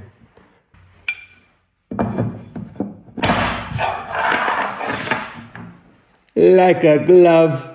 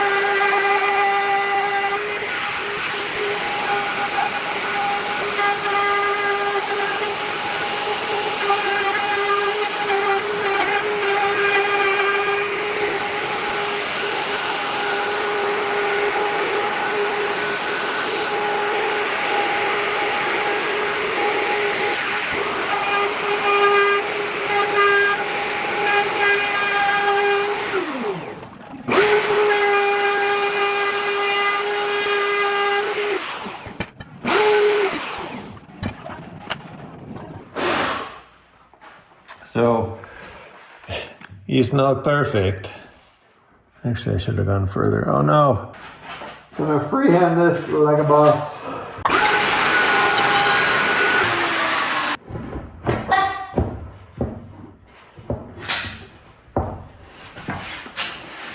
Good for me.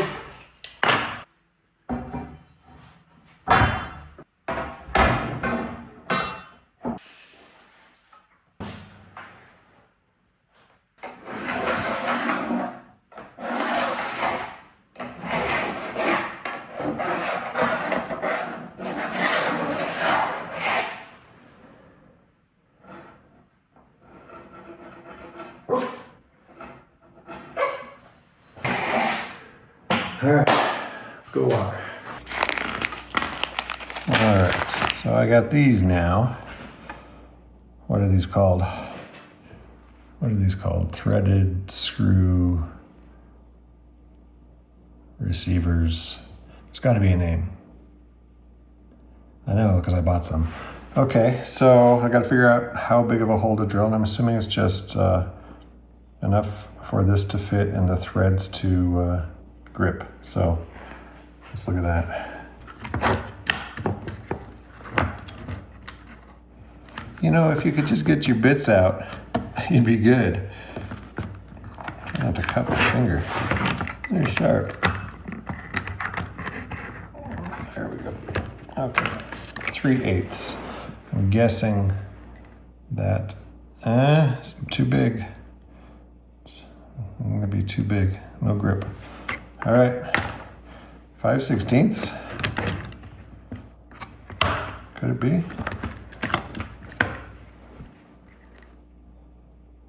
That looks right.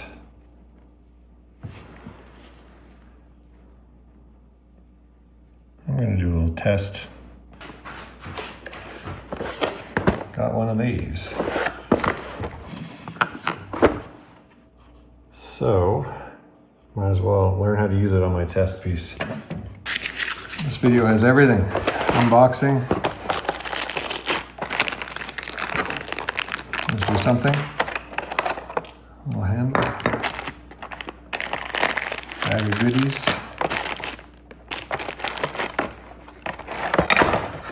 Base. Metal. Nice.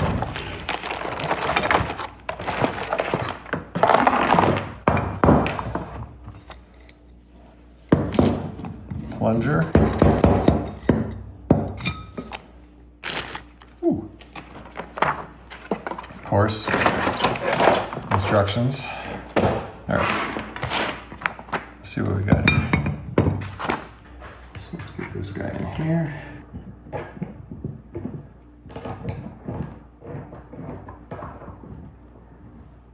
Okay.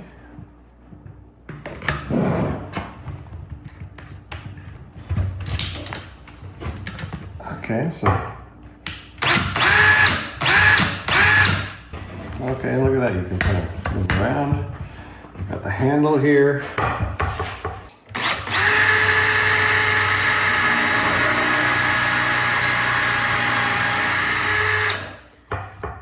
Look at that. I made a hole.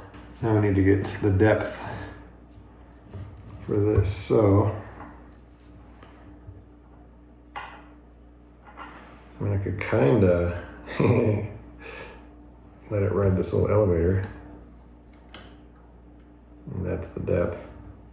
I'm sure that's not in the instruction manual, but it works for me because everything's relative, right? Okay, so let me get this squared up here on the surface. Let's try it.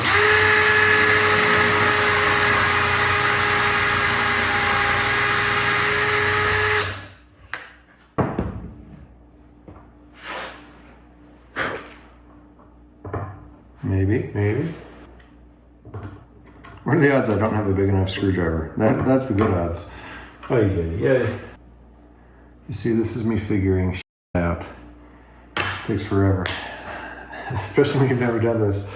Oh, excuses.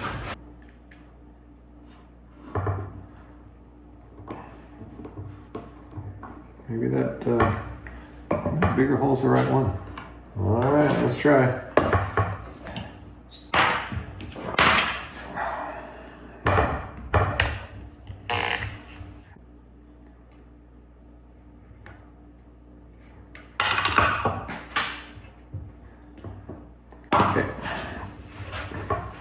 one bigger.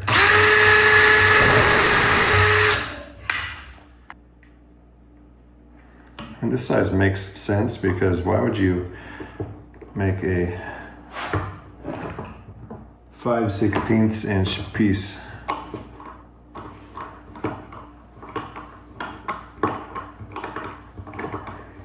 Well, that looks like it's gonna work. The screwdriver's sort of working too. Hopefully I didn't ruin the threads on the inside.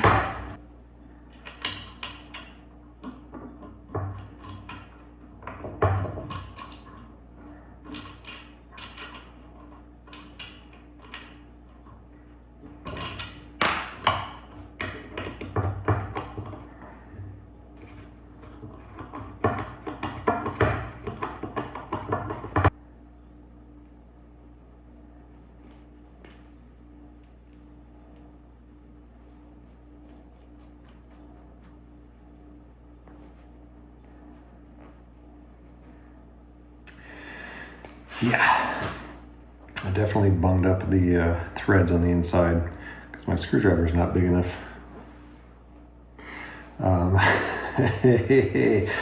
Well, so I noticed that these little bolts, they don't sink in. They have a little, what's that called, a machine head. So it's gonna stick up just a little bit. So I've got to double check with my template to make sure that none of these will be sitting, if I put them in, under any of the railings. So unfortunately, I gotta lay that back out again.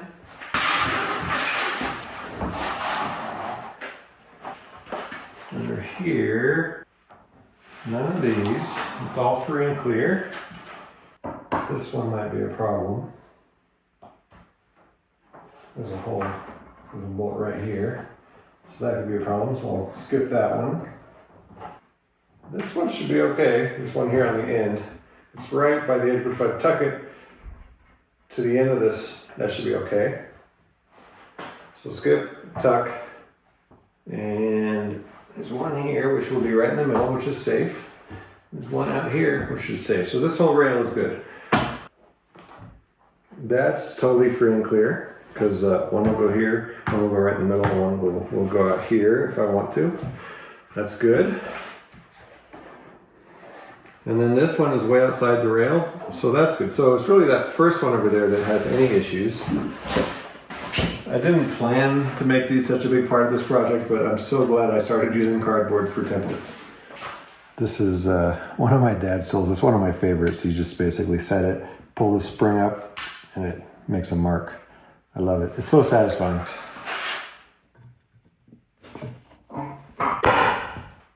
Beautiful.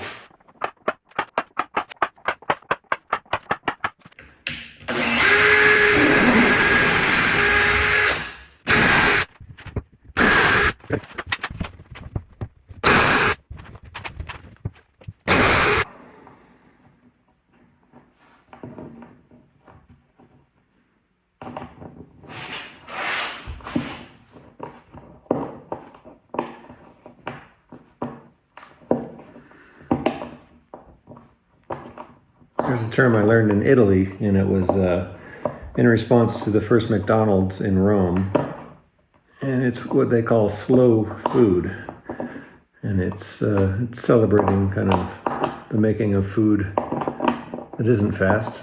And it's made with local ingredients, and it's all really good. So that's kind of what I'm doing now, is slow building.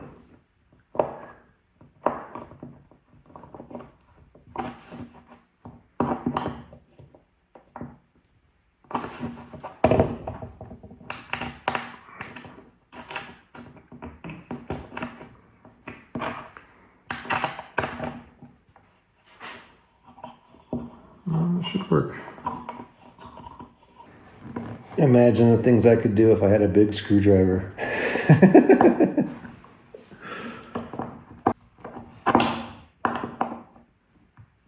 If anyone has a better tip for this, let me know. I'm gonna go ask my neighbor. Oh my God, I didn't go to the neighbors. I realized I might have something better. A little Bigfoot. Let's see here. Oh, almost. Ow. Nope, needs to be narrower. Shoot. I realized I have this little mini crowbar that sort of fits perfectly-ish.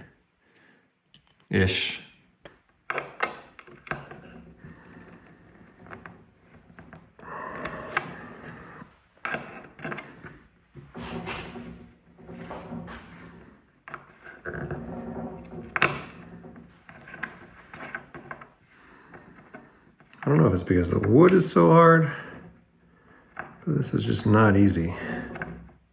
Probably because I don't have a giant screwdriver, but aside from that, it's just been really tricky to get them to go in, to get them to go in straight.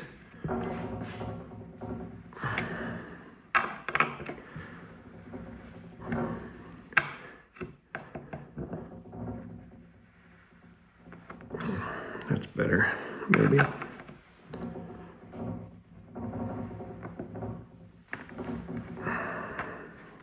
This has taken the most focus of this whole thing.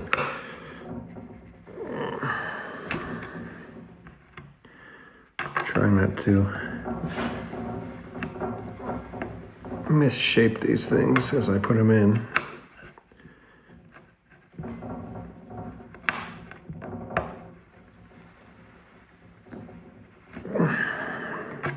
See, it's already at an angle.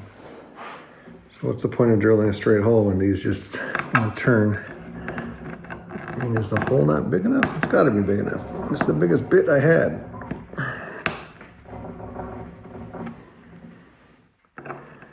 I don't know how people do this.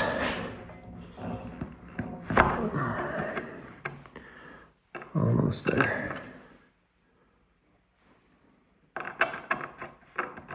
It'd be crazy if a giant screwdriver would just make this so easy.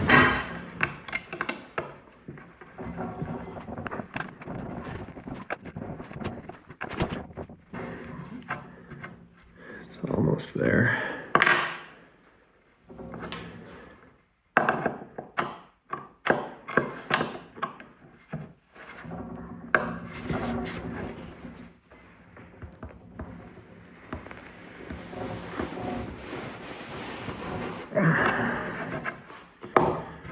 Maybe.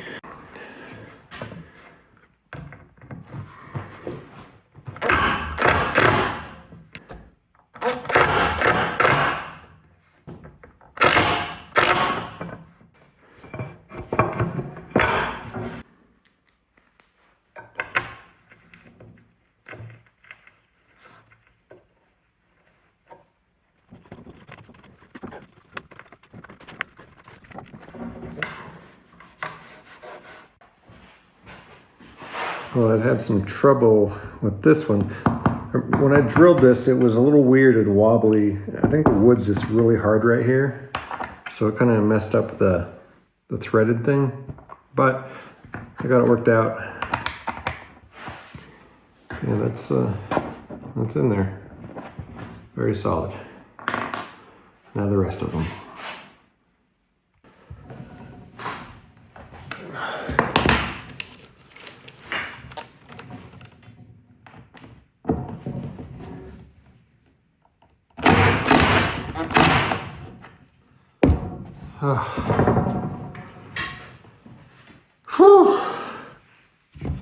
So this one is apparently damaged beyond repair. I can't rethread it. It's all eaten up. So the lesson here for me and you is don't be cheap. Buy more than you think you're gonna need. I got lucky. I was able to repair these last couple, but would have been nice to have spares. A lot less stressful for $10 more. Whew.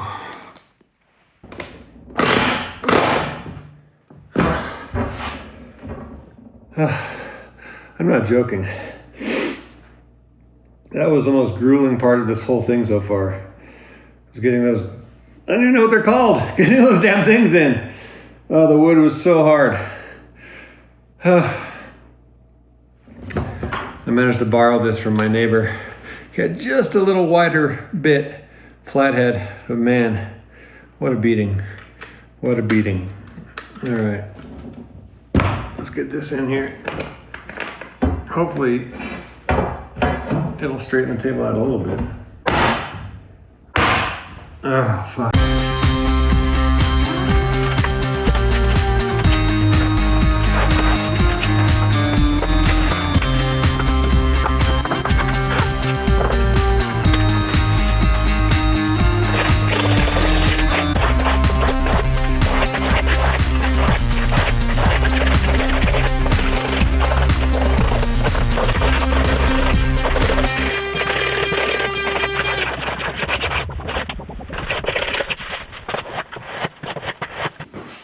All right, so last night I couldn't help it. I didn't leave the garage. I grabbed this little guy again and tried some more, and I discovered that sometimes it just works better when you pull. It's sort of got like a little grippy thing, and when you pull towards you, sometimes it's a little more effective. I mean, it's still a cheese grater.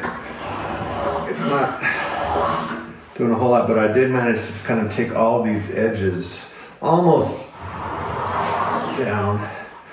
Unfortunately, sometimes this thing grabs the wood and really gives it a rough line. But I plan on,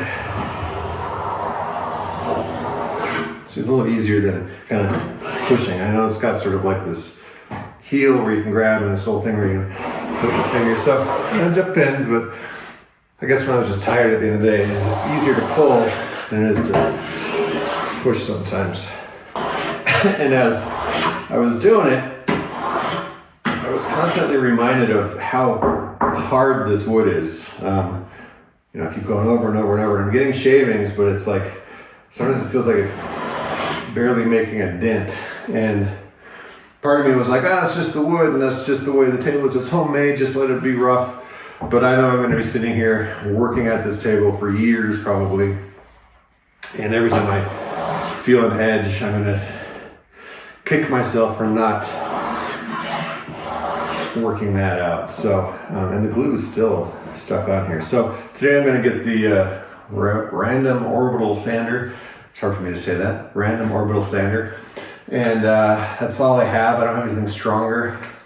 Knowing now how dense and hard this walnut is, I probably could have used a belt sander to kind of get down the main stuff. But I'm gonna do the random, and I'm using the 80 grit to start with. I'm gonna do the whole pencil line thing. I mean, I can still see my up-down lettering, so let me just start over here. Oh, and by the way, I did check this, and adding that C-channel, this is still straight, but over here, it is not. So it's this seam that I messed up somehow, maybe because I didn't do the up-down on these that I was so sure were so nice and straight, but all the ones that I did put on completely level. I did this edge, not this board, but this edge of this one. So somehow that made that all completely very level and flat. Then the ones that I those are really great. Guess what? Don't trust yourself, trust the process. It just adds to the charm of this table. So I'm gonna do this little pencil thingy. I'm gonna just start small because this is so hard. I don't have confidence that I can actually scrape out this pencil. So I'm gonna just do really light.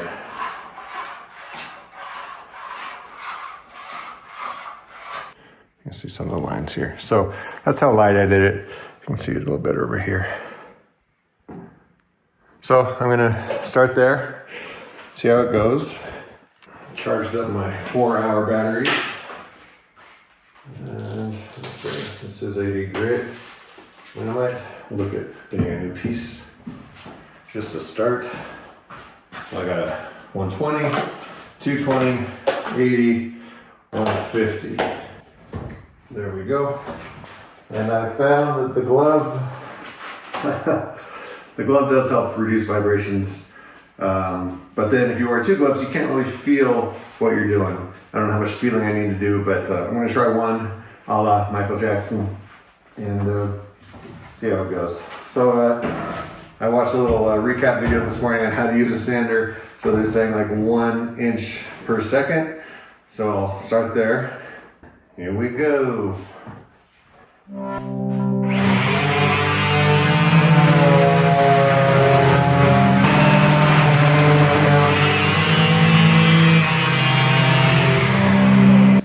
Just for proof you can see, hopefully. So where I just did this pass, the pencil line stops there. So I guess it is working. So it is taking off some. So trust the process.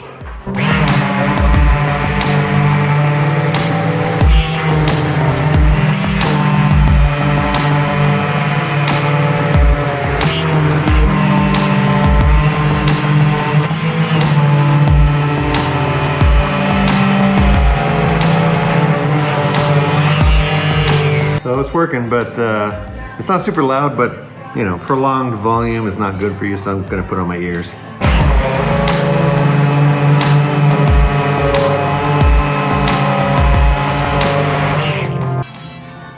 Spending a little more time on the, what are these called? The joints. Spending a little more time on the joints just because I want to get rid of the glue and any feeling, but it's working.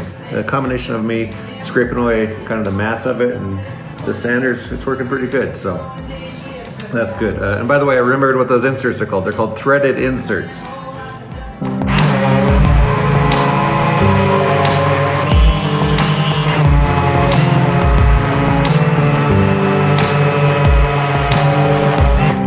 You may be wondering why I'm sanding before I do epoxy, like on this little knot hole. One reason is there aren't that many of these, so I think I can kind of come back and just like spot, and hopefully I can just sand it away and not cause too much damage. So that's my plan. I just want to get the bulk of the sanding done because that's a much bigger job. And also another big reason I forgot is that epoxy takes 8 hours to dry. So if I do that, I'm stuck all day doing nothing. So I'd rather make some overall general progress. And like I said, there's not that many. I mean, even over in this zone, there's like this knot, tiny little holes, and like that's kind of it for this whole section. So I think I can pinpoint the damage. There's like little wormholes, it looks like, which I kind of love. So yeah, just little spots here and there. So it's all about the sanding. It's working good so far. Barely doing any pressure, just kind of moving it along with a little bit of pressure. I can see my pencil line is disappearing as we go. And that seam worked out really good. The glue is gone.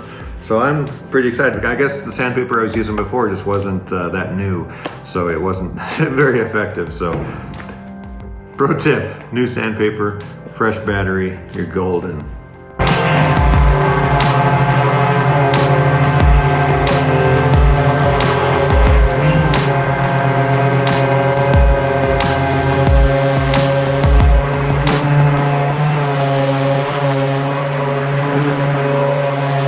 Something else I just really want to get smooth is the, what are these called? The joints on the edges, because I noticed how on the bottom side when I was routing out those channels, how much the contour of the wood really affects the routing. So when I do this edge, I want it to be very smooth. So I'm just making sure that this area is nice and flat for that router to ride along and make a nice smooth edge. So I'm gonna grab my pencil, mark up the next section.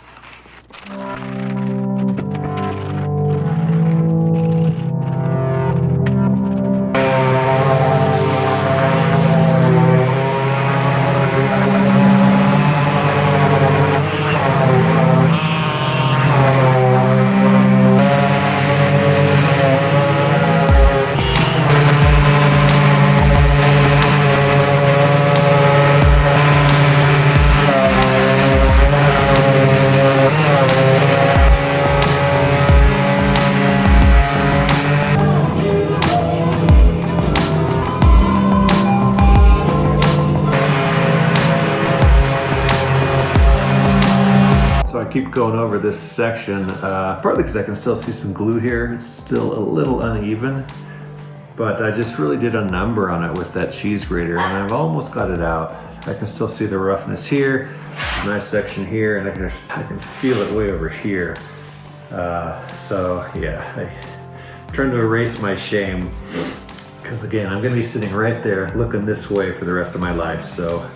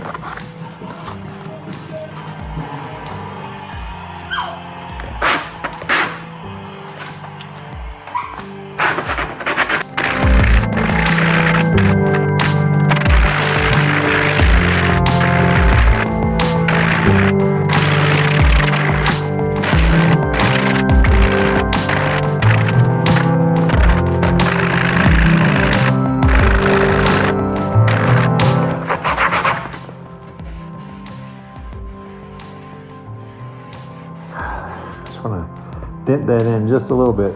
It's hard to get though.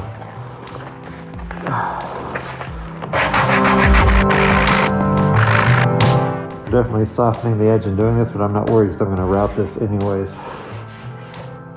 Oh, you can feel it. It's getting there.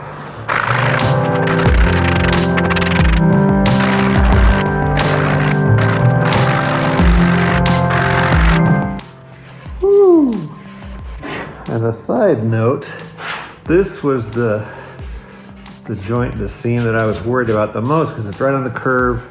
It's where these two things, I was really worried about how these two attached, but it could not be more perfect, if I do say so myself.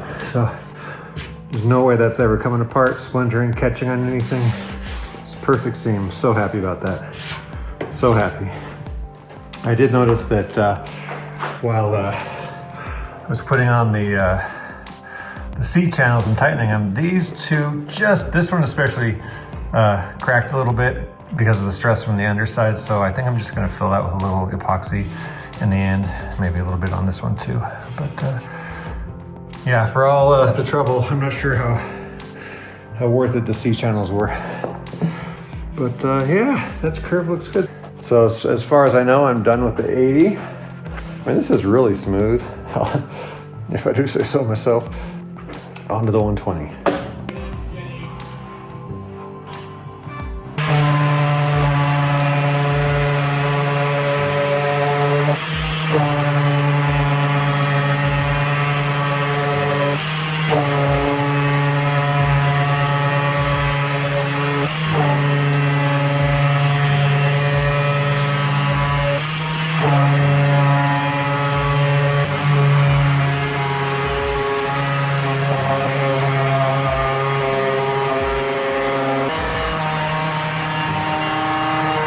So it's clear that the 120 grit took a fraction of the time of the 80, because obviously the 80 did the bulk of the work. So I was a little worried that this was going to take all day and all night, but it's encouraging because I'm done with the second pass of the 120.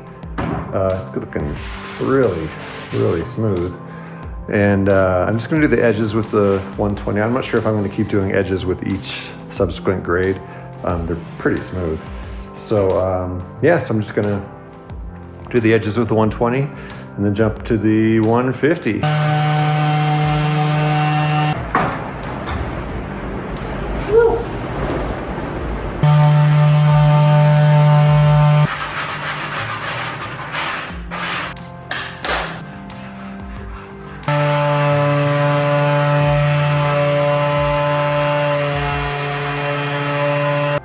So again, the 150 was a fraction, I think, of the time of the 120, which teaches me that each, grit of sandpaper kind of sets up the next one. So it kind of lays the path so the next one can go faster and faster. It's starting to make sense now. So yeah, the 120 made it really smooth. 150 is just like plowing through that. So it was sort of surprising how quickly the pencil lines came off, but it's just because of all that work before. So it's making sense. So yeah, one more pass, one more pencil, going with the 220 for the final pass. And then I will work on the edges. So I'm gonna do the bottom edge first so I can practice on the part that no one's gonna see how it works. I just gotta be really careful about not scratching the top when I flip it back over.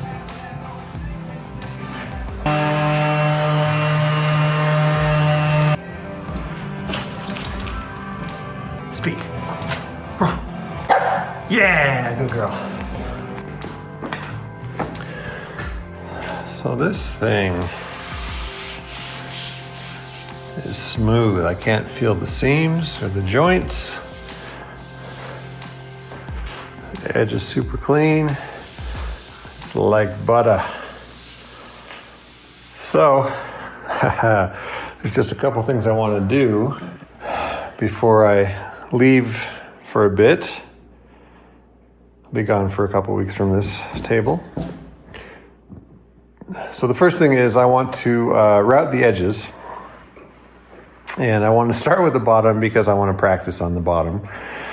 So I got to flip the table over again, and I'm going to use my beloved moving blanket to protect it because I don't want to undo all this hard work I just put in today.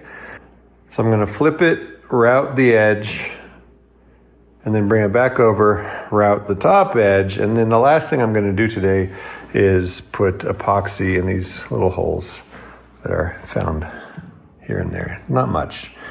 I don't think I'm going to have to mix very much, and I'm going to try to put it in just as much as I need to because I don't want to have to resand everything, but I think it'll be just fine. Clean out all the sawdust from these little holes, and then that'll be it for now. And then I'm going to clean up. Oy, oy, oy. So you can see I almost got my gouges out.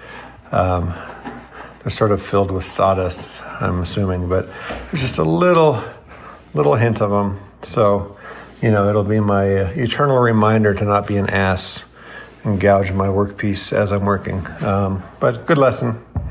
I'm not too distraught about it. I do feel a lot better with these C-channels under here, moving the table around like this, letting it hang off the edge, because all that stress off these joints is gone now. So I feel good about that. I think in the end I'll be happy I did it.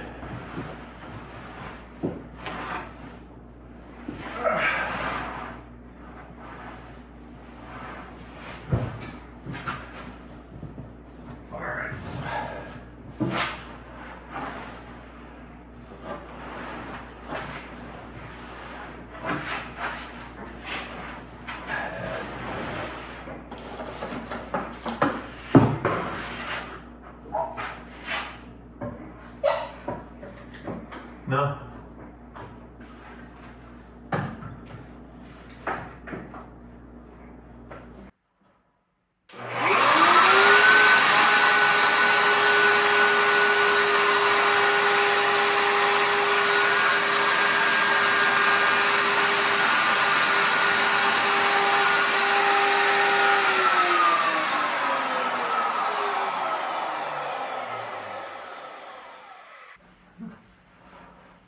Looks good.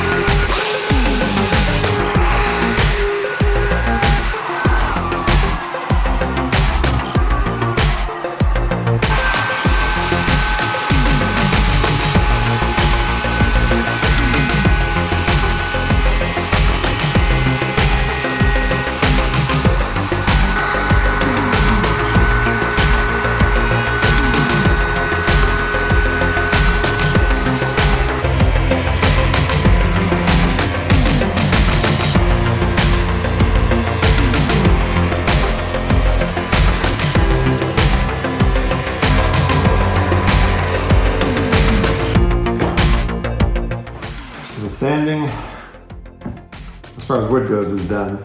Edges are done.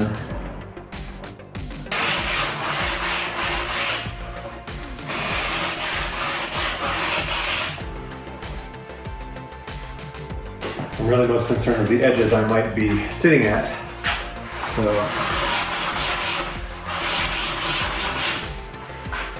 all right, it feels beautiful. Okay. Now the last step of this stage is the epoxy here. I just suck the dust out.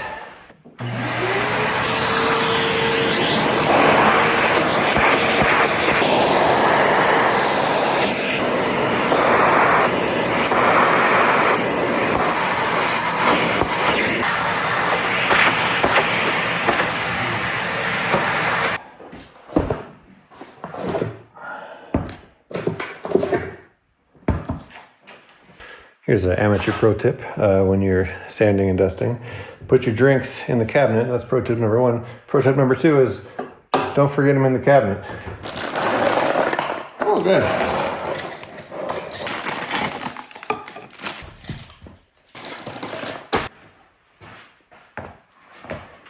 All right, first time for epoxy. Here we go.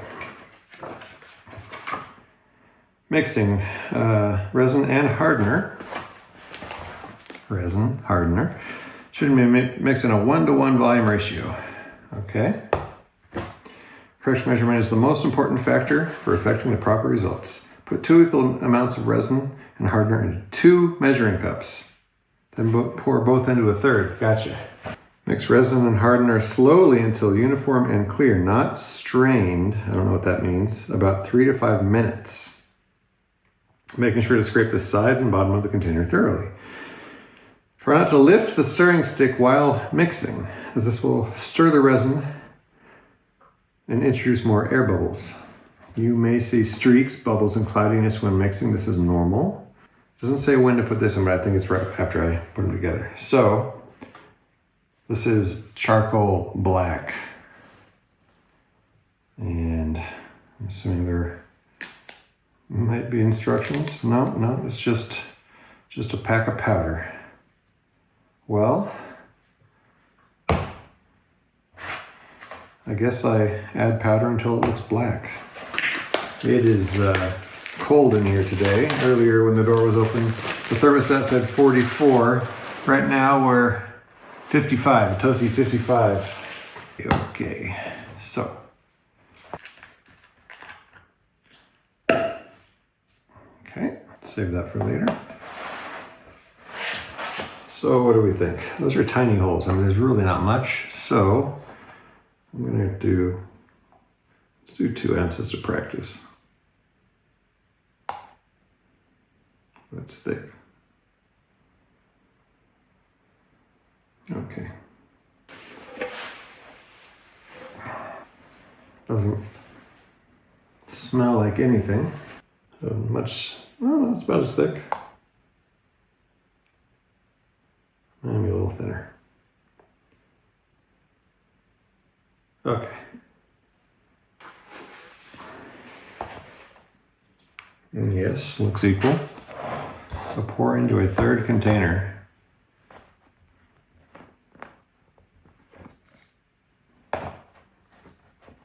Sealed for your protection.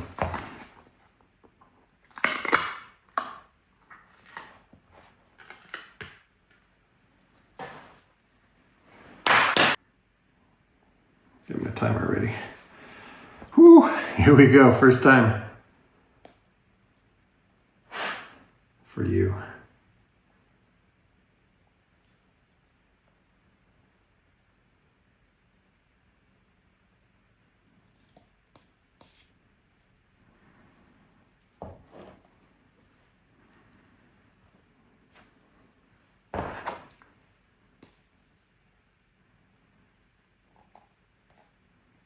A lot left in there.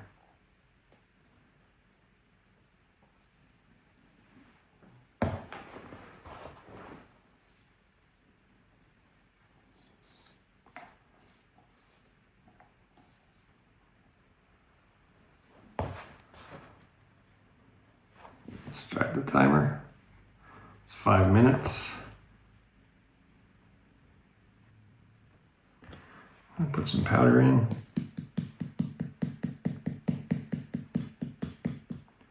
It's like half a teaspoon, maybe.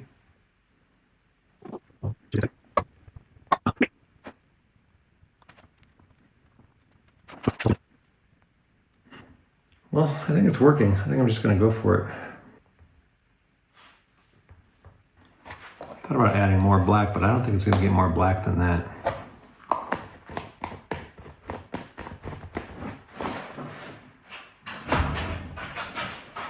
All right, let's see. I got something on the table already. It actually looks kind of gray. I guess gray it is.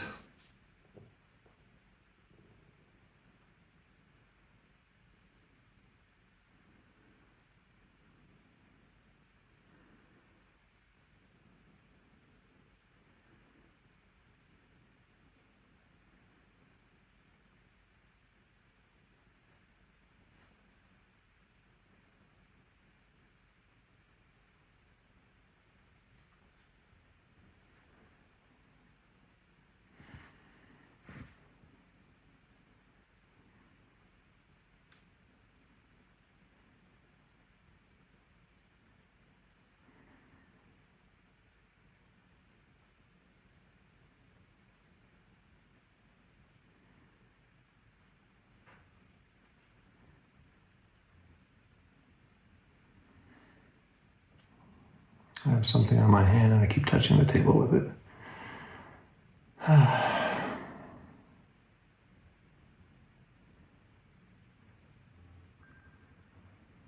That's 5 minutes.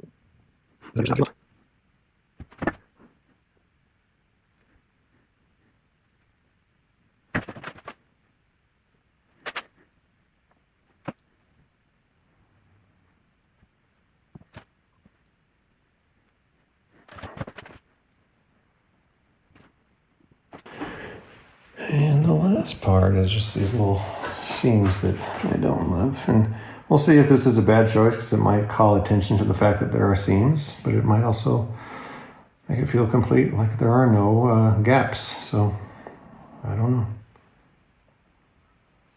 I don't know, it's kind of a cool gray color. I don't know if that's soaked in. I gotta add some more. Okay, good to know. You gotta go back to the holes to make sure that you don't need more to put in. That one's got a cavity again. Good thing this doesn't dry super fast.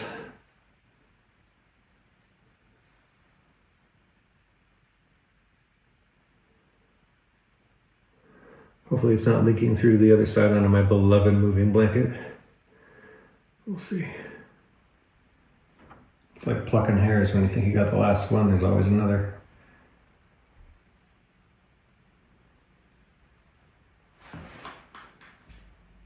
I think we're good. Yeah, okay. So yeah, it didn't come out black. I probably could have used a little more. It's a very gray, dark gray. What Apple would call space gray.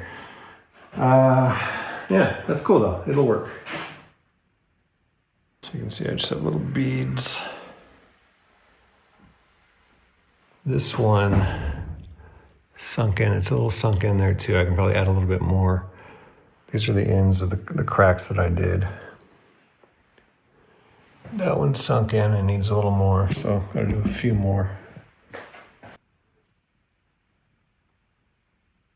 I have a feeling this one's hollow on the backside. That would suck. I'm gonna mark where I got just the resin, not the mix, but where I touched the table, so I can come back and sand those off. There's one here. See there, it's sunk in. So I came in last night to check, and this had sunken in completely, went through the cracks. So I did what I could with this cup. It was sort of like tar at the time, and so I really just like laid a bead right across the top. And luckily it blocked it up. Unfortunately, it's very thick now, and it's also, it's not quite hard yet. You can see I can put my fingernail mark right into it. So hopefully it will cure over time. It's been very cold in here. It's 53 degrees in this room, so you can see I can even put a fingerprint onto some of this stuff. So yeah, I'll just let this sit until I come back in a couple weeks and figure out how I'm gonna sand this out. Yeah, this one sank down a bit, but I got it in there, you know. Another clump I dropped on there. This is where I'm gonna leave it for now. It is sort of thick. It's, you know, it's like what, 1/8 of an inch or something. So hopefully I'll figure out a way to sand that off. I was thinking maybe I could use the router if it's hard enough, just to sort of bring it down to the surface and just skim across, sort of like the way someone would plane something with a router. But you know, it's luckily it didn't sink through anymore. So I've got all these nice little beads waiting to be sanded off in a couple weeks, and that's where I'm gonna leave it. So now I'm just gonna clean up the garage. It's a mess and it's covered with dust. But yeah, it's looking good, very dusty in here. So I'm gonna put on my filthy clothes one more time and clean this place up, and then take the clothes over to the laundromat, because I'm not putting these clothes in my own washer and dryer. Yeah, so I'm very, very excited. The table is super smooth. Love the edge. This is, thank God my dad had this 1/8 inch round over bit, because it's gorgeous. That's exactly the feel I wanted for the table. Hopefully I didn't damage my moving blankets too much with the leak through, but I guess I'll fix those later.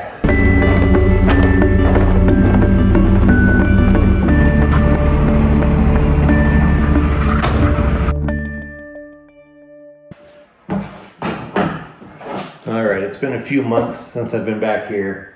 The epoxy's hardened up, which is nice. So my next plan is to bring this down to the surface level. I'm gonna use the router. I'm just gonna chip away at it. I could sand it, I'm sure, but it would probably take a long time. So I'm just gonna route it down close to the surface and then give it one last sand. See how that goes.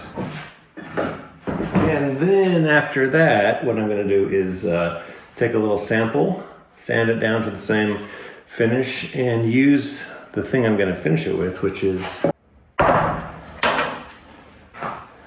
this. I read online people like this. I have no idea how this works. I see a lot of people just rubbing wax on their furniture. I guess that works, but I want this to be a really durable work surface. It's already hard, but maybe this will help protect it a little more. So we'll see. So I'll test this on this. We'll see how it goes. And if it looks good, then this is gonna be what I'm gonna finish the rest of the table with. So high performance satin, water-based top coat.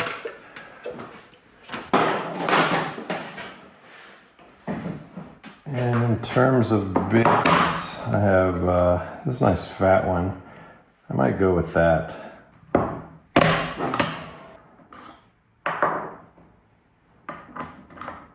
And just as I thought, this is extended all the way and it still sticks out. Oh wait. Wait. It still sticks out just a little bit there. Maybe I'm doing this wrong. Well, looks like now I can make this work. Okay.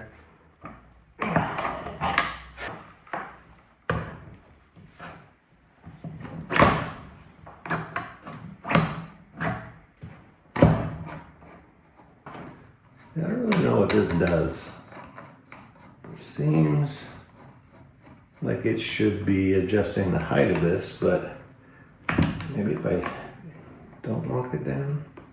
You can see the bit is not changing. This relationship isn't changing. The only thing I can see changing, actually this doesn't even move either. So I can slide, I can move this. I don't really understand. So I push this all the way down. Okay, so this makes this go down, which I get. Go all the way down. It sort of bottoms out. Wait. Oh. Okay. Okay, now it's moving. Okay, so with this thing bottomed out, if I turn it, and this it's threaded backwards, so you turn this way to sink it more. But if I do that, I can see that the bit is coming off the table. It's not touching anymore. So if I bring it back down, now what I'm curious is if I lock this, does it, yeah, I can't make adjustments with that locked. So I undo that, bring this down, that's barely touching. So I think if I just do that, I'm not hopefully going to take off any wood on the nice sanding I've done, but hopefully it'll just skim the top of these little epoxy bits, these little bubbles, and trim them off. So let's give it a shot. So I must have tossed out my old filter because it's not in my mask. So let's see how this works. So I guess it pulls out. It's funny how when you step away from these things, you have to relearn how to do everything. Okay, so this is the top. It's got little snaps.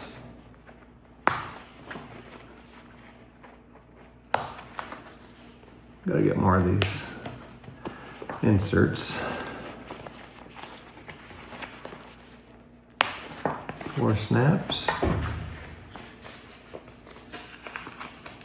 Ready to go. I'm going to start on this end because this is the furthest from where I'm working, so if I mess up, it's far away.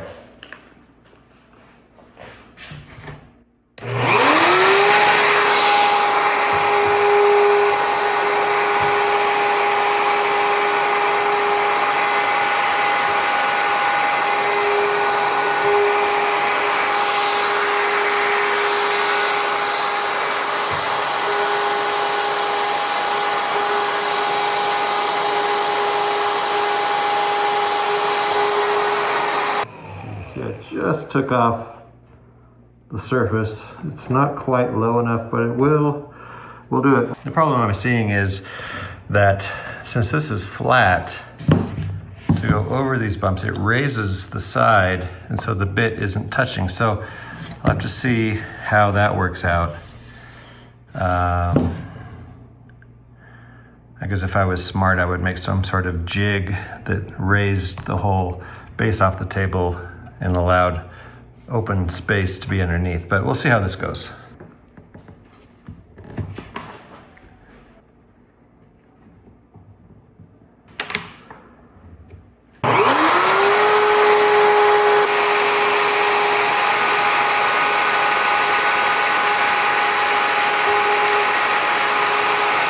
So it's leaving a little bump. I can definitely feel I could go lower. I'm just afraid I might start to gouge the table, but let's see what happens.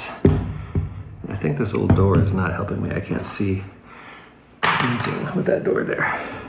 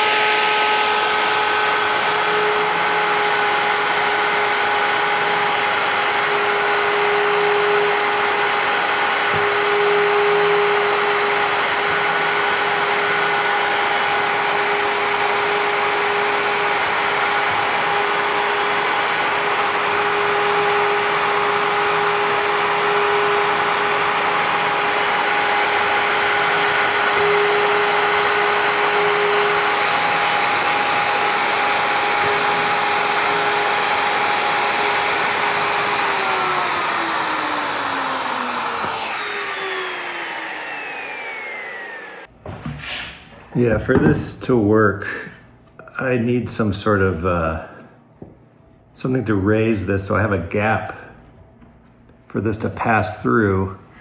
Luckily, this is the biggest one I have, so if it's at least wide enough to pass over that and I can lower the bit to that level, then we'll be good. So let's see about that. So this is what I see. There's 2 holes here that go through, and I could, I think, attach just 1 screw. I've got this piece of wood, I'm gonna cut it in half. I think if I could just attach one of these on either side, that'll give me enough of a channel to pass through. So I'm just gonna take this plate off, take these 4 screws out, and see if I can just attach these 2 pieces of this through each hole and just make it a day. See what happens.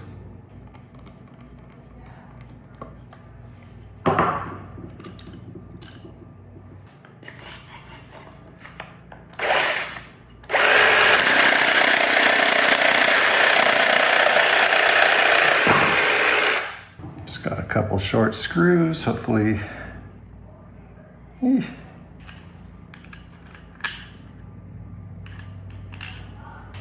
That will not go through, that's good.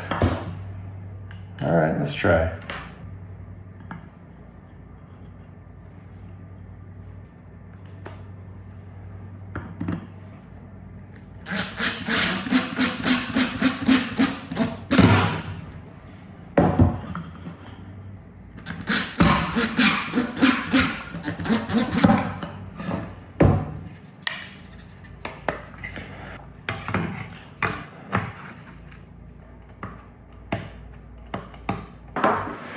All right, so I've got a channel now, so now I need to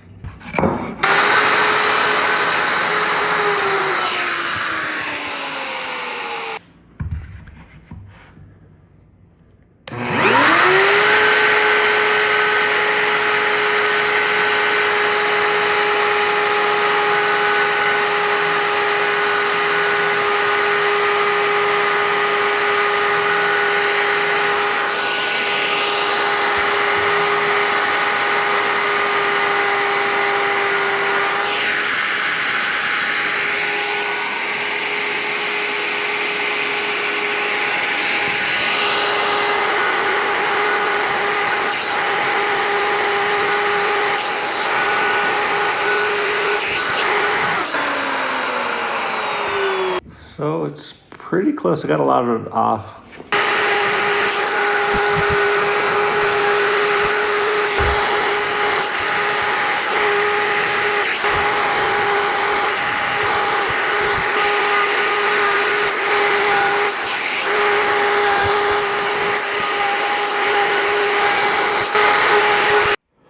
All right, so it worked pretty good on most of it. It's like a little lip, but I'm just going to sand that off, and hopefully that's good. So you can see this is where I'm sanding right now, and it sort of leaves a little stain, so I got to make sure to take off all that because the crack is really here.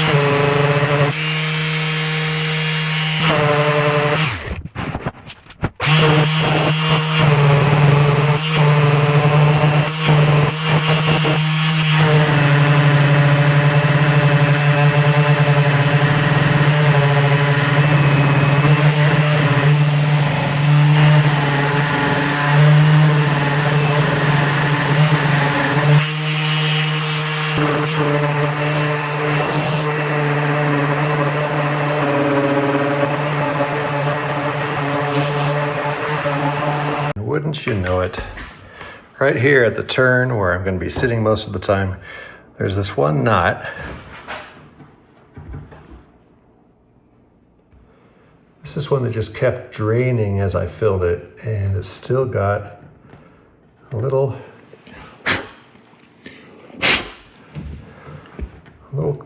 crack in there. And I just know that if I'm sitting here working and I'm drawing, my pencil goes in that groove and makes a mark on my paper, I'm going to be kicking myself. So unfortunately, I think I have to do a little more epoxy in this one hole before I can call it a day.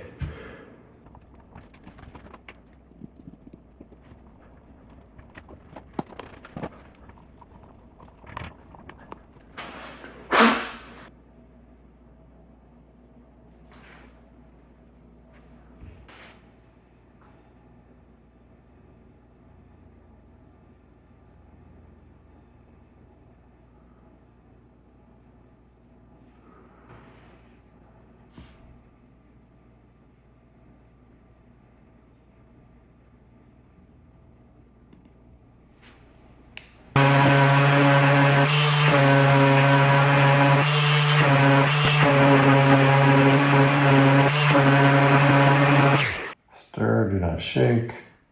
Raw wood, sand to 220. Remove dust. 2 to 3 coats are recommended. Apply a liberal amount using a synthetic bristle or foam brush. Pad applicator or roller with smooth, even strokes and light lap lines. Avoid heavy pressure and back brushing. Lap lines will tighten down as they dry.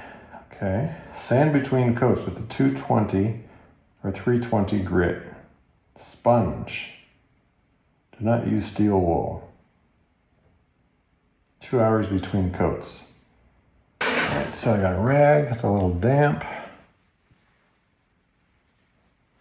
Just gonna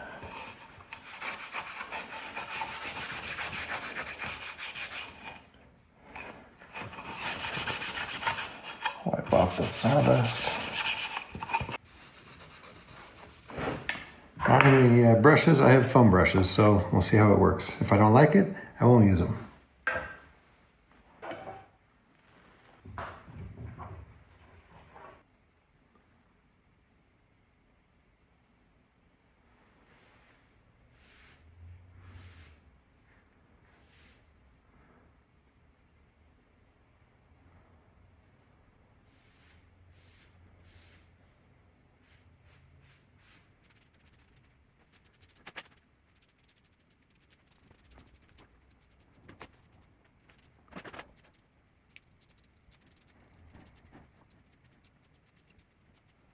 So you can kind of see the strokes. Hopefully that'll flatten out a little bit. A glop of it right there. A little stuff there, a little stuff there. I wonder what that is. Is that, yeah, it's just stuff, dust. Let's see. Can I? Glad I'm experimenting on these. So, this is one coat of General Finishes water-based top coat, high performance satin. What that means, I don't know. Is it polyurethane? I guess. So yeah. So it's got that satin. It's fairly smooth. There's a little bit of grain that's come up. So that's interesting because you can see that. It's interesting because this one feels a lot rougher. You can kind of hear that versus, but it has a nice smooth finish. And I'm sure after a couple of coats, these little kind of pocks of grain will fill in and it'll be really smooth. So the one thing I'm going to do on this is just test, as the instructions implied, some 220 foam sanding blocks. So I'm just going to rub it on here, see what happens. Let's go pretty light.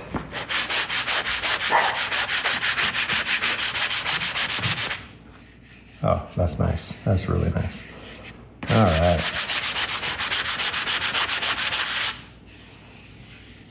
Yeah. That's gonna be great.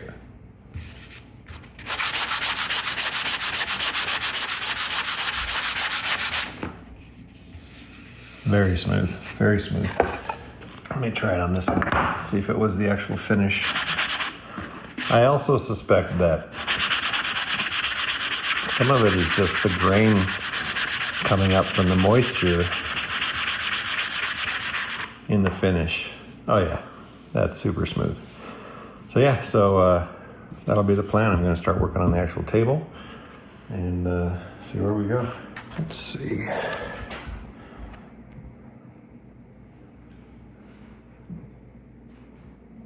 Yeah, that's hard. I can put a little fingernail mark in it. It's a lot faster than the previous versions.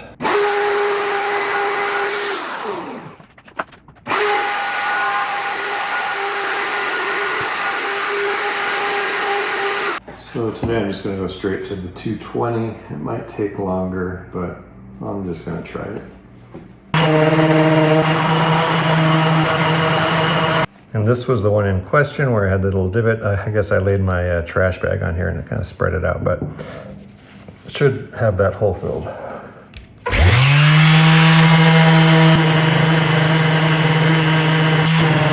can see where it stains the wood, so it kind of soaks in a little bit into the surface. So I just got to get down beyond that.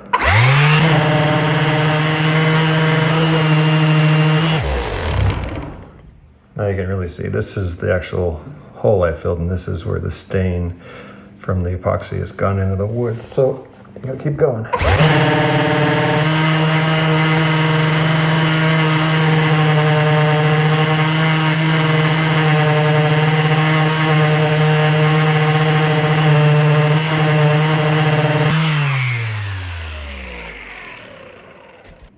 It's hard to tell sometimes where the stain is. I think that might be stain, but it could also just be the grain of the wood. I see some grain here, some grain here, so I think that's pretty good. It's very smooth. And that hole is filled, so if I ever draw over this, I will not be frustrated when my pencil hits a bump.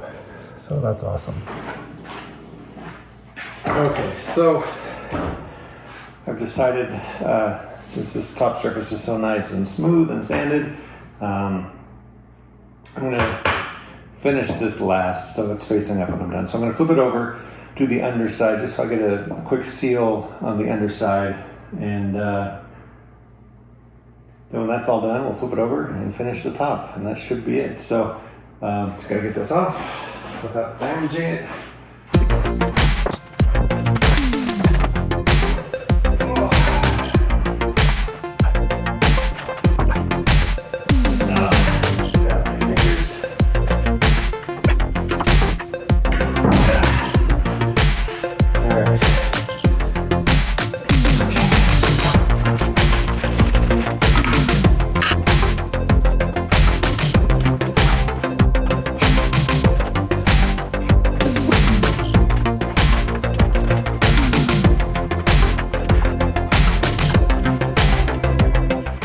So I've been curious what the underside looks like.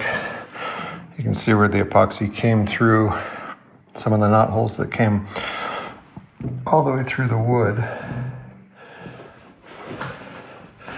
Even through these screw holes. There's this one that kept leaking through. So now that I know, it would have been a good idea to tape off the backside before I filled the front.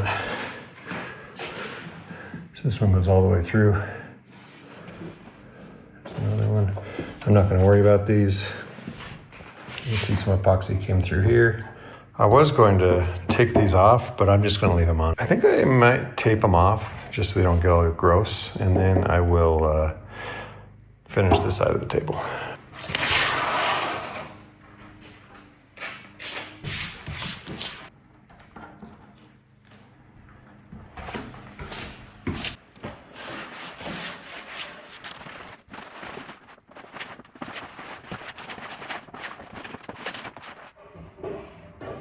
I think I'm going to worry about the edges on when I do the pass on the top, so any drips will be on the bottom side.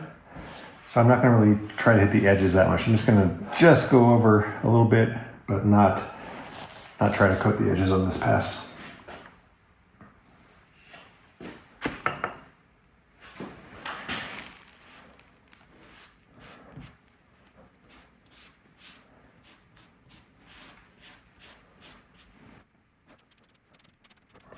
I'm sure I'll get good at this by the time I'm done, but this is also why I want to start on the bottom so that I can learn and get my technique and make my mistakes on this surface. And it feels like I'm definitely putting more on this than I did on my test pieces, but I think that's a good thing. And I did, on this test piece, you probably noticed, but there were some pretty good beaded up sections of the finish, but it really smooths out when it sort of settles and dries out. Those all seem to go away, so that's a good thing.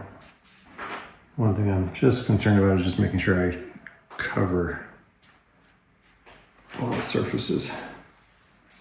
And again, this is the bottom, so I'm not going to be too concerned, but the bigger concern is just I learn a good technique of application for when I get to the top side. For those of you that are cringing every time I dip my brush back into the bucket, I know there's a better way, but I'm just doing it this way. And besides, this is my only, well, I might do one other thing, my only planned project with this finish. Interesting how the glue really shows up once this finish gets on it. I'm just gonna come over here and make sure these edges aren't too crazy. I don't mind a little overlap, but I don't want to be sanding off big drips.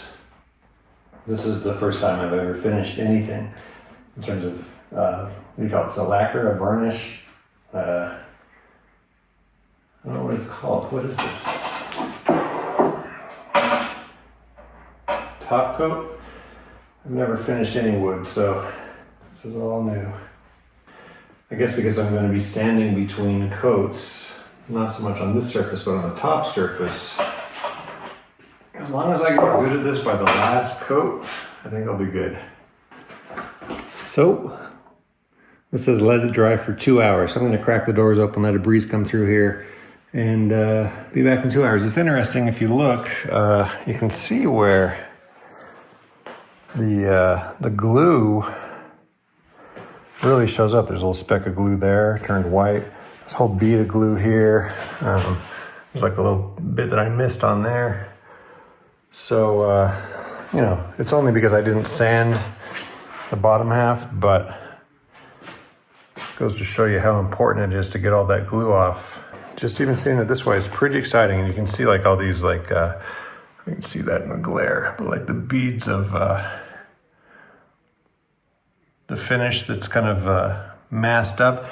I have a feeling it's all going to smooth out as it dries. There's a couple of spots here you can see where I have little brush marks. We'll see if those go away over time or if I have to be more careful. But again, the surface is a lot more rough than the top surface. I didn't do any sort of finish sanding. It is what it is, sort of, I think, straight from the planer. Oh, I want to get these beads. I don't want to get that dripping happening. Let's see.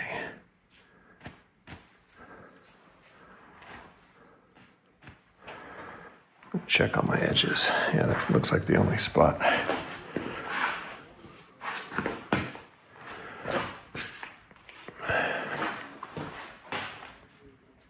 Little drip there.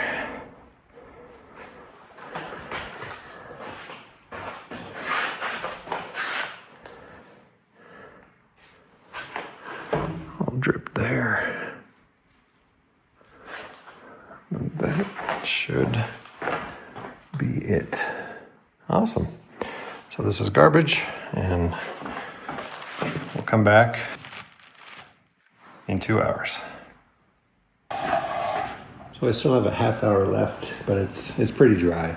I'm just going to knock off these little resin bumps where they stick up just for the heck of it.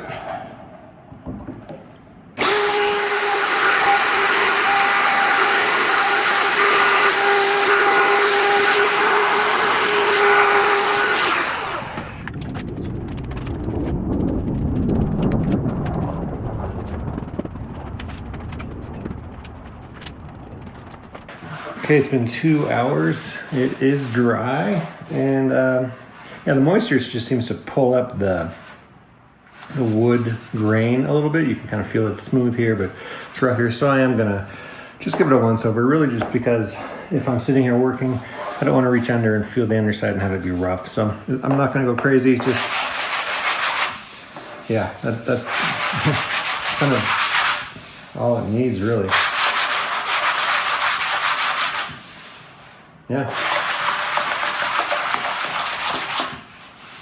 Yeah, that's smooth enough.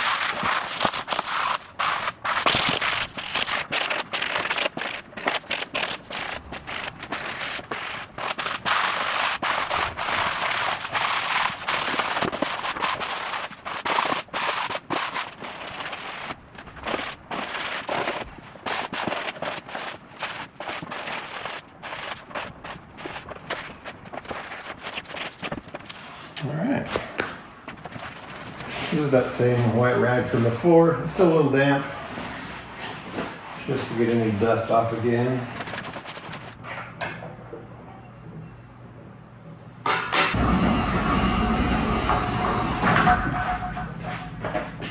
There's pollen blowing around today, so I don't want it getting stuck in the finish.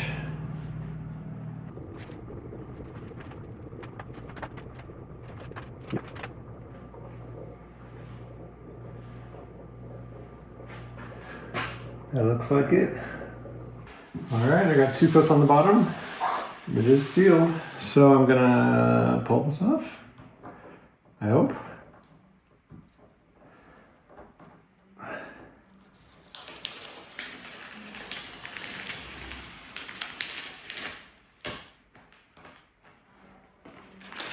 A little bit got under, but oh well.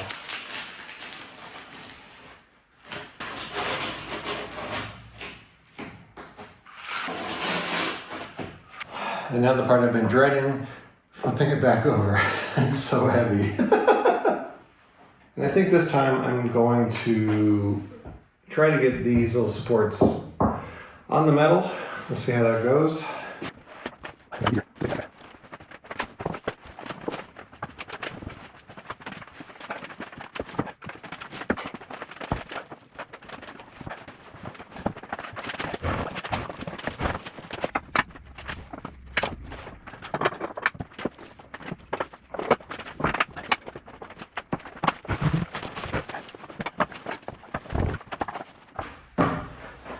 All right, so dust this off, wipe it down, I'm ready to go.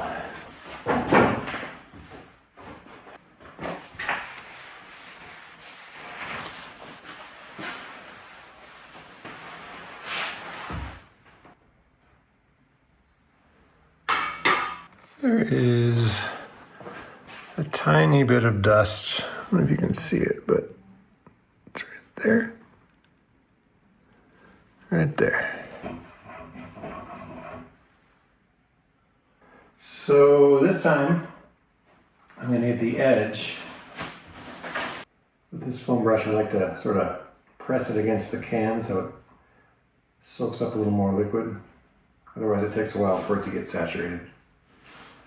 All right.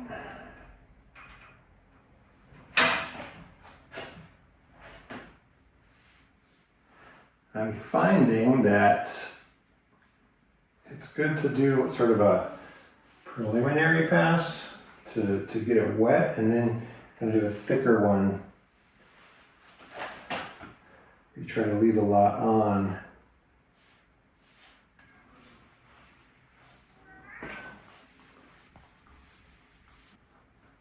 It does give me a little peace of mind knowing I'm going to come back and sand this before the next coat, but still trying not to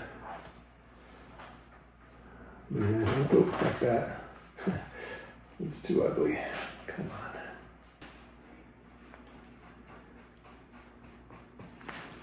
on. I don't know if you can see this, but where the previous coat on the underside dripped down a little bit and got a coat already, it doesn't really want to saturate it. Hopefully, when this is all dried, it'll all look like one thing, but it's It's basically keeping it from going through there.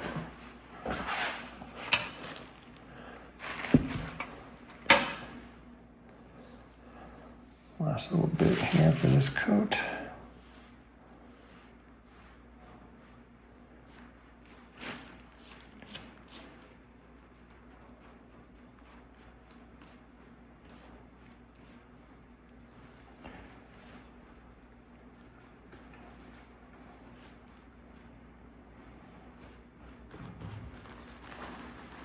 See there? That's from the other side. I think I'm good. I'm just gonna go around the edge and make sure there's no drips.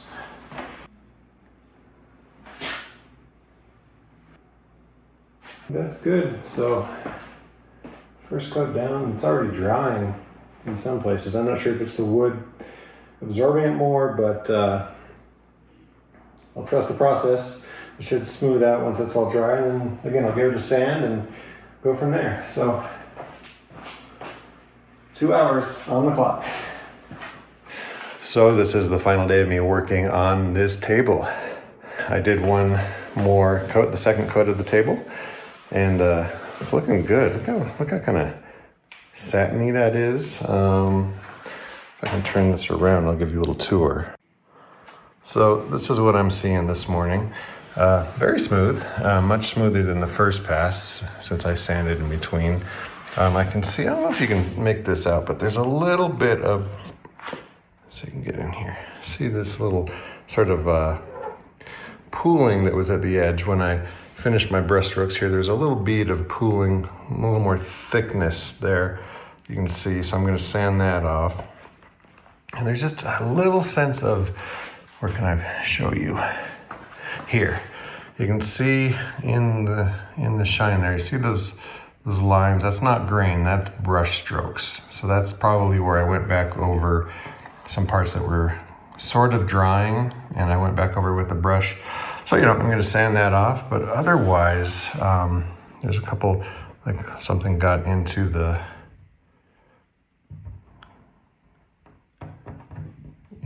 brush, some little debris, so I gotta sand that off, but really it's starting to look like a real table. I also want to just show, I think, how good that epoxy looks. There's a little sort of bubble of sawdust in there, but that's okay. And these, you know, this is like a pretty distinct hole, and it just feels like a knot at this point. Over here, look how good that looks. And then this was the one that I was worried about at my drawing area, but that you can barely feel that now. So I just think that epoxy looks really good. It looks really natural with that dark stain. It just looks sort of like knot holes. All these areas are cracks that I filled. I think it just looks great. So I'm very happy with that. I can feel some roughness here and there, but I'm gonna give it one more pass, and this will be it. I'll let this dry today, and hopefully by today I'll be able to get this into position, attached to the stand, and this will be a done project. Bust out the brand new sanding pad for this pass.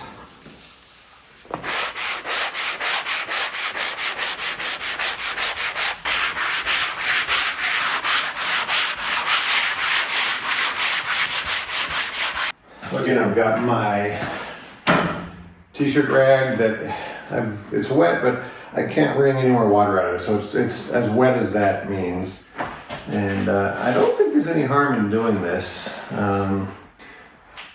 If there is, let me know. But, you know, I'm using a water-based finish, so I don't see how this could be hurting anything. And it is picking up a little bit of that sand that I've just done. So I was thinking about this last night while I was trying to fall asleep. I think for my last pass, I'm gonna do the edge first. and then come around to the top surface. Partly because you end up doing the top surface and you get these drips going down. I don't know, something in my head just makes me feel like doing the edge, getting that out of the way, and then focusing on the top is the best way to do the final coat.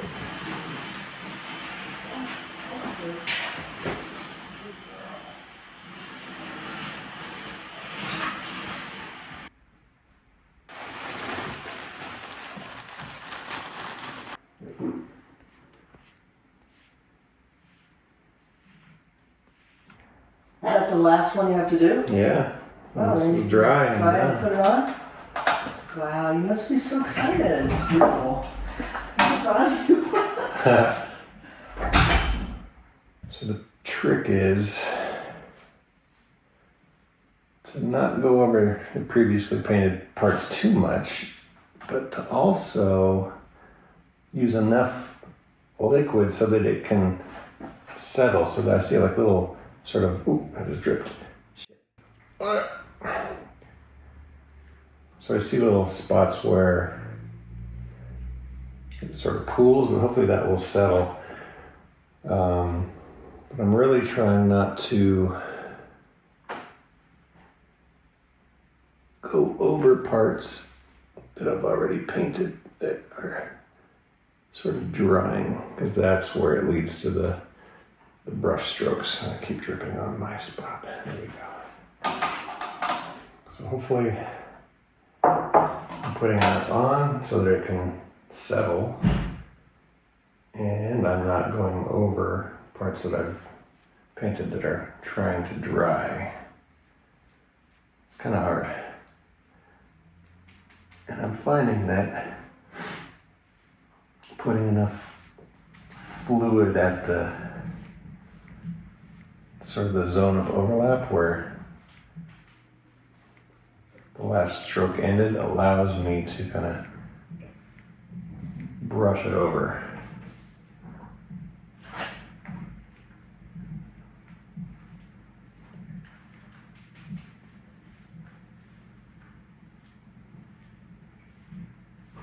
And hopefully that will be enough fluid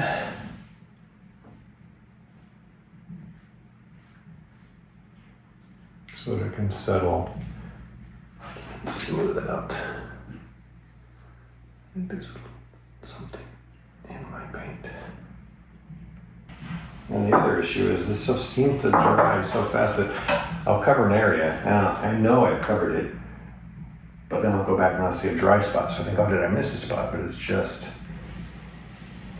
the finish drying pretty quickly. So I guess the key is working quickly, having enough on the brush so that you're not dry brushing it. But good lighting is super important because I keep using the glare to spot check. Interesting with the foam brush too, because if you press too hard, it squeezes out and makes a big gloop, or it'll drip where you don't want it, so you have to kind of balance the pressure with the volume in the brush. So you still get a good amount of finish on the wood, but you're not splashing and slopping it all over the place. It's nerve-wracking, I gotta tell you. And also I've noticed that going to the edge, you gotta paint past the edge like that. Because if you stop right on it, you'll end up with a little bead.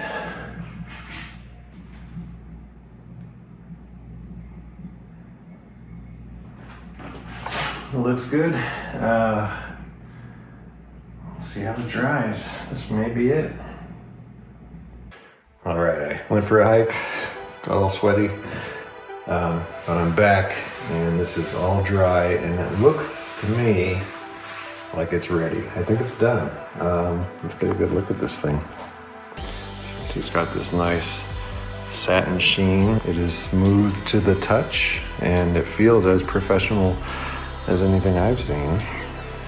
But yeah, it looks great. The knot holes look great.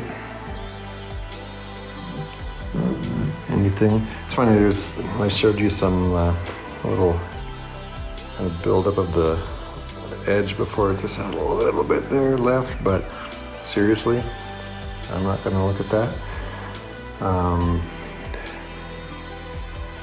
Yeah, I'm sort of in love, so this is it. This is its last day in the garage. I'm gonna carry it, with some help I think, to its final resting place. Yeah, super happy, super excited. And I gotta say, a little proud of myself for making a tabletop.